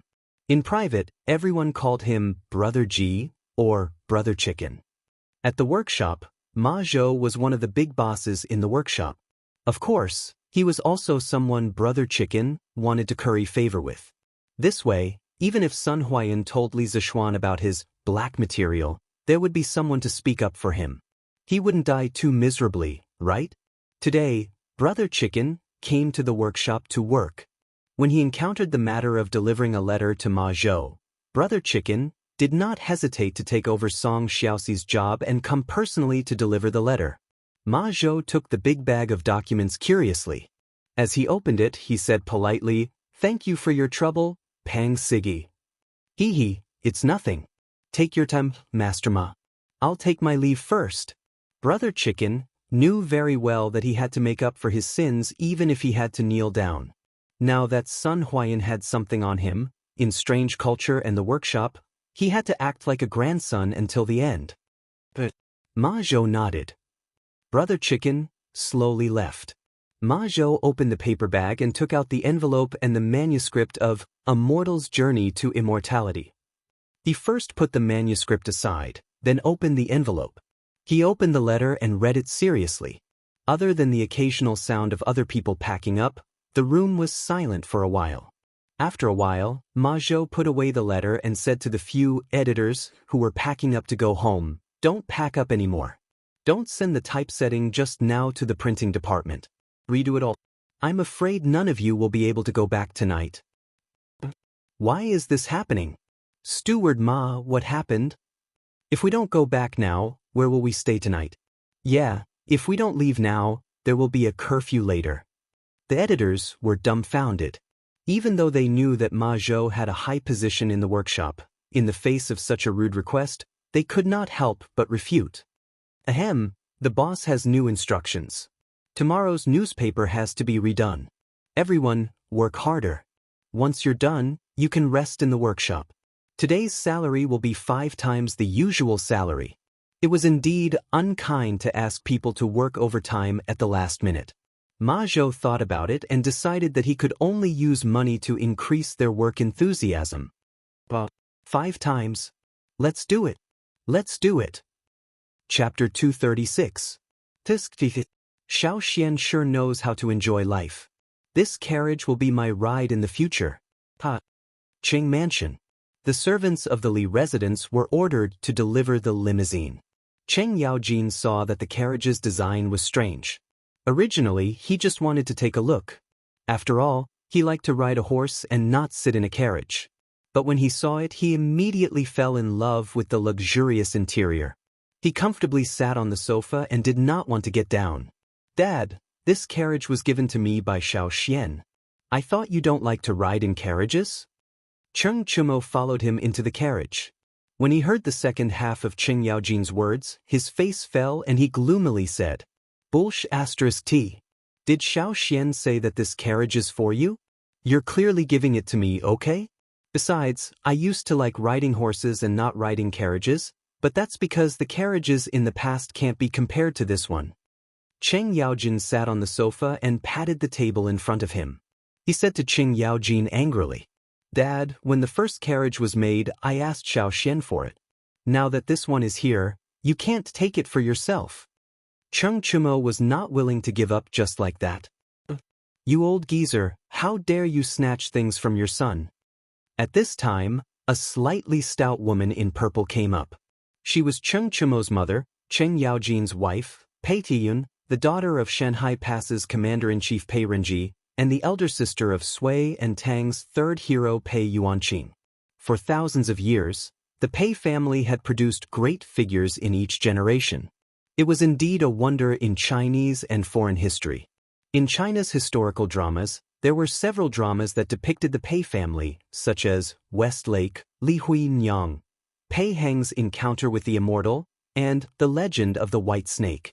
In the famous drama, The Legend of the White Snake, Fahai was the son of the Tang dynasty politician and calligrapher Pei Xiu. In history, Fahai was a positive character. However, after the novels of the Ming and Qing dynasties came out, Fahai became a negative character. A while ago, Madame Pei brought her second son, Cheng Chuliang, back to her hometown to visit her parents. She had not been in Chang'an for a long time. Madam, I was just joking with Chou Niu. Cheng Yaojin quickly got up and awkwardly smiled. Madame Pei snorted. Only now did she look at the interior of the carriage. Gradually, the envy in her eyes became stronger and stronger. The interior of this car is so beautiful. This seat is so comfortable. Master, with this carriage, in the future, this concubine will bring Chu Imo and Chu Liang back home to visit their parents. This concubine will not have to suffer the hardships of traveling. Madame Pei sat here and there in the carriage. After a while, she also liked this carriage. From her words, it seemed like she also wanted this carriage. Cheng Chumo had a tragic look on his face. He had just chased away a vicious wolf, and now a fierce tiger had appeared?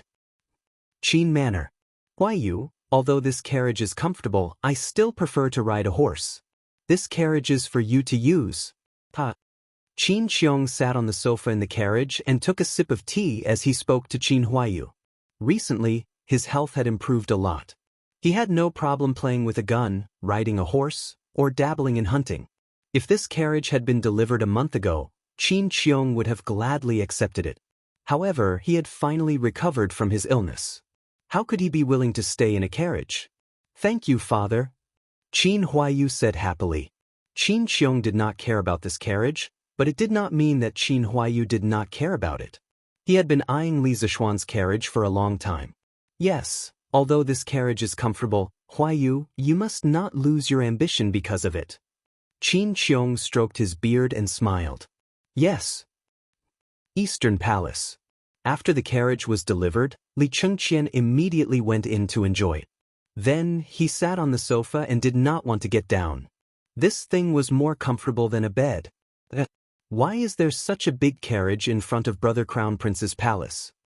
Chengle's voice came from outside the carriage.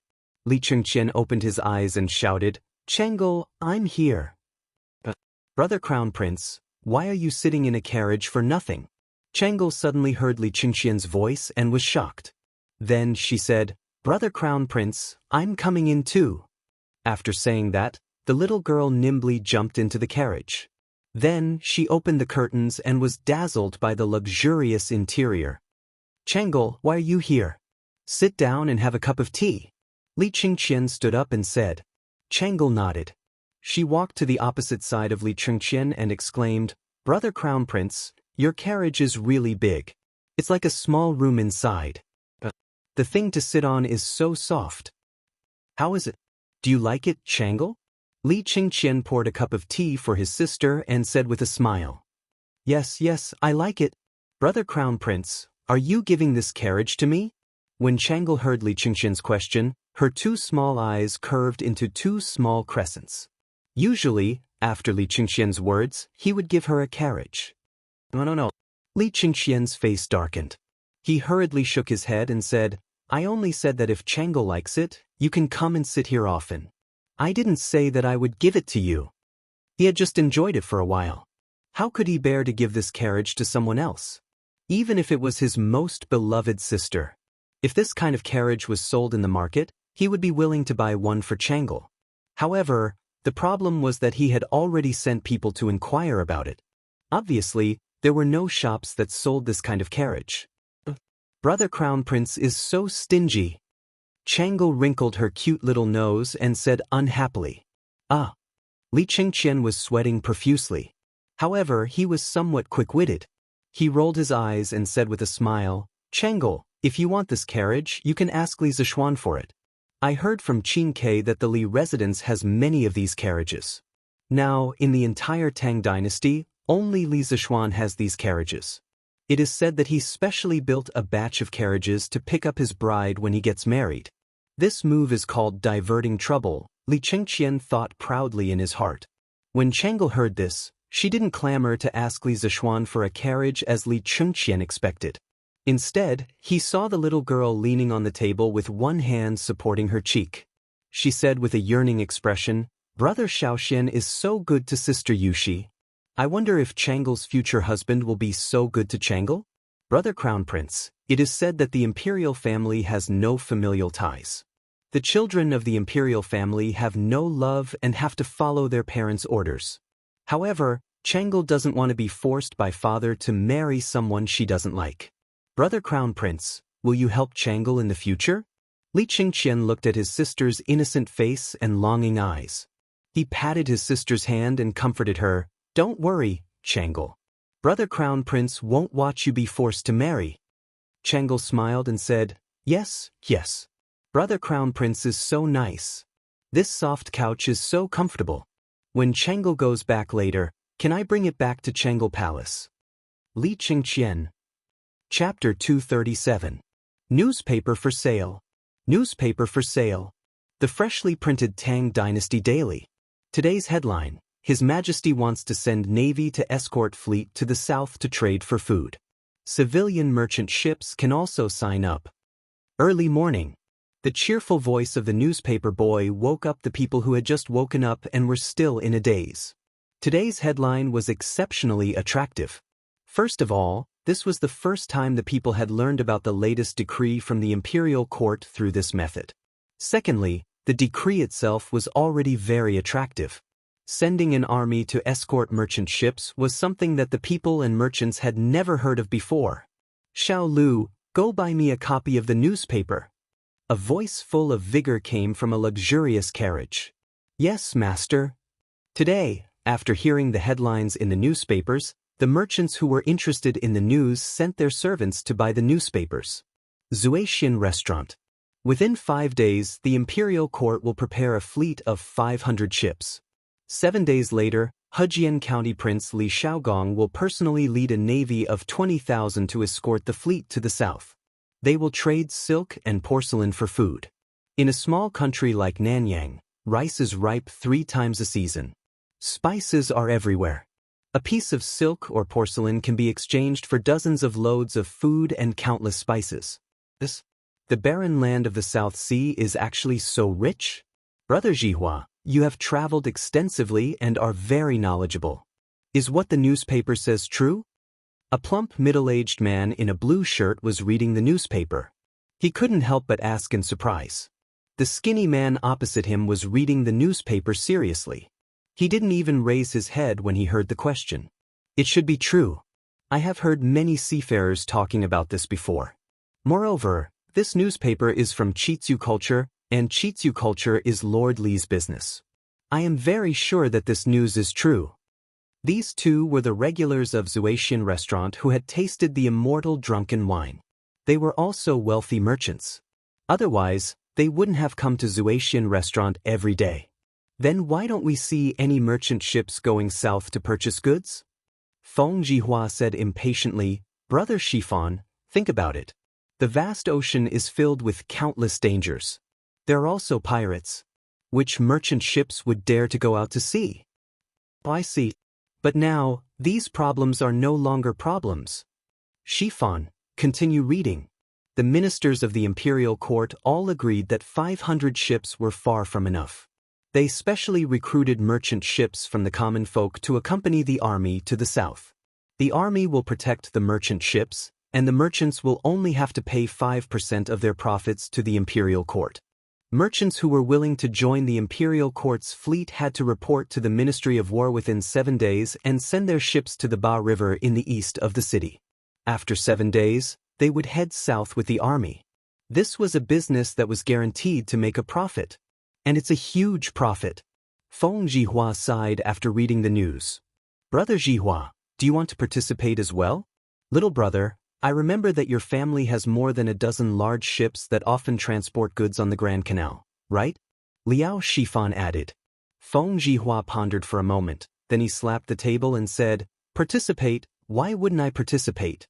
Shifan, if you want to go, I have a way to get you 8 big ships in a short period of time. It's up to you if you're willing. If you trust me, then come with me to the south. You'll definitely make 10 times the profit. Liao Shifan said happily, Of course I trust Brother Jihua. I'm willing to go south with you. Oh, that's great. I'll have to get a few more ships and buy some porcelain and silk. Let's get started. Brother Jihua, wait. There's another piece of news at the end. The imperial court has issued a decree to encourage the common folk to raise chickens on a large scale. For every 100 chickens raised by a household, their taxes will be reduced by 10% next year. When the rent is collected next year, each village will calculate the number of chickens in each household and report it to the local government. The government will reduce the taxes based on the number of chickens reported. Brother Jihua, what does the imperial court mean by this decree? I don't understand it anymore. Feng Jihua paused and read the news carefully. He couldn't help but frown. I don't understand the imperial court's intention either. Liao Shifan thought for a moment. Suddenly, his eyes lit up. Brother Jihua, I think there's something to be gained from this. Why don't we sell some chickens? Feng Jihua was stunned for a moment, but after a moment he shook his head and said, No, we don't have time recently. Compared to the small amount of money we can earn from selling the chicken seedlings, we can earn more by preparing the merchant ships to go south. That's dozens of times more profit. Shifan, you should seriously prepare to go south.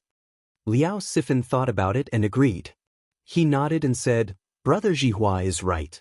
We can't lose the big picture for the small.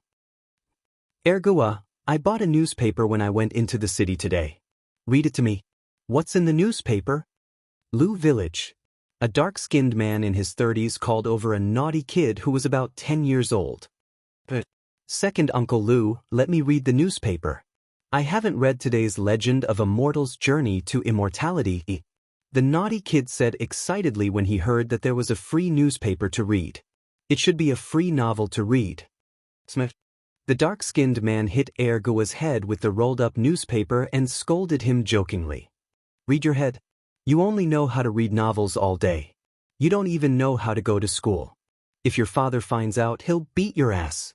Read to me what's in today's newspaper first, then read the novel. Oh. The naughty kid rubbed his head and answered in a muffled voice. Then, he took the newspaper and asked in confusion, Second Uncle, where do I start? Start from that headline. Today, I heard the newspaper boy say that the imperial court is recruiting merchant ships to go south. Read it quickly, kid. The dark-skinned man thought for a while and said, Ergua searched for a while and found today's headline. He started reading. Within 5 days, the imperial court will prepare a fleet of 500 ships. 7 days later, Hejian County Prince Li Shaogong will personally lead a navy of 20,000 to escort the fleet to the south. They will exchange silk and porcelain for food. Tsk, too bad I don't have a ship. Otherwise, I could follow the imperial court's army to Nanyang and make a fortune. Ergua, continue reading. Next one. The dark-skinned man sighed after listening to the headline.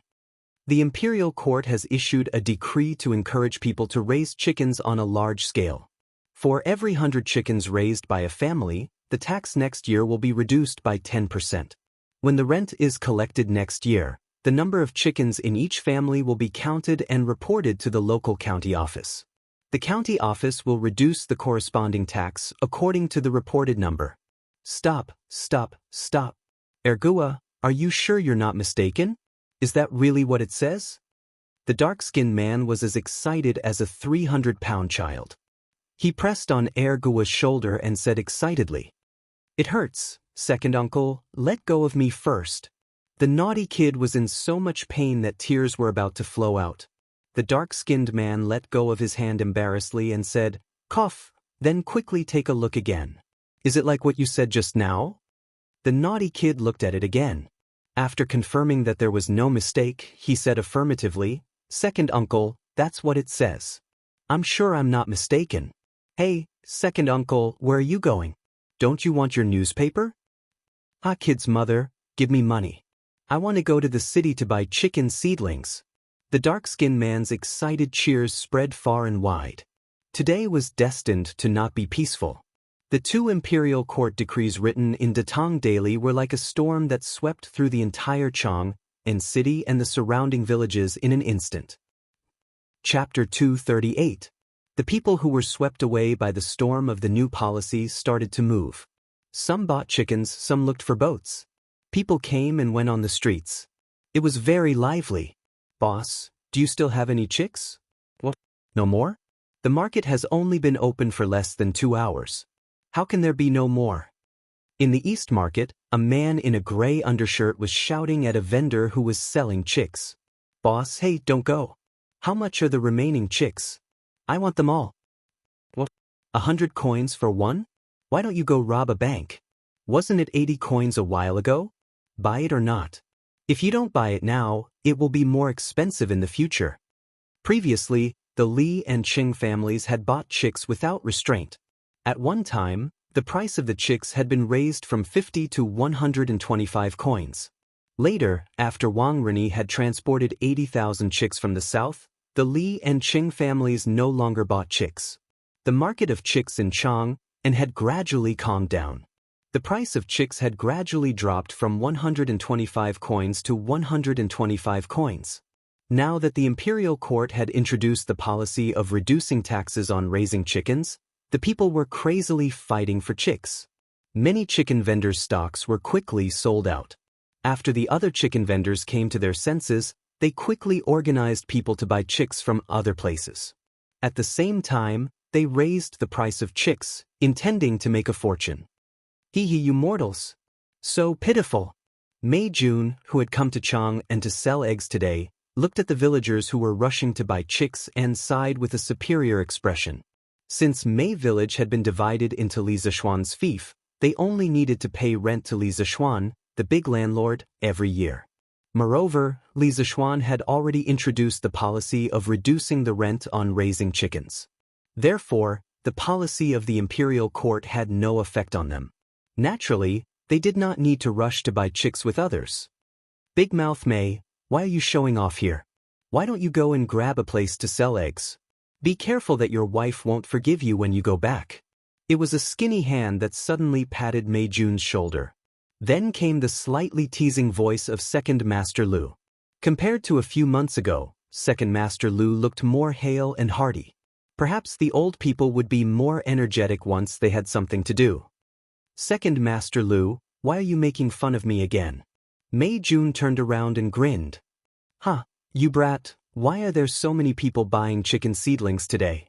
I just heard someone say that the imperial court issued a decree today to encourage the people to raise chickens.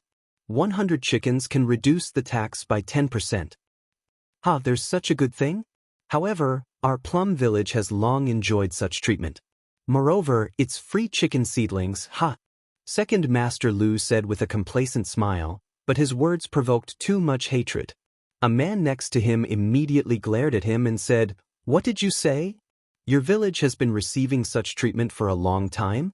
And the chicken seedlings are free? How could I lie to you? It's all thanks to Lord Li." "Wang Furen, why is your family's boat still idling at the dock?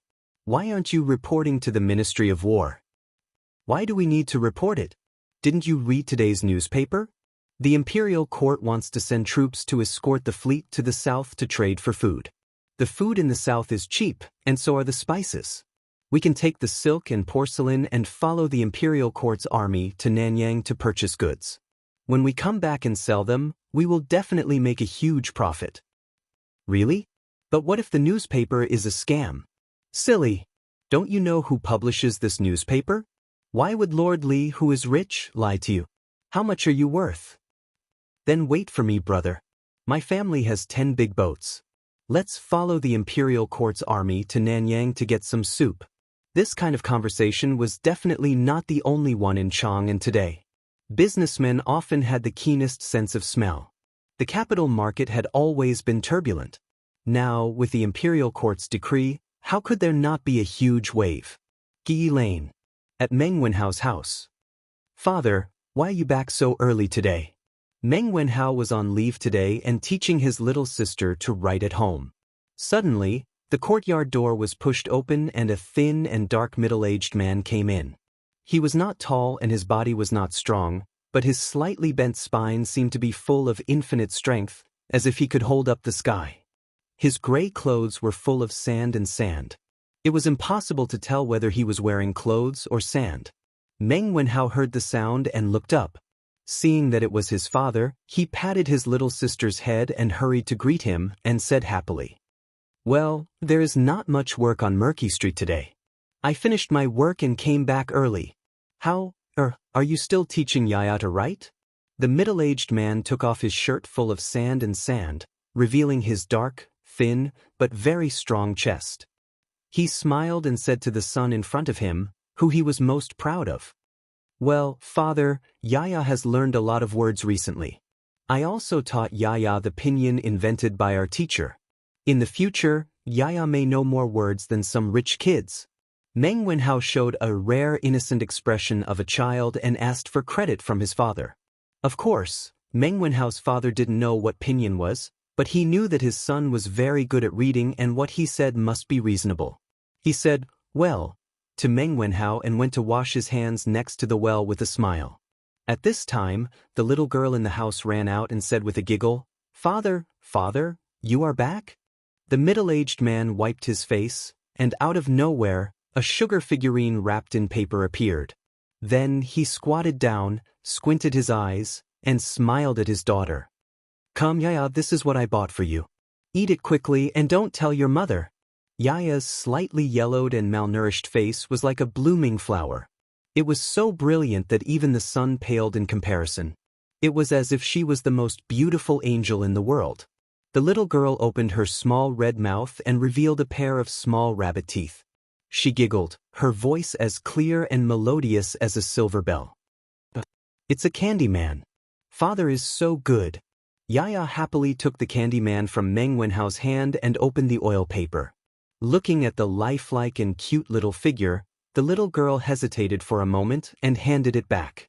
She said in a crisp voice, "Father works hard to support the family. Father works the hardest. Father, eat first." Meng Wenhao's father looked at his daughter's innocent but persistent face and couldn't help but feel a lump in his throat. He sent the candy man to his daughter's mouth and forced a smile. "Father has long been sick of it. Yaya, eat it quickly." "Father, you are lying. You used to say that, but you have never eaten it. Father doesn't eat it, and Yaya doesn't eat it either." The little girl seemed to have become smarter recently and didn't fall for it at all. "Father will eat a little. Meng Wenhao's father had no choice but to gently eat a corner of the candy man. The faint sweetness in his mouth couldn't wash away the bitterness in his heart. Suddenly, he thought of something and looked at his daughter with mixed feelings. Brother, you have to go to school every day. Brother also needs to eat first. When Yaya saw that her father really ate it, she immediately sent the candy man to Meng Wenhao's side happily. With a lesson learned, Meng Wenhao didn't refuse. He gently bit off a corner of the candy man and patted his little sister's braids. He smiled and said, "Oh, brother has eaten too. Yaya, go play elsewhere." Father, did something happen? Meng Wenhao saw that Yaya had walked far away and then looked at his worried father and asked. Meng Wenhao's father's expression froze as he hurriedly said, "No, nothing. Father, something must have happened. Can you hide it from me? Tell me if you have something and we will think of a solution together." Meng Wenhao's father thought for a moment and said hesitantly, I might have to go on a long trip in a few days. I might be gone for 2 to 3 months. Father, where are you going?" Meng Wenhao asked anxiously. "Going overseas." Meng Wenhao's father stuttered and finally revealed the truth. However, this sentence was like a bolt from the blue, leaving Meng Wenhao stunned on the spot. Chapter 239. Father, why did you suddenly think of going overseas? Meng Wenhao was stunned for a while before asking with difficulty. Although he had never been to the sea, he knew that there were hidden dangers everywhere. Today, Boss Feng suddenly told me that he has a fleet going to Southeast Asia to purchase goods in 7 days. He needs to recruit a large number of crew members and the remuneration is very generous. I thought about it and agreed. Father Meng slowly told the truth. Father, how can you agree? You don't know how to operate a ship? Besides, the sea is so dangerous. You little brat, are you looking down on your father? Who said that I don't know how to operate a ship? Don't worry. I'm good at swimming. I'll definitely be fine. When I come back 3 months later, our family will be able to live a good life. The remuneration that Boss Feng gave me this time is equivalent to 3 years of carrying goods at the dock. Father Meng patted his son's shoulder and said with a look of longing. That won't do. Father, we can slowly earn money. I will be able to pass the imperial examinations next year. When that time comes, I will also have a salary. Why do you have to take such a big risk to go to the sea? Even if my mother knows, she won't let you go. Meng Wenhao grabbed his father's arm, afraid that he would never see him again if he let go. He said anxiously. Father Meng broke free from his son's hand and said firmly, "As for your mother, I will naturally tell her. This matter is settled. I have already spoken to Boss Feng. After settling down at home these few days, I will go out to sea with them. You don't have to worry. This time, the civilian caravan will follow the Imperial Court's 20,000 navy to the south. There will definitely be no worries." After saying that, he ignored his son's persuasion and went straight to get water for a bath. Unexpectedly, today's newspaper not only caused a hurricane among the farmers and merchants, but the young people were also shocked by a few lines of words in a corner of the newspaper. Damn, you can play like this? Sun family. Sun Zifan was leaning on the couch and reading A Record of a Mortal's Journey to Immortality peacefully. When he saw the end of the 3rd chapter, he was still a little unsatisfied. Who knew that there were a few lines of small red words at the end of the article? He took a closer look and was so shocked that he almost swallowed his tongue. He saw the words written on it, "Extravagant extravagance, moved to tears, Sir's talent deserves this reward." Li Zishuan from Chang and Yongla Lane rewarded Leather Knight with 1,000 strings of cash. This book is too well written. Let's reward you and hope that the following chapters will be even more exciting. There was also a notice that read, "Congratulations to Li Zishuan for becoming the first Golden Alliance leader in the legend of a mortal's journey to immortality." From today onwards, Datang Daily would launch a tipping function. Readers could go to the Chitsu Pavilion workshop to tip their favorite novels or articles. In the future, the editorial department of Datang Daily would set up many offices in various regions. Readers who lived far away from the workshop could also head to the offices nearby to tip. Datang Daily's editorial department would split the reward 50 to 50 and send it to the author. The person who gave the reward would also receive the corresponding title of the work. The specific level of the title would be determined by the amount of reward. Apprentice, 1 coin and above. Apprentice, 500 coins and above. Disciple, 2 strings and above. Deacon, 5 strings and above. Branch leader, 10 strings and above. Hall leader, 20 strings and above. Protector, 30 strings and above. Elder, 40 strings and above. Sect leader, 50 strings and above. Grandmaster, 70 strings and above. Silver Alliance leader, 100 strings and above. Golden Alliance leader, 1,000 strings and above. The corresponding badge of the title would also be awarded to the readers who tipped. This badge was specially made and would definitely not be counterfeited. The names of the top 10 readers who tipped the most will be hung at the bottom of the book. In addition, Datang Daily is sincerely open to all scholars in Tang Dynasty. Once the novel is accepted, in addition to the split of the reward, we will also give you a guaranteed base price of at least 5 coins per 1,000 words. The salary will be paid monthly and will be sent to you by a special person. You are welcome to submit your work. Tisk tsk. Mr. Li is really rich. He gave out 1,000 strings of cash just like that. Even if we split it 50 to 50, Leather Knight would get 500 strings of cash. Sun Zi fan sighed with a face full of envy. 500 strings of cash was a huge sum of money. In the entire Chang'an city, except for a few people, no one would look down on 500 strings of cash and casually give it away. It was the same for the Sun family. **CK, if writing novels is so profitable, then why do I still need to go to school? I might as well write novels. Sun Zifan slapped his head and was about to go to the study to write novels. This guy really had no idea. If writing novels was so easy, then in the modern age of the internet, wouldn't everyone be able to become a god? Novels were easy to read, but when you actually started writing, you would realize that it was very difficult. It was definitely not something that could be written just by slapping one's head. Prince Wei's residence. Li Tai was also reading the latest issue of the newspaper. Yesterday, he had told Li Zishuan about Li Er's intentions. Today, he purposely checked to see if the government decree was published in the newspaper. After discovering that it was published, Li Tai comfortably laid on the sofa and began reading novels. Although he had heard the plot of the novel in today's newspaper, the feeling of reading a novel and listening to a novel was completely different. What? You asked where the sofa Li Tai was lying on came from? Wasn't this simple?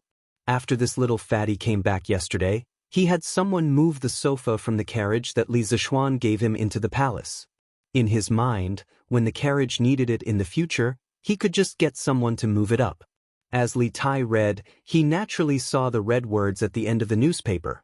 This guy's face was instantly filled with black lines. **CK, someone said that this king is thick-skinned. I think Li Zishuan is the thick-skinned one. Selling and praising himself. This is what you call selling and praising yourself. How shameless! Li Tai excitedly slammed the table and stood up. He pointed at the newspaper and scolded Li Zishuan. Others might not know who the Leather Knight was, but how could Li Tai not know? It was precisely because he knew that Li Zishuan had shamelessly tipped him that he was so excited. It was as if he had met a soulmate. Everyone was so shameless that they could be friends. Li Tai rubbed his chin as he thought. Moments later, he gritted his teeth and called a guard over. He instructed, "Take this king's warrant and go to the treasury to retrieve 1,000 strings of cash. Send it to the Strange Interest Pavilion workshop. Tell them that this king is rewarding the legend of a mortal's journey to immortality." The black-clothed guard was dumbfounded. He was definitely thinking, has the king of Wei gone crazy? Go. What are you standing there for? Have you gone crazy? The guard's face twitched slightly. He quickly cupped his hands and said, yes. Then he quickly left. Li Tai nodded. He was not stupid. After the initial shock, he quickly understood Li Zishuan's intention. This was to attract scholars to join the mighty novel industry. Thinking about the various interesting novels to read in the future, Li Tai's heart trembled with excitement. Moreover, he himself liked the legend of a mortal's journey to immortality very much. After seeing Li Zishuan snatch the first Golden Alliance Master title, he was a little unhappy. How could he be willing to give up the second Golden Alliance Master title? Golden Alliance Master, this title sounded domineering. Although Li Tai felt the pinch of giving away 1,000 strings of cash, it was still a man's pride and a Buddha's desire to burn incense. Moreover, he still had 20% of the shares in Strange Interest Culture. It was considered an investment. When the time came, more people would be attracted to write novels and read newspapers. Li Tai would also get more money. What was there to be afraid of? Li Tai thought cunningly. Chapter 240. South of Chang, and City, Jinyu Academy. On the stone bench under the pine forest, Hua Hongyi and the other two poor scholars gathered together to read the newspaper. Reading the newspaper had become their daily routine. If they didn't read it for a day, they would feel uncomfortable. Wow! Look at the last part of the newspaper. Lord Li is really rich. He gave out 1,000 strings of cash just like that. But the newspaper has an additional reward function? Who said it wasn't? Lord Li has come up with a new trick again. Tiske, Lord Li really knows how to play. But this way, that leather knight will be rich. Even if it's split 50-50, it's still 500 strings of cash. It's enough for a family of 3 to use for a few decades. Hua Hongyi waved the worn-out fan in his hand and thought for a while. He looked at his two classmates and said, Tianhua, Feichen, haven't you thought about Lord Li's intention? Although the story of A Legend of a Mortal's Journey to Immortality is novel, it's not enough to give out 1,000 strings of cash as a reward, right? Brother Hongyi, did you discover something? Yes, I think Lord Li wants to attract scholars to write novels and then submit them to his Datang daily. This looks like it's true. But Lord Li is too generous with his money. Hua Hongyi nodded and said, yes, when Lord Li makes a move, it's always a big deal. With him doing this, I'm afraid many people will rush to write novels. That would have to be written by them first. It has to be something that the supervisor of the workshop likes. Why don't we give it a try too? After all, Lord Li's reward is so generous. That's right, Feichen is right. What if Lord Li takes a fancy to what we write? Then even if no one gives us a reward, according to the guaranteed price they set, it's 5 strings of cash for 1,000 words. If we write 10,000 words a day, it'll be 50 strings of cash. That's close to 2 strings of cash a month. It's really not low. Brother Hongyi, what do you think? According to the current prices, 50 copper coins a day could be exchanged for about 200 caddies of rice. This salary was really not low, and all they had to pay was just a few words. Hua Hongyi frowned and hesitated. The salary is indeed not low, but have you thought about what to write? Why don't we imitate the plot of A Legend of a Mortal's Journey to Immortality and make up another story? Yes, I think it's a good idea. The setting of A Legend of a Mortal's Journey to Immortality is so novel and interesting. I think this model can give rise to many other stories. Hua Hongyi shook his head and said, I don't want to do that. Imitation is always inferior. If I were to write it, I would definitely create a whole new story background and plot. You can try to imitate it first and see how it works. Who knows if it might succeed? Then let's start writing now. Qing Manor. Tiske, little Xian is really rich. Cheng Chumo also saw the last few paragraphs of the newspaper. Although he was a loyal fan of A Legend of a Mortal's Journey to Immortality, he didn't know that A Legend of a Mortal's Journey to Immortality was written by Li Zishuan. Therefore, when he saw the last few paragraphs, his first reaction was not to scold Li Zishuan for being shameless, but to sigh at how rich Li Zishuan was. He could throw out 1,000 strings of cash just like that. Golden Alliance Leader. Tiske, this title is so impressive. Cheng Chumo rubbed his chin and sighed with envy. He didn't agree with Li Tai. After all, he was a prince and had a certain amount of financial autonomy. He could squeeze out 1,000 strings of cash just by gritting his teeth. However, Cheng Chumo was a pauper through and through. Although the Cheng family and the Li family had cooperated on the Drunken Immortal and the Land of Warmth and Tenderness, and he had received a lot of pocket money recently, it definitely didn't add up to 1,000 strings of cash. he didn't have the guts to ask old Madame Cheng for it. Therefore, when he saw Li Zixuan become the first Golden Alliance leader in A Legend of a Mortal's Journey to Immortality, he could only be envious. Although he really wanted it, he couldn't afford it. Cheng Chumo was conflicted for a while. After a while, he gritted his teeth and returned to his bed. He took out all his pocket money and counted it. Then he smiled and said, "Hee, I can't afford a Golden Alliance leader, but I can still give you a Silver Alliance leader." Cheng Chumo called his page boy. This is page boy. Since this guy started going to school, Cheng Chumo had also followed the trend and recruited a page boy for his son. Jiang Wuyun, send this 100 strings of cash to the workshop of Chitsu Pavilion. Tell them it's a reward from me for A Legend of a Mortal's Journey to Immortality. Young master, why did you don't talk nonsense? Go quickly. Remember to bring back the Silver Alliance leader badge they gave out. After the little page boy walked out of the gate of the Cheng mansion, he was still confused. He couldn't figure out what was wrong with Cheng Chumo today.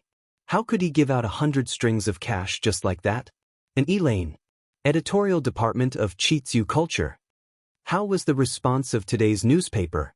Ma Zhou sat alone at the head of the table and asked the backbone of the editorial department below. According to Li Zixuan's suggestion, special people should be sent out to investigate the response of the public before each issue of the newspaper was released. If there were any problems found, they could be corrected in time. A young man who looked to be only 17 or 18 years old stood up and replied, "The response of the people to the newspaper today was particularly great. Whether it was the 2 new policies issued by the Imperial Court or our newly launched reward function, they all caused a great response. At present, our revised version of the newspaper is very successful." Although this young man had 2 panda eyes, after all, he had worked overtime last night and couldn't sleep well in the workshop, his face was full of excitement when he said this. Ma Zhou nodded approvingly and said, "Good. Chong Siwen, have you finished the badges for each title and level?" A gentle middle-aged man stood up and replied, "I handed the design drawings to Manager Fu yesterday. At present, they have only finished dozens of badges for the Gold Alliance Leader, Silver Alliance Leader, Guru, and Sect Leader of A Legend of a Mortal's Journey to Immortality. They are still rushing to make the badges for the other levels. Well, you should urge them on this matter. I expect many readers will come to reward them soon." "Yes. Godfather Ma. Godfather Ma. His Imperial Highness, Prince of Wei, has sent someone to reward us." Song Xiaoxi ran in, panting, and reported. "How much was the reward?" 1,000 strings of cash. Hiss. "Then quickly go and give the Gold Alliance leader badge to him." "Yes, Godfather Ma." Fan Xiaohui, in the future, you will be responsible for the registration of all rewards. You will also be responsible for the distribution of badges. Remember, there must be no mistakes. Ma Zhou said sternly. "Yes, Manager Ma." A middle-aged scholar in gray clothes and a gray hat stood up and cupped his hands. "Godfather Ma. Godfather Ma. The eldest young master of the Cheng estate has sent someone to reward A Legend of a Mortal's Journey to Immortality with 100 strings of cash. Godfather Ma. Godfather Ma. Princess Changle has sent someone to reward A Legend of a Mortal's Journey to Immortality with 100 strings of cash. His Imperial Highness, the Crown Prince has sent someone to reward A Legend of a Mortal's Journey to Immortality with 100 strings of cash. Xinghua Square's eldest young master, Hu Yuan Bao, has sent someone to reward A Legend of a Mortal's Journey to Immortality with 1,000 strings of cash. Azure Dragon Square's Wang Renbiao has sent someone to reward A Legend of a Mortal's Journey to Immortality with 1,000 strings of cash. Jincheng Square's Murong Yunhai has sent someone to reward A Legend of a Mortal's Journey to Immortality with 200 strings of cash. Crazy! Crazy! That was the only word in everyone's mind. They knew that A Legend of a Mortal's Journey to Immortality was very popular and that many people would come to reward it in the future. However, they did not expect it to come so quickly and in such a large amount. Could it be that these people did not treat money as money? That's all for today. Everyone, quickly get back to your positions and continue with your work. Fan Xiaohui, quickly go to the front to receive the reward money and register it. Chong Siwen, quickly go to the workshop and urge them to make the badges quickly. Yes. Chapter 241. Yi Lane. Meng Wenhao tried to persuade his father but to no avail. He could only pray that his mother would come back in the afternoon and persuade his father. After letting his imagination run wild for a while, he became more and more frustrated. After bidding farewell to his father, Meng Wenhao went out. Looking at the busy pedestrians on the street, Meng Wenhao was a little confused. As the saying goes, the world is full of people who come for profit. Most of the people in front of him were rushing to earn money. What was he doing? Isn't this Meng Wenhao? Where are you going? Suddenly, a voice came to his ear. Meng Wenhao found it familiar. He turned around and saw Wang Meng walking towards him. Wang Meng, where are you going? To the workshop of the Strange Interest Pavilion. Wenhao, didn't you read today's newspaper? Datong Daily can reward now. Mr. Li alone rewarded The Legend of a Mortal's Journey to Immortality with 1,000 strings of cash and became the first Gold Alliance leader. How impressive! I, Wang Meng, may not be rich, but I can still squeeze out 10 strings of cash and become a leader. What reward? What alliance leader? What is Wang Meng talking about? Meng Wenhao was confused. He had no idea what Wang Meng was talking about. Here, take a look for yourself. Wang Meng took out today's newspaper and handed it to Meng Wenhao. He pointed at the last few paragraphs of the newspaper. Meng Wenhao only understood after reading it. His first reaction was to break down. He didn't expect Li Zishuan to write a novel in private. He even had the cheek to reward himself. How shameless must he be to do such a thing? What's wrong? You must be shocked by Mr. Li's generosity, right? Wang Meng looked at Meng Wenhao's twitching face and thought that he was too shocked. Meng Wenhao almost vomited blood. He quickly nodded and pretended to be shocked. Yes. I was indeed shocked. He, then take your time to be shocked. I'll take my leave first. Wang Meng gave Meng Wenhao a look that said, I've been there before, so I understand. He patted Meng Wenhao's shoulder, turned around and ran away. Hey Wang Meng, your newspaper. Forget it, it's fine. Wenhao, take it first. Meng Wenhao shook his head helplessly. The gloominess in his heart had been diluted by the news he had just received. He had not expected his teacher to be so capricious and unconventional. Since he had nothing to do, he sat down on the pier of the bridge not far away and flipped through the newspaper. Naturally, he also saw the headlines today. He saw the news that the imperial court was recruiting trade caravans from the people to follow the army to the small Nanyang country to trade. So this is actually true. The imperial court's navy is really going south with them. Meng Wenhao muttered to himself. He had thought that his father was just trying to comfort him when he said that the imperial army would come along. He didn't expect it to be true. At this moment he was slightly relieved. From this piece of news, he understood why Boss Feng suddenly decided to go out to sea. It was all because of this decree issued by the imperial court. But why would the imperial court make such a big move at this time to go south to exchange grain? Would there be a change in the grain supply of the Great Tang in the future? The intelligent Meng Wenhao soon thought of the deeper reason behind this decree. However, he was only guessing and could not be sure. Li residence. Li Zishuan was not idle at this moment. There were big shots coming to his house today. They were Qin Shubao and Li Shaogong. To the people, the decree issued by Li Heir to go south to exchange grain was very sudden and very puzzling. The highest commander of this decree was Li Shaogong. As a member of the Li Tang Empire and Li Heir's trusted right-hand man, Li Shaogong was of course one of the few people who knew the real reason for this military operation. It was because he knew that he had to come personally to see Li Zishuan. There were some things he needed to ask in person. However, he had never interacted with Li Zishuan before. It was very awkward for him to suddenly visit, so he asked Qin Qiong to be the middleman. Uncle Qin, you're here. This is? Li Zishuan, who had just practiced swordsmanship in the west courtyard, was told by San Bao that Qin Qiong was here. He quickly wiped his sweat and tidied his clothes. When he came to the front hall, he saw that there was someone else. He, Xiaoxian, this is Prince Hejian.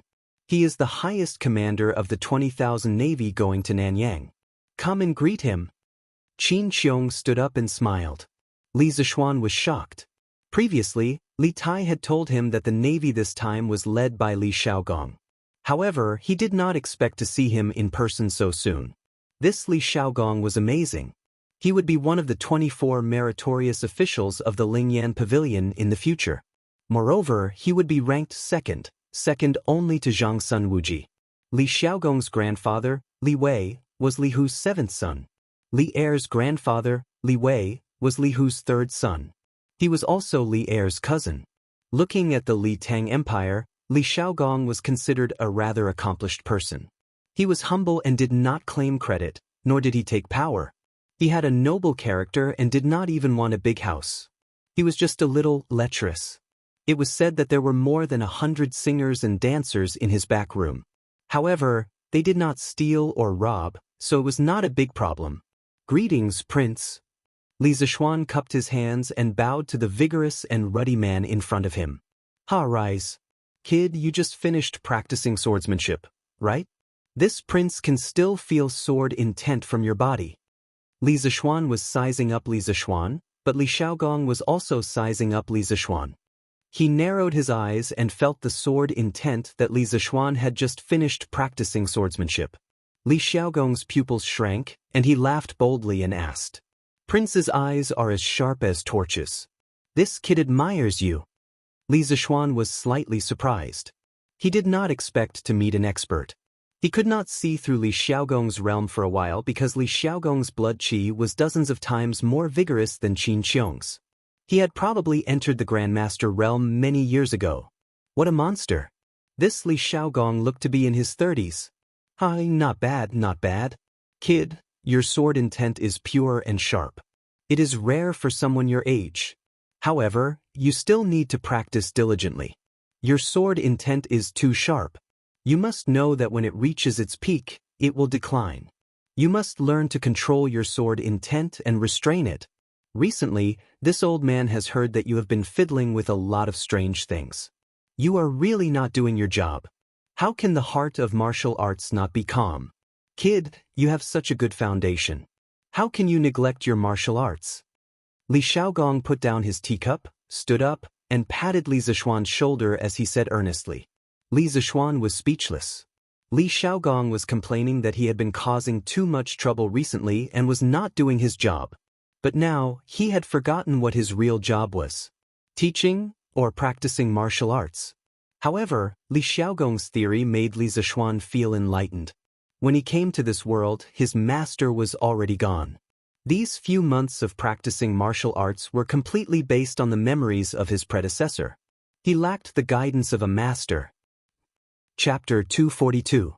You are right, Your Highness. My master passed away early and there was no one to urge me on, so I couldn't help but slack off these few months. In this kind of situation, you couldn't reason with your elders, quibble, or find all kinds of excuses. The best choice was to follow their words and retreat in order to advance. This was the experience that Li Zixuan had summed up in countless battles. Ha, you are worth teaching. Li Xiaogong's forthright laughter soared into the sky. He patted Li Zixuan on the shoulder and said, This king knows that you have been assigned to the directorate by His Majesty, but you still have to find time to practice martial arts. Ahem, I am being a bit nosy, don't blame me, kid. Li Xiaogong suddenly realized that he wasn't here to preach, but to do something else. He couldn't help but feel a bit embarrassed. What are you talking about, Your Highness? I am already very grateful that you can give me some advice. Please have some tea. Uncle Qin, please have some tea too. Although Li Zixuan was complaining in his heart, he didn't show it on his face. He poured a cup of tea for the two of them and personally served it to them. After taking the teacups, Qin Qiong began to talk about the main topic. Xiaoxian, I came with His Highness to talk about the grain trade in the south. There are some things that His Highness needs to ask you face to face. I hope that you can answer truthfully. Some things are related to the lives of tens of thousands of soldiers. Li Xiaogong also nodded and said, Shu Bao is right. The locust plague prophecy was proposed by you, and the 3 ways to deal with the locusts were also thought of by you. I thought that it would be better to ask you, the person involved. Li Zishuan had already expected this.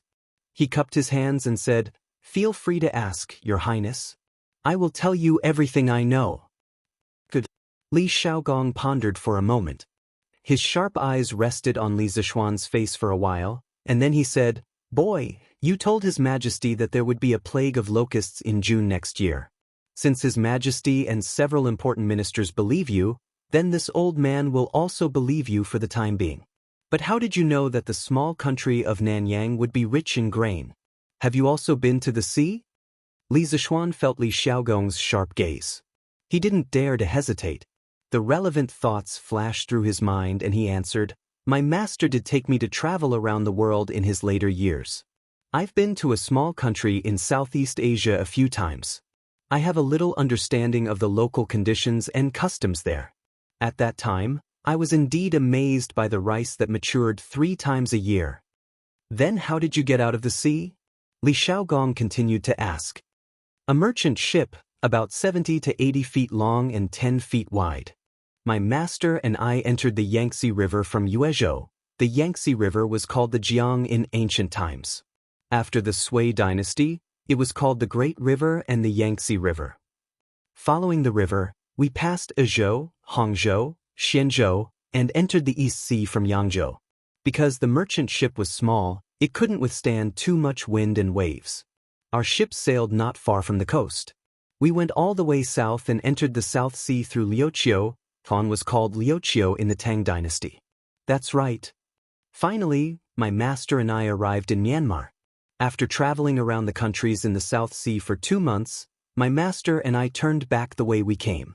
This was Li Zishuan's current state. He had no choice. If he didn't tell the truth, Li Xiaogong would definitely not believe him. If he didn't tell the truth, he would be done for. Of course, he only made up the experience. He didn't say the route blindly. It was a route that he came up with after careful consideration. Li Xiaogong stroked his 3-inch beard and fell into deep thought.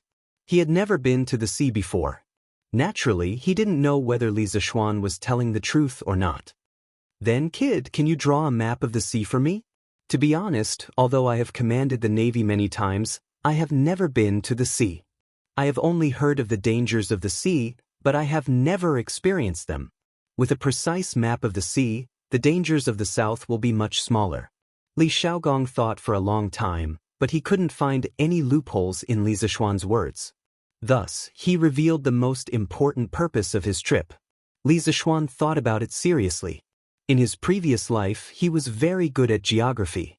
When he was in high school, he once complained about why science students didn't study geography, but biology. It was really a trap.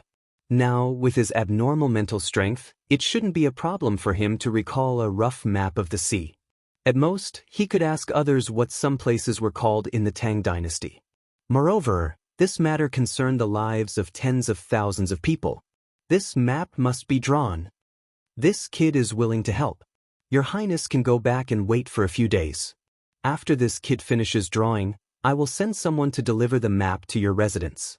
In these 2 days, this kid will do his best to recall and ensure that the map is as detailed and accurate as possible."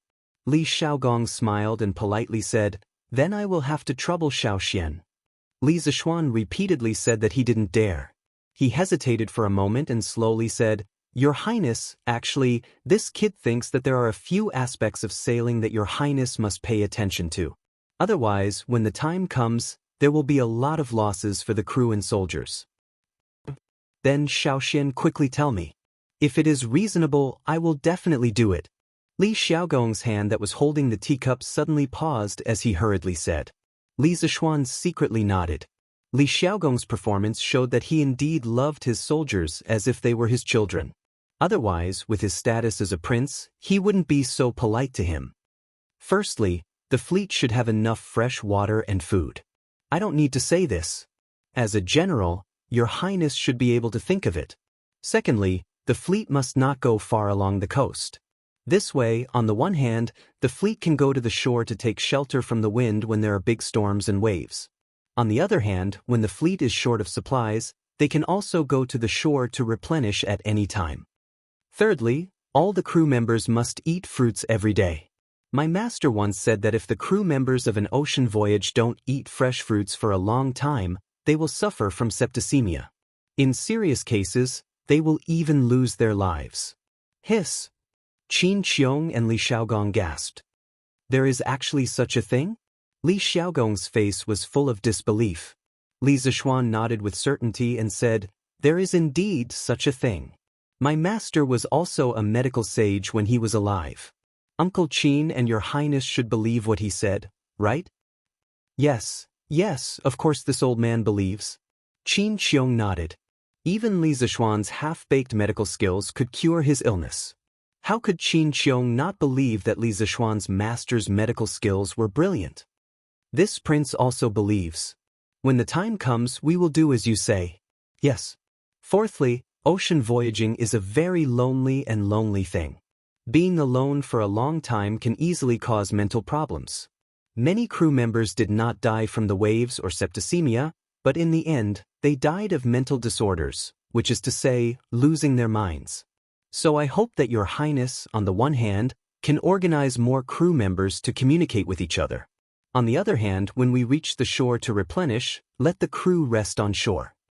This prince has heard of such things. I didn't expect you to be so knowledgeable. Li Xiaogong stroked his chin and praised. Your highness, you flatter me.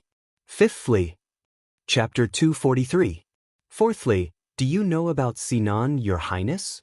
In the front hall of the Li mansion, Li Zixuan looked at Li Xiaogong and asked. Of course, there are several of them in the imperial astronomer. But Li Xiaogong replied curiously. According to the ancient mine records, Sinan first appeared in the Hebei magnetic mountain area during the Warring States period. At first, it was used for geomancy, but there were no archaeological objects. It took a long time for Sinan to become a compass. At least, there was no compass in the early Tang dynasty.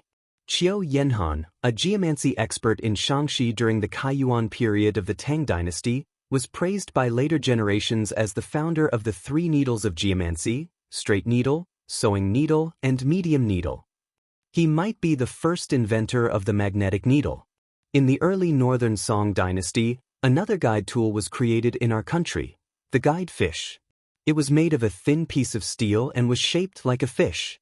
It was 2 inches long and 5 inches wide. The belly of the fish was a little concave. Like a boat, it could float on the water. The fish made of steel was not magnetic, so it could not be used as a guide. If it was used as a guide, it must be turned into a magnet by artificial magnetic transmission. The General Essentials of Martial Arts, compiled by Zheng Gongliang in the Northern Song dynasty, introduced the preparation method of the guide fish in detail. As for the method of making a floating magnetic needle, it was first seen in Xin Kuo's Dream Creek Talk in the Northern Song dynasty. The earliest application of the compass in navigation was in the Ming dynasty when Zheng He went to the Western Ocean. In this era, even if the compass was invented, no one would think of using it for navigation. Yes, the gift that Li Zixuan wanted to give to the team of tens of thousands of people was a compass. This thing was a powerful tool for navigation.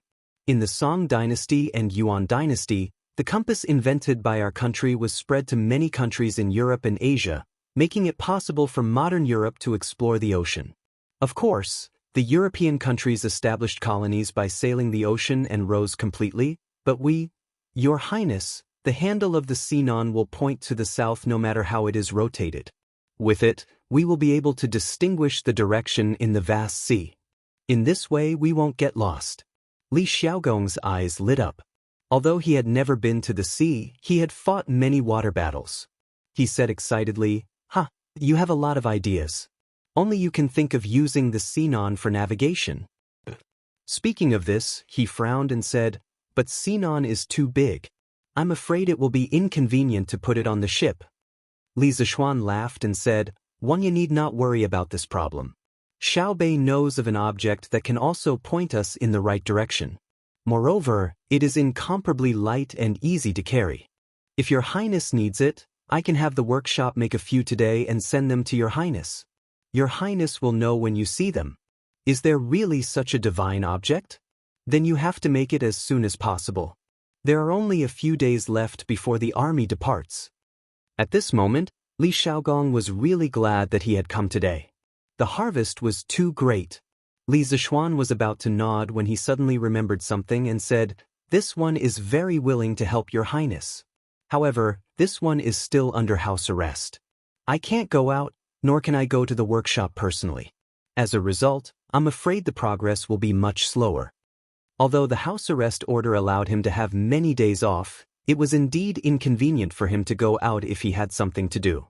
For example, when he came up with the idea yesterday, he had to trouble himself to write down the changes of the Datong daily. How could it be more convenient to say it in person? Li Xiaogong said indifferently, "This is not a big deal. I'll go to the palace later and ask His Majesty to suspend your house arrest order. The military situation is urgent. I'm sure His Majesty will make an exception for such a small matter."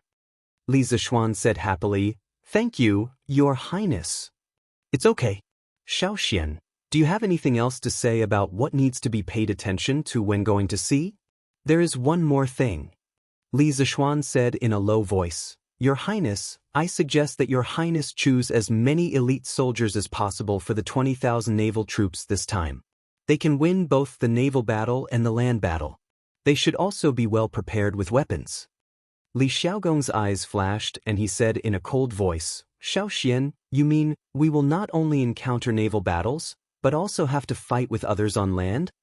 Li Zixuan nodded and said, "Yes, it's very likely. We may encounter pirates on the water. As for the land, Your Highness, the goods your fleet is carrying this time are all very valuable. Those gorgeous silks and exquisite porcelain are more precious than gold to the people of Nanyang. It's hard to guarantee that they won't have evil intentions.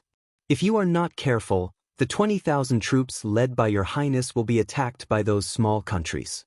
The entire fleet will be attacked from all sides and the whole fleet will be besieged from all sides. The original intention of this fleet is indeed for trade, but we must be vigilant. If others try to break the rules by force first, I think Your Highness won't have to be merciful, right?" Li Xiaogong frowned and said coldly, "If those small foreign countries dare to offend the tiger of the Celestial Empire, I will definitely draw my sword and drink their blood to show the might of the Tang Empire." Li Zixuan exclaimed in admiration, "Your Highness is truly bold." He looked at the time and said, "It's already late. It's getting late. Why don't Your Highness and Uncle Qin have a meal at my house?" Li Xiaogong chuckled and said, "I heard that you are quite accomplished in eating and drinking. It just so happens that I will stay at your house today and try your delicious food and wine. Ha!" Qin Qiong also nodded and laughed. "Ha, that's how it should be." Counting the days, Xiaoxian Yu and Yushi are about to get married. As Yushi's adoptive father, I haven't eaten at your house yet. Li Zixuan said, "Cough, cough, it's my fault for not thinking it through." Ha! On the other side, Meng Wenhao sat on the bridge pier and read the newspaper for a while. Naturally, he read the last few paragraphs of the newspaper several times. He was really tempted by the generous rewards of writing novels. He also had the idea of writing novels in his spare time. However, he immediately rejected the idea after thinking about it for a while. First of all, the studies in the mathematics school were very intense and the competition was very fierce.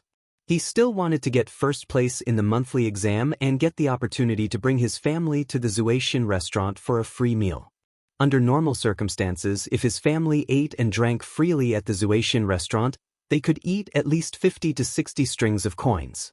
If they ordered wine, it would be even more expensive. This was more cost-effective than writing novels. On the other hand, writing novels would definitely delay his studies. His parents would definitely not allow it, and he would not allow it either. Shaking his head, he dispelled this unrealistic idea. Meng Wenhao looked at the sun above his head and then got up to go home for lunch. At this time, he realized that he was actually near Yongda Square. In the morning, he wandered around aimlessly and unknowingly came to a place so far away from home. Meng Wenhao sighed and walked home. "Don't move. It's a robbery." When he walked to Xianyi Lane, Meng Wenhao suddenly heard a low man's voice coming from the alley between Xianyi Lane and Feng Lane. He was shocked and quickly turned to the corner, carefully peeking at the situation in the alley. He saw a big man in gray clothes with a piece of black cloth over his face. He held a cold kitchen knife in his hand and was holding it against the neck of an 11 or 12-year-old girl. It was a scene of robbery in broad daylight. Chapter 244. Humph. Is there something wrong with your eyes? Why do you think I'm rich? On the side of the lane between Xuanyi Lane and Feng and Lane, Meng Wenhao's heart was in his throat. When he was hesitating whether to stop the masked man or not, he saw the girl with one hand on her waist and snorted recklessly. Meng Wenhao really wanted to go up and cover the girl's mouth. Oh my God, why are you still talking nonsense? Don't you think things are chaotic enough? The masked man was obviously stunned. It was probably the first time he met such a heartless person who was not afraid of death. In other words, it was the first time this guy came out to rob. He had no experience and could not scare people. Cut the crap. I only want 500 copper coins. Hand it over and I'll let you go. Otherwise, I'm afraid there will be an extra red line on your neck. The masked man reacted. He pushed the kitchen knife in his hand forward a few more inches and said fiercely. Meng Wenhao saw it clearly from the corner of the wall. He was very anxious and wanted to stop him. However, he was afraid that the kitchen knife in the masked man's hand would hurt the girl. After all, the kitchen knife was already close to the girl's throat. If the masked man's hand trembled slightly, the girl was likely to die. Meng Wenhao looked around and found that there was no one around. He guessed that they had all gone back to have lunch. Meng Wenhao forced himself to calm down and seriously thought about it. Then he picked up a brick next to him. Don't be surprised, this was the so-called Qin bricks and Han tiles. In fact, as early as the Zhou dynasty, there were records of bricks. Meng Wenhao took a deep breath, gathered his courage, and quietly approached the masked man. The masked man and the girl stood facing each other. Meng Wenhao's direction was just behind the masked man, so his movements fell into the girl's eyes. The girl saw that there was someone else here, and her eyes widened in surprise. However, when she saw the brick in Meng Wenhao's hand, she quickly blinked, as if to tell him not to come over. Meng Wenhao's brain was a little confused. He did not understand what the girl was trying to say. Little girl, is there something wrong with your eyes? Why do you keep blinking? Is there someone behind you? The masked man felt that he had gotten off to a bad start today. He couldn't even deal with a little girl. She wasn't afraid of him at all. He was a failure as a bandit. When Meng Wenhao saw that the robber had the intention to turn around, he was greatly alarmed. He was only a scholar without the strength to truss up a chicken. How could he be a match for this burly man? Before the burly man could turn around, he quickly retreated to the corner. At this moment, he could even hear the sound of his heart thumping. Yes. There's someone there. Look behind you. The girl giggled. The masked man was about to turn around to see if there was anyone behind him when he heard the girl's words. He paused for a moment. Then he sneered and said, "Tisk, little girl, are you trying to trick me into turning around so that you can take the opportunity to escape? I'm so smart, why would I fall for your trick?" At this moment, the robber felt as if he was possessed by Zhuge Liang. He had the demeanor of a wise man who could see through all the conspiracies in the world. In short, he felt that he was too damn smart. Humph, how could someone as smart as me be deceived by a little girl like you? TSK, if you don't believe me, then forget it. The little girl playfully rolled her eyes and curled her lips. When the robber saw her reaction, he was even more certain that his judgment was correct. He couldn't help but feel proud in his heart. Don't talk nonsense. Quickly take out the money. No one will come to this alley at this time. Little girl, don't waste your time. No one will come to save you. As the robber spoke, he pushed the kitchen knife forward a little.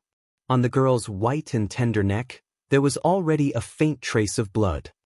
But I really don't have 500 coins. Feeling the coldness on her neck, the little girl pitifully said. The robber really wanted to curse at this moment.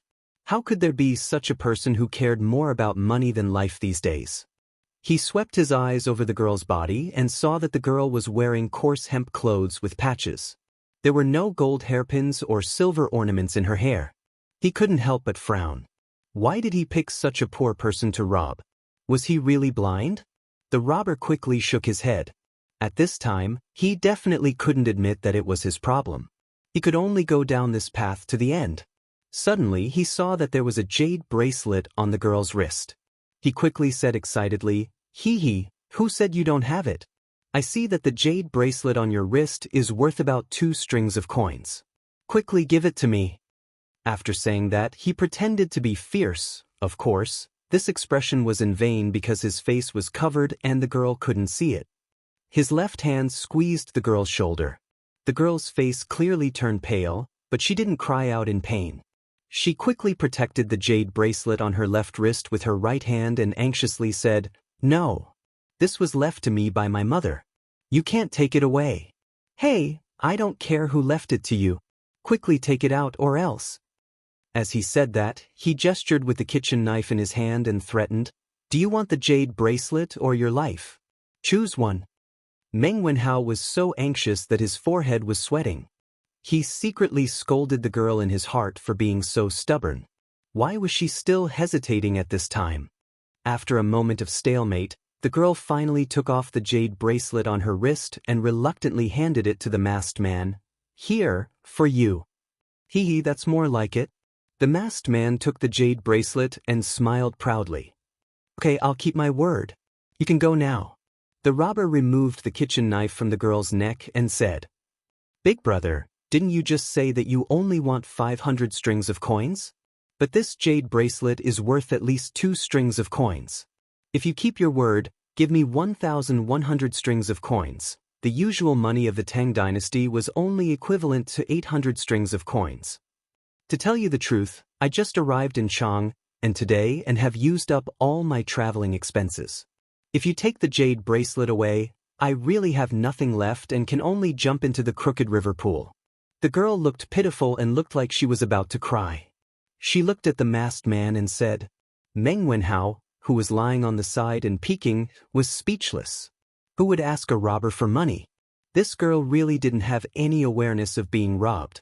However, the masked man didn't think so. He scratched his head and felt that what the girl said made sense. So, he waved his hand and said, "Oh, okay. Don't cry, I'll keep my word. I said that I only want 500 strings of coins, so I'll take 500 strings of coins from you. You wait, I'll give you the money." After saying that, he actually took out the pouch at his waist and began to count the money. After a while, he said embarrassedly, "Ahem, I only brought 1 string of coins when I went out today. You can take it first. I'll return the rest to you when we meet again." Chapter 245. Clang! The little girl's hand suddenly had an extra coin. Meng Wenhao's eyes widened. If he had also transmigrated at this moment, he would definitely say, "Mother asterisk cur, is this even possible?" "Hee, thank you, big brother, you are really a good person." The girl looked at the coin in her hand and suddenly said with a smile. The masked man scratched his head embarrassedly. This was probably the first time someone praised him as a good person. It's good, it's good. Little girl, if you want to be robbed again next time, just look for me, Lei Badian. Pay, I spilled the beans." "Alright, see you later, I'll take my leave first." Meng Wenhao's face was full of black lines. "What do you mean you want to be robbed again?" "Hey, wait. The girl quickly stretched out her hand to block the way. "What's wrong? Little girl, what do you want? I don't want to lower myself to your level, don't fail to appreciate my kindness." The masked man only felt that this girl was very annoying. When did being a robber become so difficult? "Hey, big brother, wait a minute, I just found out that I have change here. Here, take it, it's exactly 500 coins. Return the jade bracelet to me. You said before that you always keep your word." The girl didn't know when, but she took out 500 coins from the string of money and handed it to the robber and said. The robber was dumbfounded. Yes, at this moment he felt that the girl in front of him was very reasonable, but he kept feeling that something was wrong. "What's wrong? Big brother, don't tell me you want to go back on your word? It said that even robbers have morals. I'm afraid you don't follow the rules of the underworld, right? When this spreads out, you will be ridiculed by the heroes of the underworld." The girl didn't give the masked man a chance to think. It was unknown where she had learned the slang of the underworld from, but the robber was so scared that he was stunned. The masked man wiped the sweat on his forehead and said unconvinced, Who said I want to go back on my word? Here, I'll return the jade bracelet to you and give me the 500 coins. With that, he snatched the 500 coins from the girl's hand and then stuffed the jade bracelet back into the girl's hand. Big brother is such a good person.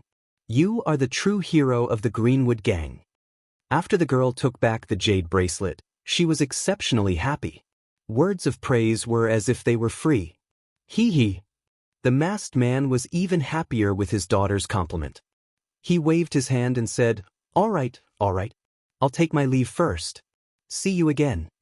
After he finished speaking, he swaggered to the other side of the alley with a heroic look on his face and gradually disappeared from sight. Silence. The alley fell into an abnormal silence. Meng Wenhao, who was squatting in the corner, had a look of Sparta on his face. He felt that his worldview was about to be turned upside down. After living for more than 10 years, this was the first time he had seen such an adorably stupid robber.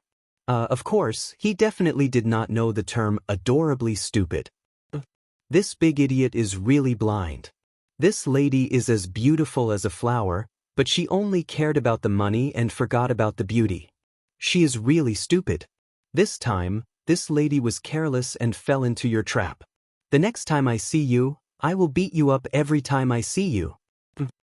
The girl stomped her feet and said hatefully in the direction where the robber disappeared. Meng Wenhao stood up and was about to step forward to greet the girl when he heard her strange words. Meng Wenhao immediately staggered. He staggered 2 steps before stabilizing himself. He looked at the girl with a speechless expression and said, What are you talking about? Lady, can you stop talking? You have already cheated him of 300 coins. That robber is really, really pitiful. What do you mean by I cheated him of 300 coins? This is clearly the money that this lady earned with her own intelligence. Which side are you on, scholar? The girl's voice suddenly rose by 800 degrees, as if someone had stepped on her little tail. Meng Wenhao felt that today was the day that he had been speechless the most. Facing such a lively and willful girl who was a little shameless, he felt that even if he was well-read and had a belly full of talent, he probably would not be able to win against this girl. All right. You earned it yourself. It's not considered cheating others. Meng Wenhao hurriedly waved his hand and admitted defeat. He then continued, Since this lady is fine, then quickly go home. Don't let your family worry. The alleys here are crisscrossed and very remote. You'd better not come here alone in the future. It's quite dangerous for a girl like you. Humph. You're young but you're so long-winded. You're just like an old woman. The girl wrinkled her nose and said sarcastically to Meng Wenhao. Meng Wenhao almost fainted from anger. He pointed at the girl in front of him and wanted to say something. At this time, he heard the girl's tone change and said sadly, I don't have a family anymore. Uncle is sick. Aunt is too sad and went with him. I don't have a family anymore. I don't have a home. Boo-hoo. As the girl spoke, she squatted down, hugged her knees and cried bitterly. Meng Wenhao was caught off guard by this sudden turn of events. But when he saw the girl speaking sadly and crying sadly, his heart could not help but ache. He squatted down, patted the girl's back and said softly, Lady, don't cry. Your uncle and aunt are gone, but your parents are still here. It would have been better if he did not say that. Once he said that, the girl cried even harder. Boo-hoo! I'm a child who doesn't have parents who love me. At this moment, Meng Wenhao really wanted to slap himself twice. He really had a bad mouth. Lady, it's possible that your parents had no choice back then, so you'd better not be sad. Boo-hoo! Even if they had no choice, they couldn't abandon me. They just didn't have me in their hearts. The girl continued to speak pitifully. How can there be parents who don't love their children in this world? Unless they had no choice, I believe that your parents would definitely not abandon you. To be honest, in order to support my studies, my father will risk his life to go to sea in a few days. Therefore, I think that your parents must have had their own difficulties back then. As Meng Wenhao spoke, he could not help but think of his father. For a moment, he could not help but feel sad. The girl's crying gradually stopped. Slowly, The alley regained its silence. After a moment of silence, the girl stood up and patted Meng Wenhao's shoulder. Alright, I'm not sad anymore. Seeing that you helped me today, oh no, you almost helped me today, I'll treat you to lunch. One in front and one behind, one crying and one laughing, it was as if she had become a completely different person in an instant. Meng Wenhao touched his nose. He felt that if he stayed with this girl for too long, his nerves would definitely be damaged. No need, I still have to go home to eat. Tisk, why are you dawdling? It's rare for me to treat someone to a meal. How dare you not give me face? Alright, let's go then. Hee hee, that's more like it. What's your name? Meng Wenhao, what about you? My name is Li Yu. You can call me Little Yu. Chapter 246. At the Li residence, both host and guest enjoyed themselves to their heart's content. The Li residence truly lives up to its reputation for good food and wine. Lord Li, you've given birth to a good son. You can enjoy the rest of your life in comfort. Li Xiaogong's face glowed as he ate. It was clear that he had drunk a lot of wine, but his speech was still rather clear, so he probably wasn't drunk. Your Highness is too kind. My son is naughty and likes to cause trouble. I hope that your Highness can take care of him in the future. Li Xiaogong and Qin Xiong, the two big shots of the imperial court, had come to the Li residence as guests. Naturally, Li Jingma had to accompany them to drink. He was now more and more convinced of his son's abilities. First, Li Xiaogong got to know several state dukes, then the crown prince and King Wei, and now Li Xiaogong, a prince with real power and prestige in the military, had come. Sometimes, Father Li couldn't help but wonder if he should find some time to gather all the servants in the house and train them. Well said, well said. Other than being a little lazy, this boy is outstanding in all other aspects. Li Xiaogong smacked his lips as he reminisced about the wine he had just drunk. Qin Xiong was somewhat depressed. He was half a patient, so he naturally didn't get a share of the wine at noon. Little Xian, you have to pay more attention to that tool for navigating. In addition, think about the things you need to pay attention to in the next 2 days. Do you have anything else to add? Only when we're well prepared will we have fewer casualties. This old man doesn't wish for these fine sons of my great Tang to die in the vast ocean instead of on the battlefield. In the end, they'll end up in the belly of a fish, unable to even retrieve their bones. Qin Xiong couldn't help but exhort as he looked at Li Zishuan, who was still picking his teeth. Shu Bao's words are reasonable. Brat, you have to be 120% focused on this matter. Don't slack off in the slightest. Hearing this, Li Xiaogong patted Li Zishuan's shoulder and said, Hiss. Li Zishuan really wanted to say, what the F***ck. This slap almost drove his toothpicking arm into his gums. Yes, in ancient times, it wasn't called a toothpick, it was called a toothpicking stick. Oh, Uncle Qin and His Highness are distracted. I know what's important.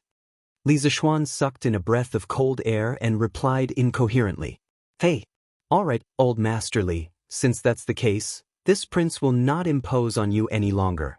This prince will make a trip to the imperial palace in a while and explain the pros and cons to His Majesty. There should be an imperial edict in the afternoon to lift your son's confinement order. After Li Xiaogong finished speaking, he shook his head and stood up to take his leave.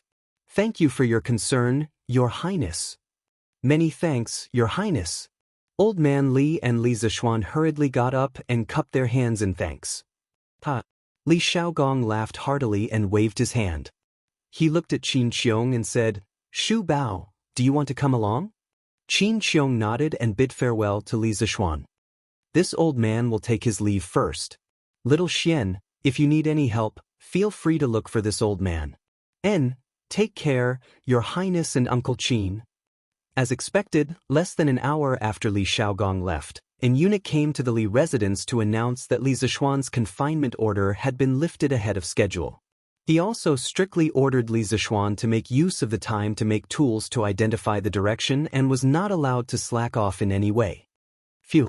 Since Li Zishuan's wording in the imperial edict was rather strict, it made people feel that if Li Zishuan did not complete the task in the next few days, he would be beheaded. Therefore, after the eunuch left, Li Du's parents chased him out of the house. "All right, San Bao, let's go to the workshop." He had thought that he was a complete shut-in. Even if he was grounded, it would not affect his comfortable life. He did not expect that shut-in to have such a restless heart. The main thing was that in this era, there were no computers and no internet. Even if he stayed at home, he could not stay at home. Not to mention the internet, as long as he had a computer and could play single-player games at home, Li Zishuan could stay at home. Fortunately, the confinement order had been lifted and he could go out. Otherwise, he would have gone crazy if he had to stay at home for 5 days. Although there were conditions for lifting the confinement order in advance, a small compass was a piece of cake for a graduate student in precision instruments like him. "Yes, young master," San Bao answered excitedly. Other than Li Zishuan, San Bao was the happiest person to have his confinement order lifted. This meant that he could go out in a luxury car, again. This was the hidden benefit of being an experienced driver. The horse carriage moved slowly on the streets of Chang and city, getting further and further away. "Meng Wenhao, I'm very happy today. What do you want to eat?" "Just order he." In a roadside noodle shop in the East City, Liu touched the 300 copper coins that she had just earned in her purse. She was full of confidence and had the attitude of a nouveau riche. You order. Also, you have no relatives or friends in Chang. I advise you to save the 300 copper coins." Meng Wenhao said worriedly. On the way, through chatting with each other, he had a rough understanding of Liu's current situation. The little girl's adoptive parents, who were also her uncle and aunt, used to live in Bingzhou, which was also Taiyuan. In the 13th year of Sui Day, 618 AD, Liu, who was still in swaddling clothes, was entrusted to Fu Lingyan and Lu Yixue, Liu's adoptive parents, by a mysterious couple. They said that they would come back to take her away in 2 to 3 months or a year. The Fu family was a large family in Taiyuan, and Fu Lingyan was somewhat knowledgeable. He saw that the couple was in a sorry state, and their expressions were rather panicked. He could even faintly see traces of blood on their clothes. He guessed that the couple might have encountered a very thorny problem. He instinctively wanted to keep the couple at the door. After all, the world was in chaos at the time, and no one was willing to fall into inexplicable trouble for no reason. Fu Lingyan was about to refuse when Lu Yixue tugged at his arm and looked lovingly at the little girl in swaddling clothes. They had been together for more than 10 years. How could Fu Lingyan not understand his wife's thoughts? He could not help but feel a pain in his heart. After being married for so many years, although they were very loving, they did not have a child. They had seen many famous doctors, but it was to no avail. The child had become a knot in their hearts that they could never get rid of. Looking at it now, his wife probably wanted to adopt the baby girl. In the end, Fu Lingyan gave in and adopted Liu. He had asked about the couple's identity, but they refused to tell him. Instead, they wanted to give him a large sum of money to raise their daughter. Of course, Fu Lingyan didn't lack the money, so he refused. Just like that, Liu was settled in the Fu family. The only thing her parents left behind was the jade bracelet. Lu Yixue was a mother for the first time. Naturally, she was very excited. Although her identity as a mother could be taken away at any time, she still treated Liu as her own. What she did for Liu was even more than what a real mother would do. Just like that, the Fu family had a little cutie. A little cutie that could be taken away at any time. Liu was in such a happy environment, waiting for her birth parents to come.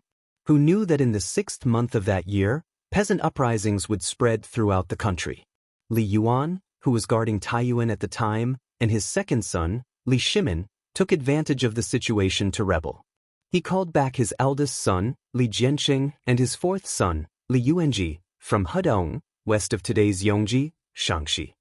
He sent Lu Wenjing to the Tujue to ask Shibi Khan to send troops to help. He also recruited troops to attack Guangzhou. The Central Plains fell into the flames of war.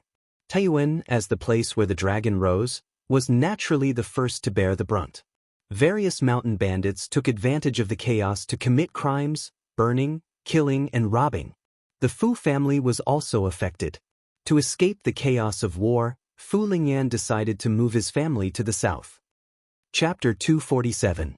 In order to let Li Yu's biological father and mother find Li Yu in the future, Fu Lingyan left a letter in the main hall of the house before he left.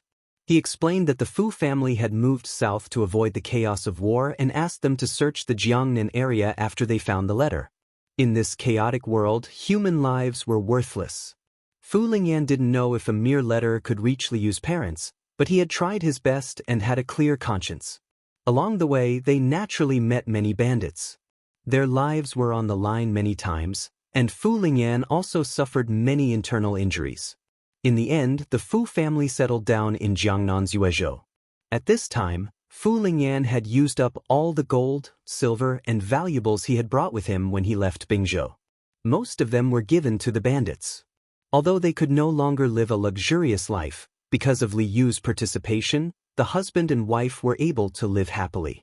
The man was in charge of the external affairs while the woman was in charge of the domestic affairs. Their lives were still quite good. Chuyun village was surrounded by mountains on 3 sides. It was like a paradise. There were wars everywhere, but Chuyun village wasn't affected at all. The Fu couple sat in the village and watched the change of dynasties, the fall of the Sui, and the rise of the Tang. They also watched Li Er kill his brother and father and usurp the throne. In the blink of an eye, it was the first year of Xinguan. Fu Lingyan had been tortured by pain for more than 10 years. He finally couldn't take it anymore and passed away. Lu Yixue was too sad and depressed. Her body was deteriorating day by day. Before she died, she told her daughter about what happened back then. She guessed that Li Yu's parents were probably from a rich family because the jade bracelet was extraordinary. She also suggested that she go to Chang and to find out where her parents were. Li Yu was smart and alert since she was young. She stumbled alone and miraculously reached Chang, in city with the meager wealth left behind by Fu Lingyan and his parents. After entering the city, she was confused by the crisscrossing streets in Chang and city. That was why she encountered bandits near Shuani Lane. I invited you to a meal out of goodwill, but you don't know what's good for you. You're lecturing me. If you don't order, I'll order. At Chen's noodle shop at the entrance of the East Market, the two of them sat under the awning outside and started bickering. Boss, give me 2 bowls of egg noodles. No, 1 bowl of egg noodles and the other bowl without eggs. Li Yu gave Meng Wenhao a provocative look. Meng Wenhao was speechless. Okay, dear guests, the total is 18 copper coins. The fat boss shouted and bent over with a smile. He was worried that the 2 children would not pay after eating because from their clothes, they did not look like rich people. Li Yu only furrowed her brows and didn't get angry. She had probably encountered many similar situations along the way. Here you go. Go and do it. Li Yu counted 18 copper coins and slammed them on the table as if she was demonstrating her power. The fat boss didn't mind. He smiled and reached out to grab the copper coin. Suddenly, a hand appeared out of thin air. Wait! Meng Wenhao stood up and grabbed the fat boss's hand. What happened? The fat boss looked at Meng Wenhao blankly and asked, Boss Chen, it's not nice of you to do this. Your egg noodles have always been 10 copper coins a bowl. Why did you only give us 2 copper coins when we asked for 1 less egg? As a local of Chang, Meng Wenhao was quite familiar with the prices. Boss Chen straightened his neck and said, We have clearly marked the price. How is that not nice? If you think it's not worth it, you can eat the egg noodles. Isn't it just 2 copper coins? If Li Zishuan was here, he would definitely scold the boss for being an unscrupulous businessman. He actually started a bundling sale and forced people to buy and sell. However, Meng Wenhao didn't know the marketing techniques used by these businessmen. You! Meng Wenhao pointed at the boss angrily. He then stood up and pulled Li Yu and said, Let's go. We're not eating here. Wait. Meng Wenhao, come closer. Li Yu waved her hand and pulled Meng Wenhao to the side, whispering. What's the matter? Meng Wenhao, let me ask you. How much is an egg in Cheng? Li Yu asked mysteriously. She had just arrived in Chang and today. Of course, she didn't know how much an egg cost here. However, she was smart. After seeing Meng Wenhao's reaction, she roughly guessed that the price of an egg in Chang and was definitely more than 2 copper coins. An egg in Chang and is 5 copper coins. Moreover, the imperial court recently issued a decree to reduce taxes for raising chickens. In the future, the price of an egg will definitely rise. So, let's not eat here. This boss is deliberately cheating us. Liu opened her mouth wide in shock. She couldn't believe it and said, "Why are eggs in Chang and so expensive? Our eggs in Yuyang are only 2 copper coins. If I had known earlier, I would have brought more eggs to sell. Wouldn't I have made a fortune?" Meng Wenhao was speechless. His companion's brain structure was probably really different from his. She always thought of strange things. I'm just joking. Why are you looking at me like that? Liu was annoyed by Meng Wenhao's look of looking at her as if she was crazy. Ahem, it's nothing. Let's go to another place to eat. Hey, 2 customers. Are you still eating or not? Don't hinder our business. Boss Chen, who was at the side, couldn't help but say impatiently when he saw the 2 children chattering nonstop. Not eating. Eat. Just eat. Meng Wenhao and Liu each had their own opinions. The 2 of them were like natural enemies. They had only known each other for less than half a day and had already bickered countless times. Are you still eating or not? I'm the one paying. Of course, I'm the one who has the final say. Little you, Meng Wenhao wanted to persuade her, but he saw Liu's eyes flash with a hint of slyness. She even winked at him. Meng Wenhao had just seen this scene. Wasn't it when she cheated the robbers in the morning? Thinking of this, Meng Wenhao quickly shut his mouth. He began to mourn for the fat boss in front of him. He just didn't know how little Yu was going to deal with it this time. Meng Wenhao was a little excited. Alright, then give me 18 copper coins first. The fat boss sighed and said with a smile. No. Boss, we don't want what we ordered just now. Change the order. Liu shook her head and smiled mischievously. Then what do you want to eat? Boss, you just said that egg yangcha noodles cost 10 copper coins and normal yangcha noodles cost 8 copper coins. Is that right? Yes. That's right. Liu smiled proudly and finally revealed her foxtail. She said slyly, Boss, give us 10 bowls of egg yangcha noodles. We don't want noodles, we only want eggs. Here, 20 copper coins for you. What? The fat boss was dumbfounded. It was as if he was struck by lightning. He was stunned on the spot.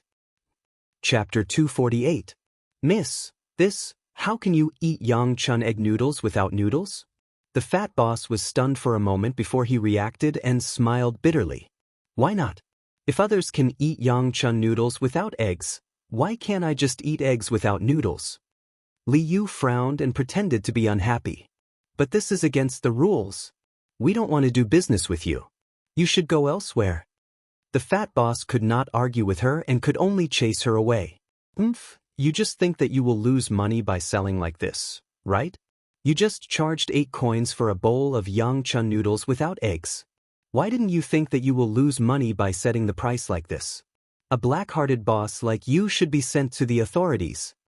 Liu said angrily with her hands on her hips. What's wrong? This is? I don't know. I just came. It seems that the boss purposely set the price to cheat outsiders. Is that so? Chen's noodle house was located at the entrance of the East Market. It was an outdoor noodle house where the diners ate under the awning outside. It was hard not to notice such an open noodle house located in such a crowded area. After a while, 4 or 5 onlookers came to watch the show and pointed at the fat boss. All businessmen paid attention to their reputation, and the fat boss was no exception. When he saw the onlookers pointing at him, his expression changed. He pulled Liu over and whispered with a slightly stern look, Brother Liu, don't be so rude. Little girl, don't look for trouble. I can see that you're from another city, so don't go overboard. Be careful of what you say. How about this? We'll do what you just ordered. I'll only charge you 15 copper coins. You 2 eat quickly. Let go, Boss Chin, what do you want? Meng Wenhao, who was at the side, didn't have time to react. When he did, he quickly pulled Liu behind him and angrily said to the fat boss. Liu stood behind Meng Wenhao with an inexplicable look in her eyes. How dare you threaten me? Everyone, please be the judge.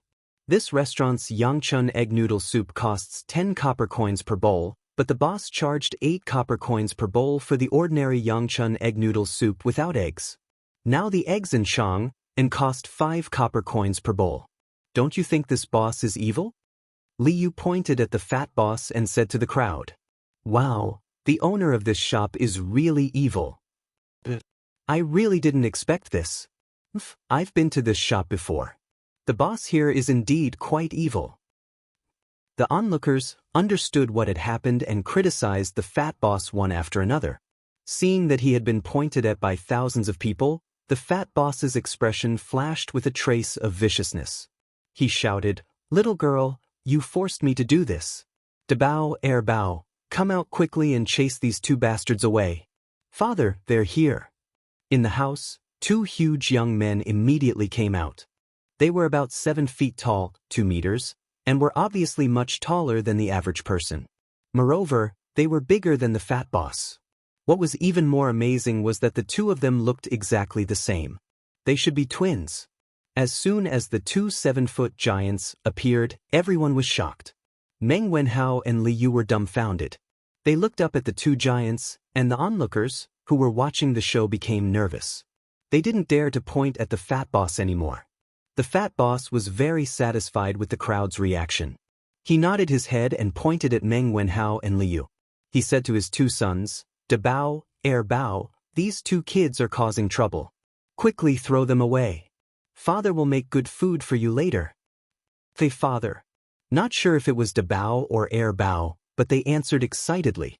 The 2 giants then walked towards Meng Wenhao. "Stuff under the emperor's feet.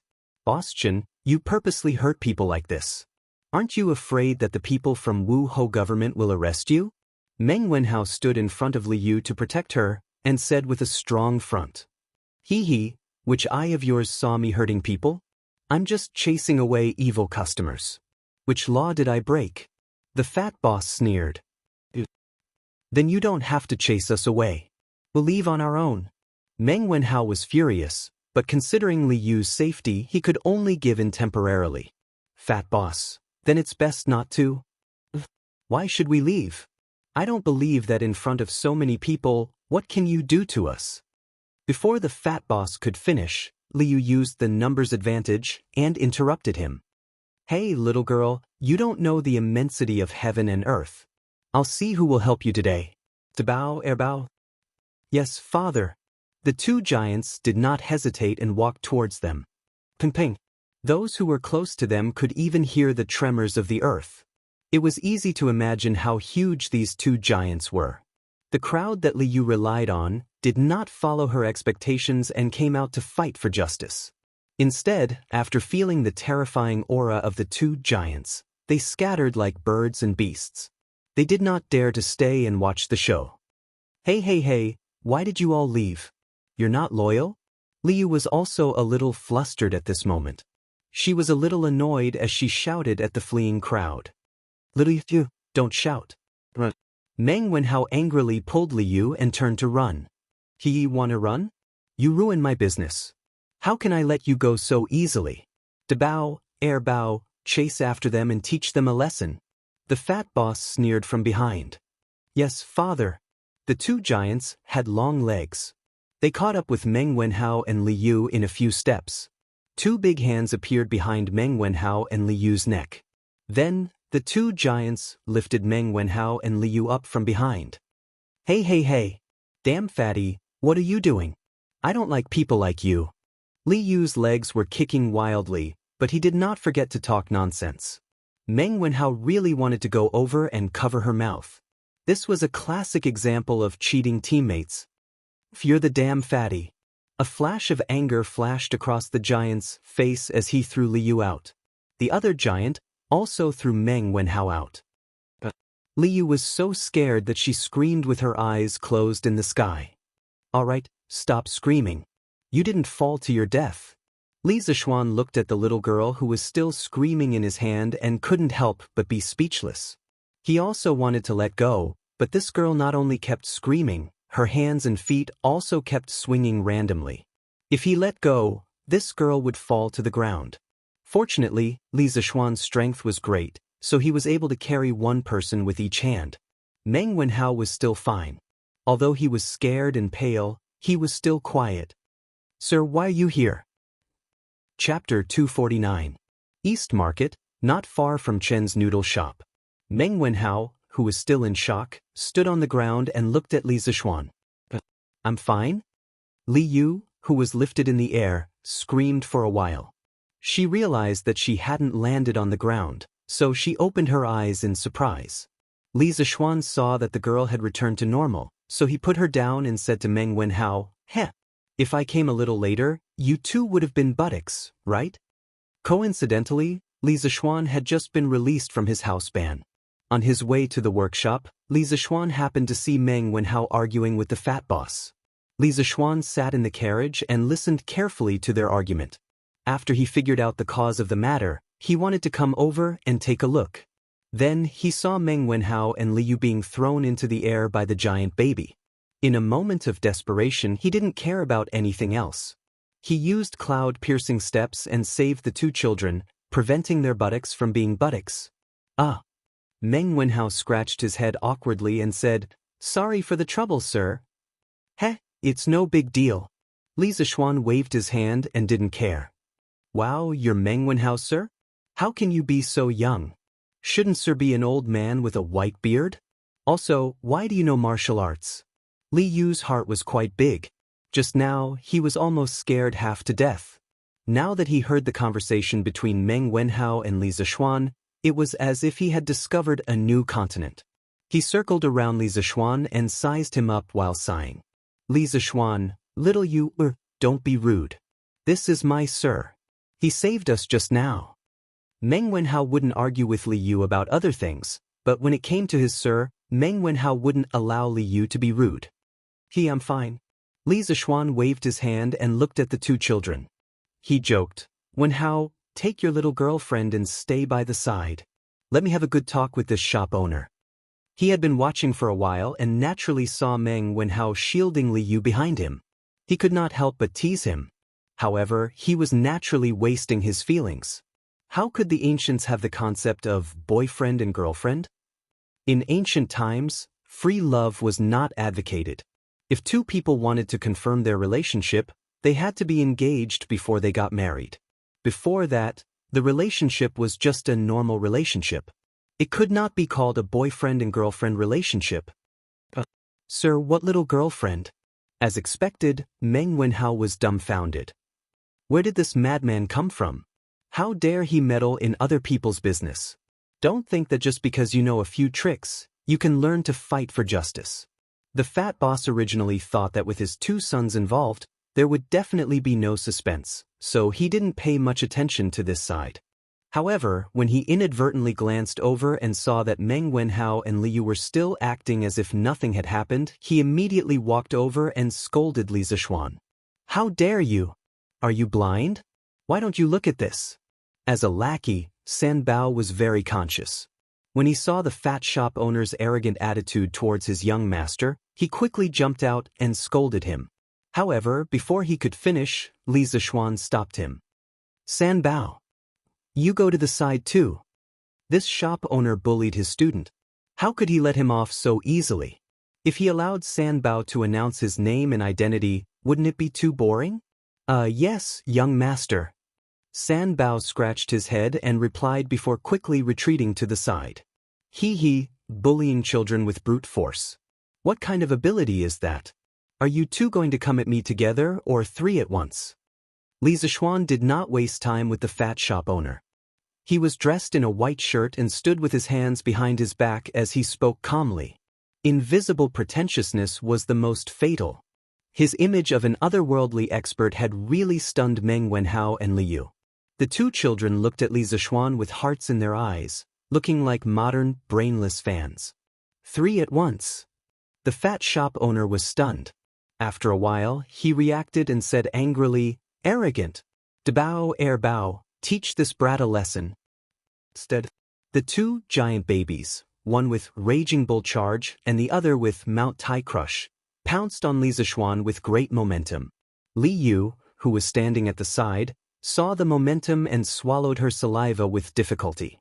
At this moment, she finally understood that she was courting death just now. Li Zixuan was not frightened by the momentum. These two were just boorish people who only knew how to use brute force to suppress others. Although there was a saying that one can defeat 10, their strength was far from that level. In terms of strength, these two giant babies would not be able to defeat Li Zixuan even if they worked together. Li Zixuan stood at the same spot without moving. He still had a calm expression on his face. Seeing the two giant babies getting closer and closer, Liu whispered to Meng Wenhao, "Wenhao, is your master scared out of his wits?" "Oh no, your master looked quite handsome just now, but he's going to be crushed into a meat patty soon." Meng Wenhao frowned and said unhappily, "Don't talk about my master." Li Zixuan, who was standing at a distance, could not help but twitch his mouth. Although the little girl's voice was soft, it could not escape his abnormal hearing. However, it was not the time to care about this, because one of the giant babies was about to hit his stomach, and the other one had already soared into the sky and pressed down with the momentum of Mount Tai. Meng Wenhao, Li Yu, and San Bao held their breaths nervously and widened their eyes. On the other side, the fat boss's mouth flashed a trace of a sinister smile. Li Zixuan stretched out his hands very slowly, but it happened to block the two giant babies. The raging bull could not move forward anymore, and the Mount Tai was directly held above Li Zixuan's head with one hand. Silence! Silence! Silence! What kind of scene was this? A weak scholar with his left hand holding a rude giant, and with his right hand holding a fat man as big as Mount Tai. This scene deeply shocked the hearts of the onlookers. Was he still human? Regardless of whether it was the fat boss, Meng Wenhao, Li Yu, or San Bao, they all opened their mouths wide and looked as if they had seen a ghost. San Bao, take it, these are your two brothers, De Bao and Air Bao. The three of you can make up the auspicious three treasures." Li Zixuan laughed and used some true qi in his palms to shake the two giant babies to San Bao's feet and throw the other one directly. He also just remembered that the names of these two giant babies were somewhat related to San Bao, so he said with some mischievous interest, "Young master, San Bao doesn't have a brother. San Bao has been an orphan since young." San Bao did not know what the auspicious three treasures were, so she said with a confused face. Chapter 250. Wenhao, why don't you introduce them to me? In the carriage, Li Zixuan looked at the two children and asked with a smile. After he showed his strength, the fat boss was so scared that he wet himself. He quickly came up to apologize. From the beginning to the end, he didn't even need to reveal his identity. This was what Li Zixuan always believed in. He used strength to convince people and not to use power to suppress people. With his current status, he didn't need to be so calculative with these people. They were all trying to make a living and it wasn't easy for them. There was no need to kill them because of this. After punishing the father and son, Li Zixuan brought Meng Wenhao and Li Yu into the carriage.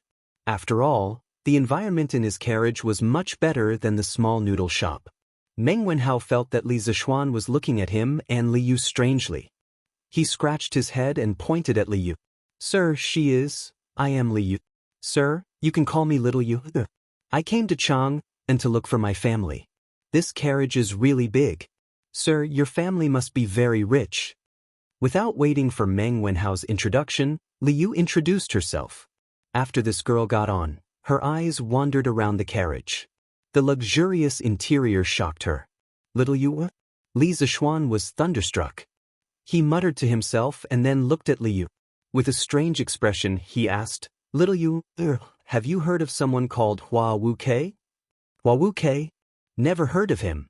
What a weird name." Li Yu sat on the sofa and thought for a while. Then she rolled her eyes. Li Zixuan really wanted to tell her that the two of them were good brothers in a certain dimension. However, this would cause a lot of questions. He suddenly remembered that Li Yu said that she came to Chang and to look for her family. He asked, "Little Yu, what is the name of your family? Tell me and I might be able to help you." Li Yu, who was enjoying herself on the sofa, froze when she heard that. However, she didn't cry this time. She said bitterly, "I came to Chang and to find my parents, but I don't know what their names are." Taiji Palace, Sweet Dew Hall. Li Er looked at Li Xiaogong, who was staggering out of the door, and shook his head. He smiled helplessly at Zhang Sun beside him and said, "Sigh, no one can resist the temptation of the drunken immortal. Even Xiaogong is addicted to it." Zhang Sun smiled and said, "Your Majesty, Li Zishuan seems to have a new idea. I don't know how his brain works, but he keeps coming up with new and strange ideas." As for Chengqian and Qingke, Li Zishuan sent someone to deliver a type of carriage yesterday. I went to take a look. Sitting in that carriage was incomparably comfortable. I didn't feel any bumps at all. It was truly too miraculous. With such a good thing, this stinking brat actually didn't give me one. How preposterous! When Li Er heard this, he was first slightly surprised, then he said somewhat angrily, "Puchi." Zhang Sun covered her mouth and laughed. "Your Majesty, as the ruler of a country, how can you be angry with a child?" After laughing, she poured a cup of tea for Li Er and continued, "Actually, speaking of which, I have seen Sinan. It is indeed cumbersome. I don't know what Li Zishuan will come up with this time. If he can really solve the problem of identifying the direction of the navy, there was no concept of a navy in the Tang dynasty. As long as it was an army on the water, it was called the navy. This time, I might as well raise his title by one. Let's see if this brat can seize this opportunity." Li Er took a sip of tea and said with narrowed eyes, "Your Majesty, you actually value this thing so much?" After all, they had been in each other's shoes for so many years. Zhang Sun quickly understood the meaning behind Li Er's words. Li Er nodded. He took Zhang Sun in his arms, looked to the south, and said meaningfully, "This time the 20,000 navy is going south to explore the way. If the small country of Nanyang is really as rich as Li Zishuan said, then when the Tang dynasty is really at peace, it is not impossible." It had to be said that Li Er was a very pioneering monarch. Unlike other monarchs of later generations who blindly pursued the idea of governing the country with benevolence and righteousness, who thought that they were the best country in the world and disdained to compete with the surrounding small countries for benefits, Li Er had always pursued the way of being a saint inside and a king outside. In terms of internal governance, he selected capable people and paid attention to the people's livelihood. In terms of ethnic relations, Li Er not only used force to conquer the tribes that caused border troubles, but also paid attention to comforting the tribes that came to submit to him with benevolence. This was a saint inside and a king outside. All of his actions were carried out with the starting point of the internal stability and prosperity of the Tang dynasty as the starting point. To a certain extent, Li Er was a very aggressive monarch. To have such a valiant emperor in the Central Plains, it was a misfortune for the Turks, Tibetans, Tuyuhun, Goryeo, and other neighboring countries. Although Li Er did not directly say what he wanted to do, Zhang Sun knew what her husband was thinking. She could not help but open her mouth in shock. She wanted to say something, but nothing came out. "Little Yiger, don't be sad. I will help you ask around and find out which family lost a child named Li Yu 11 years ago." East Market entrance, inside the carriage. After Li Zishuan heard about Li Yu's background, he felt sympathy for her and quickly comforted her. "Thank you, Mr. Li." Every time she told someone about her background, Li Yu's heart would ache. However, after hearing Li Zishuan's words, she felt a little better. It's okay. I just heard from Wenhao that you met a bandit in Chang'an City. I didn't expect you to learn so well." In order to ease the atmosphere, Li Zishuan talked about the interesting story of Li Yu and the bandit. "Mathematics? What is mathematics? I have never been to school. It's just that the bandit was too stupid. That's why I was able to get away with it." Li Zishuan could not help but mourn for the bandit. He failed to rob and was cheated of his money. After that, he was scolded as a fool. No one could be as unlucky as him. However, this little girl had never been to school. Her reaction was so fast and her logical ability was so strong. It was really rare. "Little you have no relatives or friends in Chang'an City. How do you plan to settle down?" Li Zishuan thought about it and asked. Li Yu's face turned bitter. She touched the 300 coins in her purse and said, How about I stay in an inn?" Li Zishuan laughed and said, "With your 300 coins, I'm afraid you can only stay in an inn for 10 days at most. Don't you need to eat? Also, you have used up all your money and you haven't found your parents. Where are you going? Li Yu was speechless for a moment. Meng Wenhao looked at Li Zixuan and begged, Sir, how about you help me? Li Yu's eyes lit up. She giggled and said, That's right, that's right. Sir, your family is so rich. I can work for your family. You can pay me. However, it's just working, not being a maid. I'm so pretty, I don't want to be a maid. Li Zixuan looked at Li Yu's dirty face and messy hair. He really did not know how this girl had the nerve to say such words. Chapter 251. Oh, little, can you read? Li Zixuan thought for a while and asked. Although he didn't have much of a relationship with Li Yu, on one hand, Li Zixuan was moved by Li Yu's experience and her intelligence. On the other hand, looking at the situation, his most proud students seemed to be interested in the little girl. Should he help them? Or should he? When I was young, my aunt taught me how to read.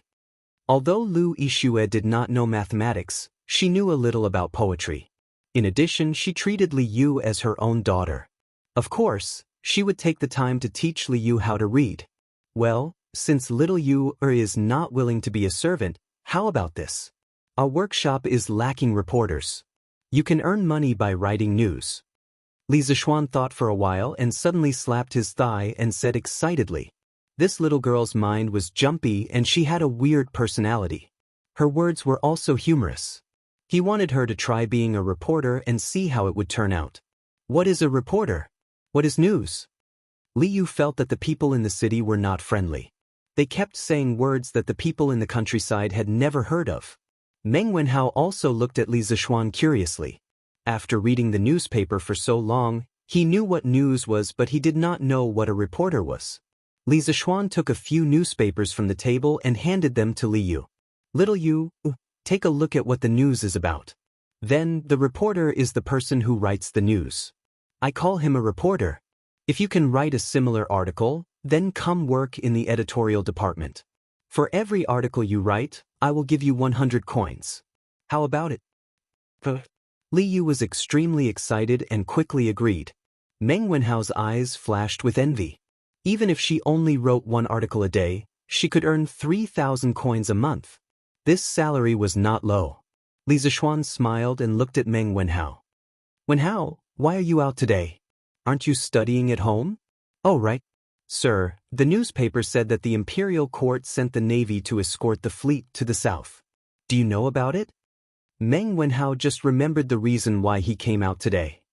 He looked at Li Zixuan with a glimmer of hope in his eyes and asked, What's wrong?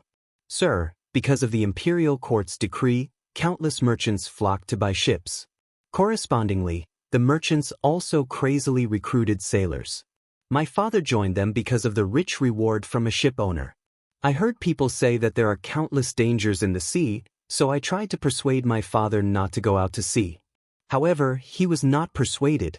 I was very depressed, so I came out to relax. I beseech you to help me persuade my father. This student is willing to pay any price to repay your kindness. Meng Wenhao cupped his hands and bowed. Li Zixuan was speechless. When he was in the Imperial College, he had some understanding of Meng Wenhao's family situation. He did not expect that helping Li Zixuan publish 2 decrees would cause Meng Wenhao's father to risk his life to go out to sea to earn money. This made Li Zixuan think of his father in his previous life. In his previous life, his family was not well off. His father was from the countryside. In order to support his education, his father went home to farm during the busy season and worked at the construction site during the free time. He remembered one time when his father was working on the 9th floor of a building. The wooden plank under his feet suddenly broke and he fell from the 9th floor. If his father hadn't relied on his strong survival instincts to step on a suspended steel pipe during the fall, changing the direction of his fall and finally landing in a pile of sand, he would have died from this fall. Even so, after that accident, his father's vitality was greatly damaged. After that, his body was not as good as before. No matter what era it was, every father did not have it easy. There were always many fathers who risked their lives to earn money for their children so that their children could have a good future. This was also one of the reasons why he valued Meng Wenhao. Because he saw a lot of shadows of his previous life in Meng Wenhao. Wenhao, I can't help you with this matter. Your father risked his life to go out to sea. This was a choice he made for you. This is a father's persistence. No one can change it. Although I can give your father a sum of money to not go out to sea, I don't think that a father who is willing to sacrifice his life for his child will accept this charity. A father's love is like a mountain. I admire your father's actions, but I don't want to give him charity because this is an insult to an iron father. If you really care about your father, then study hard and strive to pass the imperial examination in the future to bring honor to your family. Li Zixuan stared at Meng Wenhao's eyes and said very seriously. Meng Wenhao's eyes reddened. After listening to Li Zixuan, he cupped his hands and said, "Thank you for your advice." Wenhao was too impulsive. Li Zixuan waved his hand and said, It's okay. But your father will be much safer this time. I will go back and tell Prince Hejian that he will be the Navy commander this time. I will ask him to take care of your father's fleet. It shouldn't be a big problem. Besides, I am going to make a small tool for their fleet to identify the direction. With it, the fleet's safety will be another layer of protection. Wenhao, if you have nothing to do in the afternoon, why don't you come with me to the workshop and see this magical tool? Yes, I can't ask for more.